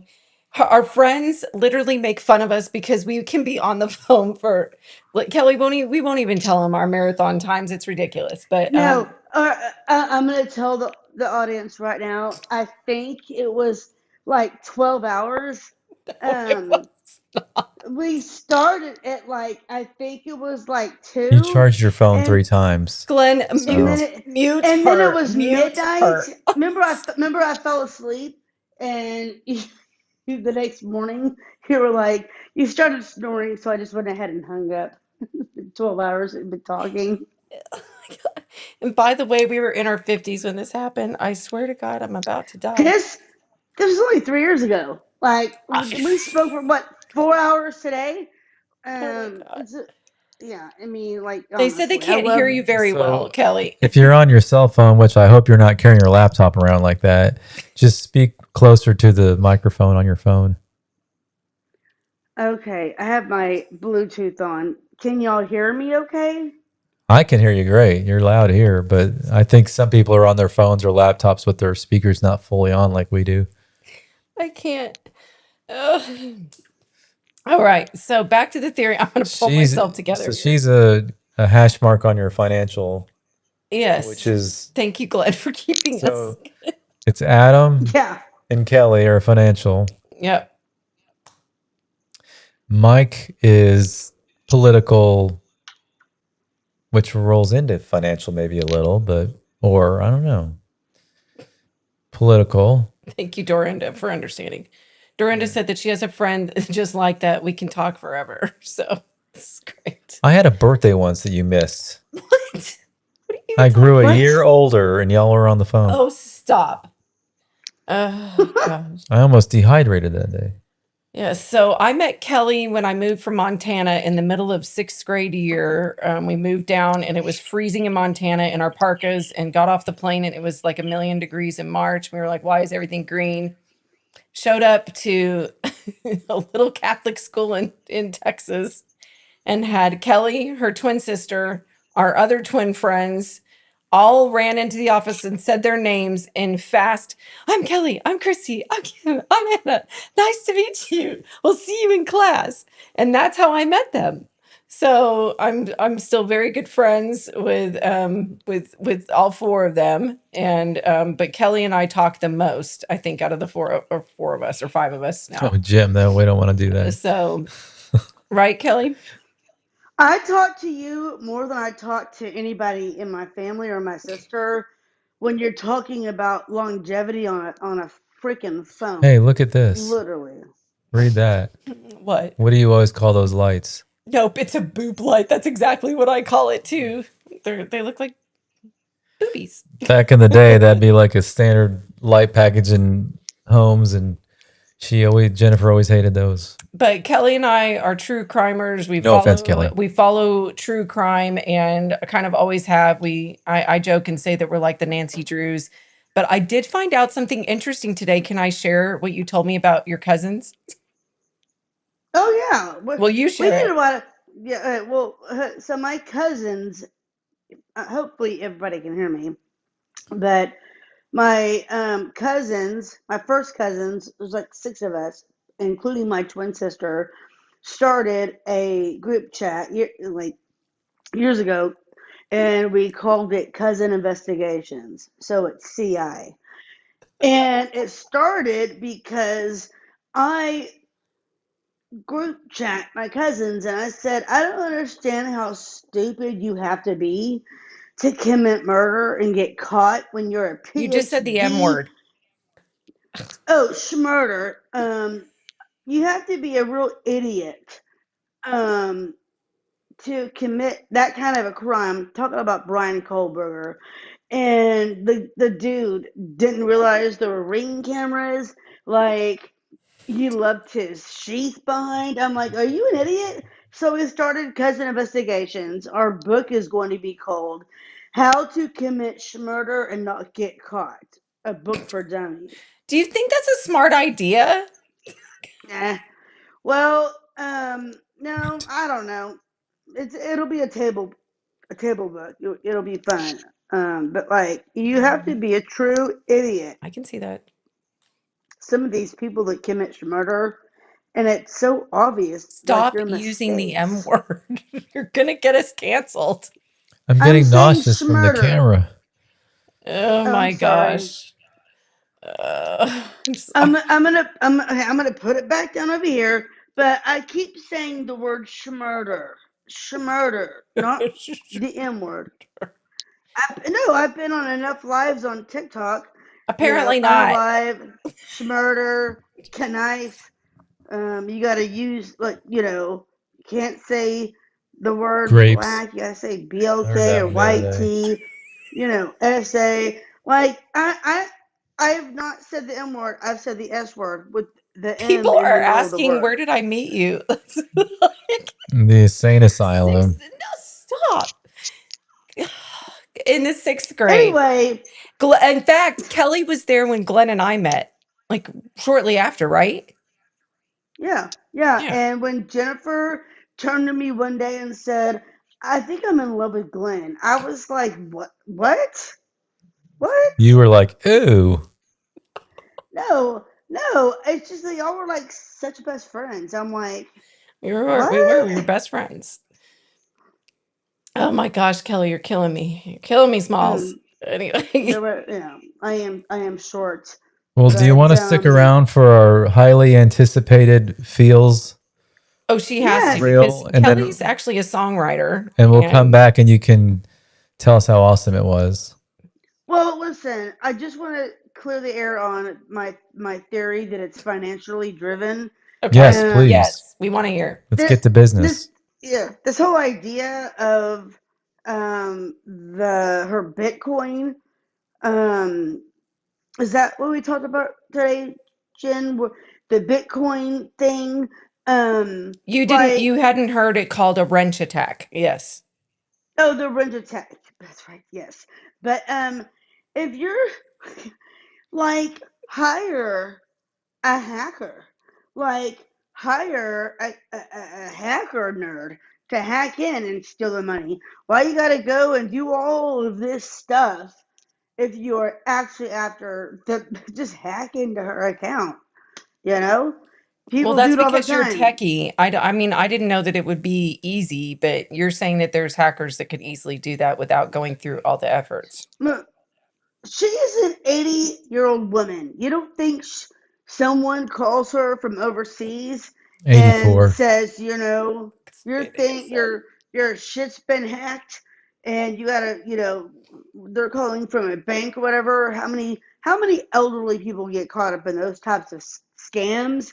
So if it was trying to get her Bitcoin money or whatever, that's what you would do. If I was a murderer, or if I was someone who, and I'm not, I would hire someone who is a hacker or a scammer, and pay them with the outcome of the money that I would receive due to an elderly woman's mistake.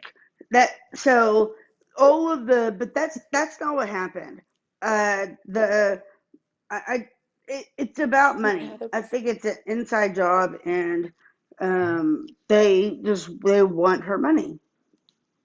That's it. Yep, That's I my theory. agree. I'm I done. feel like I it's mean, an inside job somehow. An inside could be, a degree of separation from immediate. I'm still not convinced it wasn't a hired hit.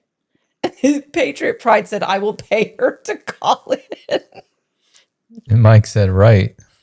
I'm dead. This is It hilarious. could be a but side gig for you, Kelly. And somebody said that they thought that it was Cartman from South Park. The funny thing oh, is, she's he's not my drunk, favorite people. character. Can you mimic him? No, I don't have that talent. Well, somebody said that you sounded like him. Oh, Well, I have allergies and I sound like a man right now, but No, no. you do not. Be nicer. She's awesome. I love my Kelly, and she has not been drinking. It's late, and no. we're tired. This is really her. No, it's like way past my bedtime, I know, honestly. and I know you were doing this to support us because you hadn't seen my show yet. I didn't tell any of my friends, and she found out today. So, Yeah. she's been the Well, best. she's been stalking me, and I text and phone calls, and I'm like, I gotta call Jennifer back. I gotta call Jennifer back. And then she called this morning, and I answered. She was like, "Well, what the f? What are you doing?" I'm like, "I just I launched don't my own swear. That is a business." lie. It's a I didn't say total you lie. swore. Kelly's pretty smart, though. I mean, she has a thought process on this. This is no joke. She's really thought about it. Yeah, no, and I think that's the problem, as you and I were talking about it, is that, our parents are aging, and it's just totally inconceivable to think of this happening to somebody like Nancy. It's inconceivable thinking about it happening to anybody, but I don't know. This is Yeah. a And I bet Monday you laugh night. your butt off when you two are together. Yeah, Oh, you have no Jim, you have idea. Like, no you can't idea. breathe. This And is Monday. We're supposed to do like 1.5, 2 hours. we love And Kelly we now got too, Maga Mama said. overwhelmed. Yes. Kelly, you're part of the fam now. You're going to have to call in every 3 days a week. Nathan said you're a great caller. Yeah. And we're going to give you the Hey, information to call in on I Patriot Pride. haven't seen comments because my phone's there, Because and if you over look at your there. phone, we'll see your face. The struggle is real, people. It's like midnight, okay? I mean, Sweet baby Jesus, Shauna. I, It's like a midnight, okay? Like, So we're going to give you the information of when Patriot Pride's on, because they do panels more than we do. yeah. We're not good enough to She do them already as subbed to them smooth as today. I they told do. her who all to sub to. So Yeah, well, you need to go on Patriot Pride because it's the same group over there, only a lot more of them. It's fantastic. yeah. Well, I want you okay. to. I want you to hear this. So don't leave. Just stay. Could you imagine her and Patricia on at the same time? It'd be Oh my fantastic. gosh, Kelly, you would love Miss Patricia. She's so awesome. awesome. She's another one who really thinks it through and has really insightful Kelly things. is great, Jen. Jim said, and oh sweet baby Jesus, I needed a laugh like this. Is what Shauna said. I am not looking at the thread, and I appreciate that everybody's getting a kick out of me. I am not drunk. I am exhausted. I'm exhausted. No, She's you need like, to say it like you're from Colin, New Jersey. Remember? exhausted. All right, can I play the song now? Wait, you Talk just amongst yourselves. you Yes, missed please. it. Here we go. Kelly, do it. Shh. No. Do it. Talk amongst yourselves. Okay? I'm exhausted. Exhausted. Exactly. It's pretty good. Oh my God. All right. All right. Play the song so Kelly can hear it. You have to hear it, Kelly. This is from Sikorsky. It's kind of long, but I want you to stick around, and after we'll say goodnight to everybody and put you all to bed. So here we go. Sounds good. This is around our house today.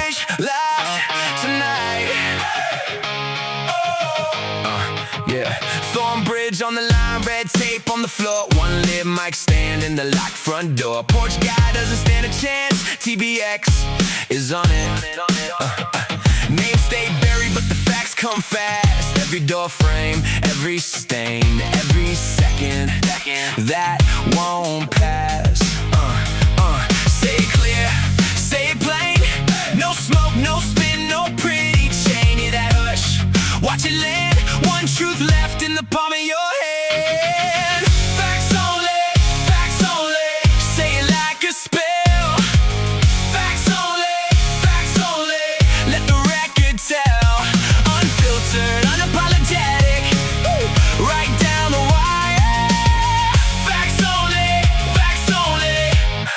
Thornbridge live tonight.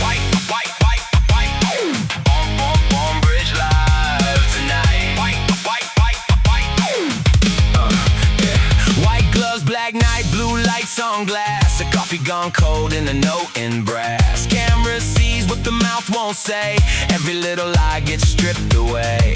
Say it clear, say it plain.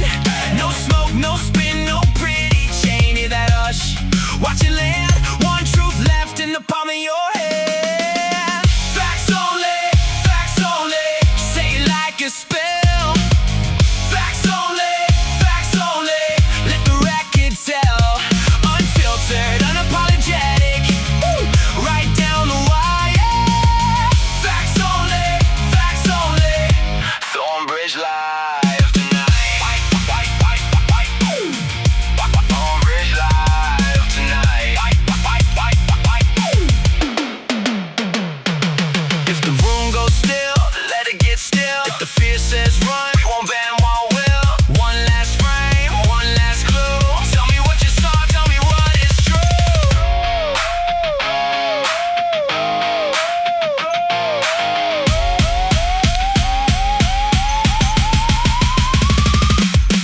Facts only, say it like a spell.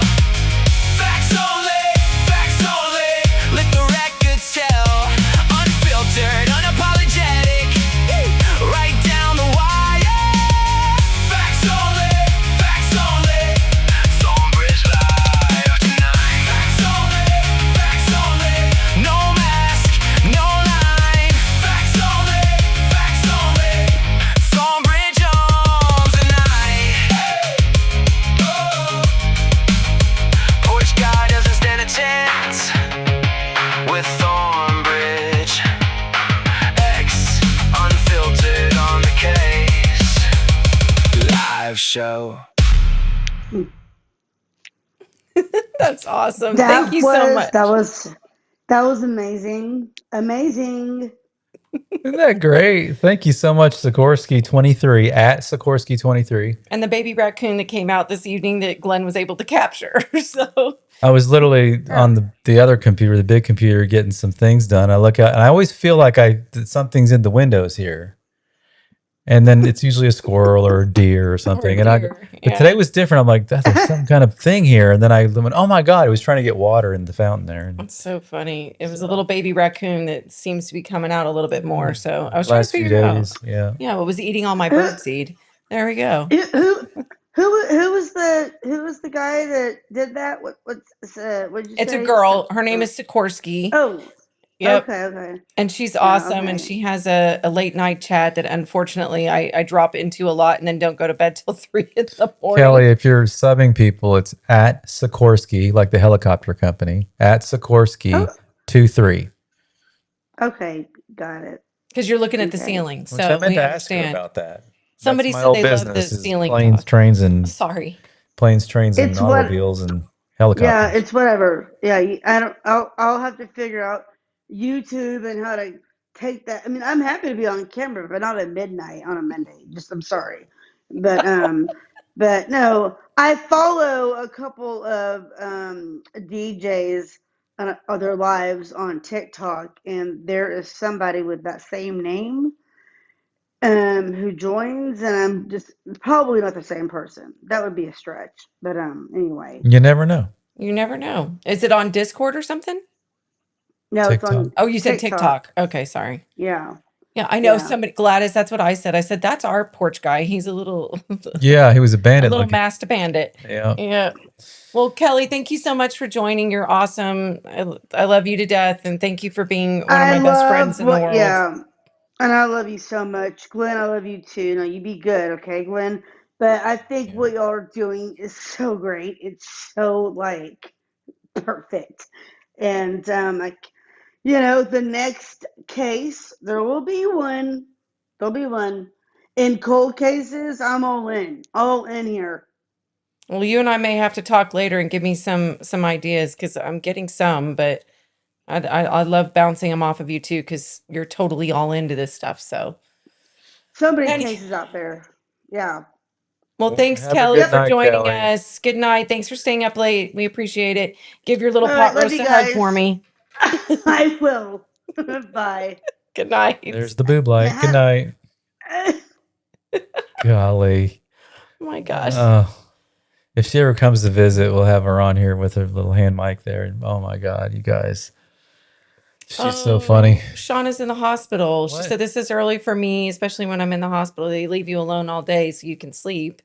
And they check on your vitals and IV every 2 hours. Shauna, I'm so sorry. I don't think I realized you were in the hospital. I hope you get well soon, and we'll pray for you for quick healing. And Definitely. I'm so sorry. I know what those hospital nights are like, and it's not great. So I hope that we gave you a little bit of a smile and a conversation to your night. And she's in the chat now, the real KO. So Kelly, thank you for being the laughs. Yes, Kelly, we love you. Well, there, they get to see a picture of her at least. And thank you so much, everybody who has supported us and stuck around for all these hours. And thank you, Mike and Adam, for joining the chat, and Jim and Gladys and Alicia. It's been so nice, everybody. Thank you so much. So And we'll be back Wednesday at Wednesday 7 night? p.m. Central Time. So subscribe, hit the alert, the little bell so that you get the notifications, and hit the like on the way out. We would really appreciate it, and hope to see you on Wednesday. Yeah, and between the call or the episodes, don't forget you can go on to our YouTube homepage and comment on any of the videos. You know, this will be a video after we end this. Yep. And we see those just as much as the emails to the tip line. Thank you, Major Rammer Jammer, for sticking around. Sorry we Oh gave my you a late gosh. night. So sorry. Sorry. But y'all have a good evening, and we'll see you Wednesday, 7 p.m. Good night, everybody.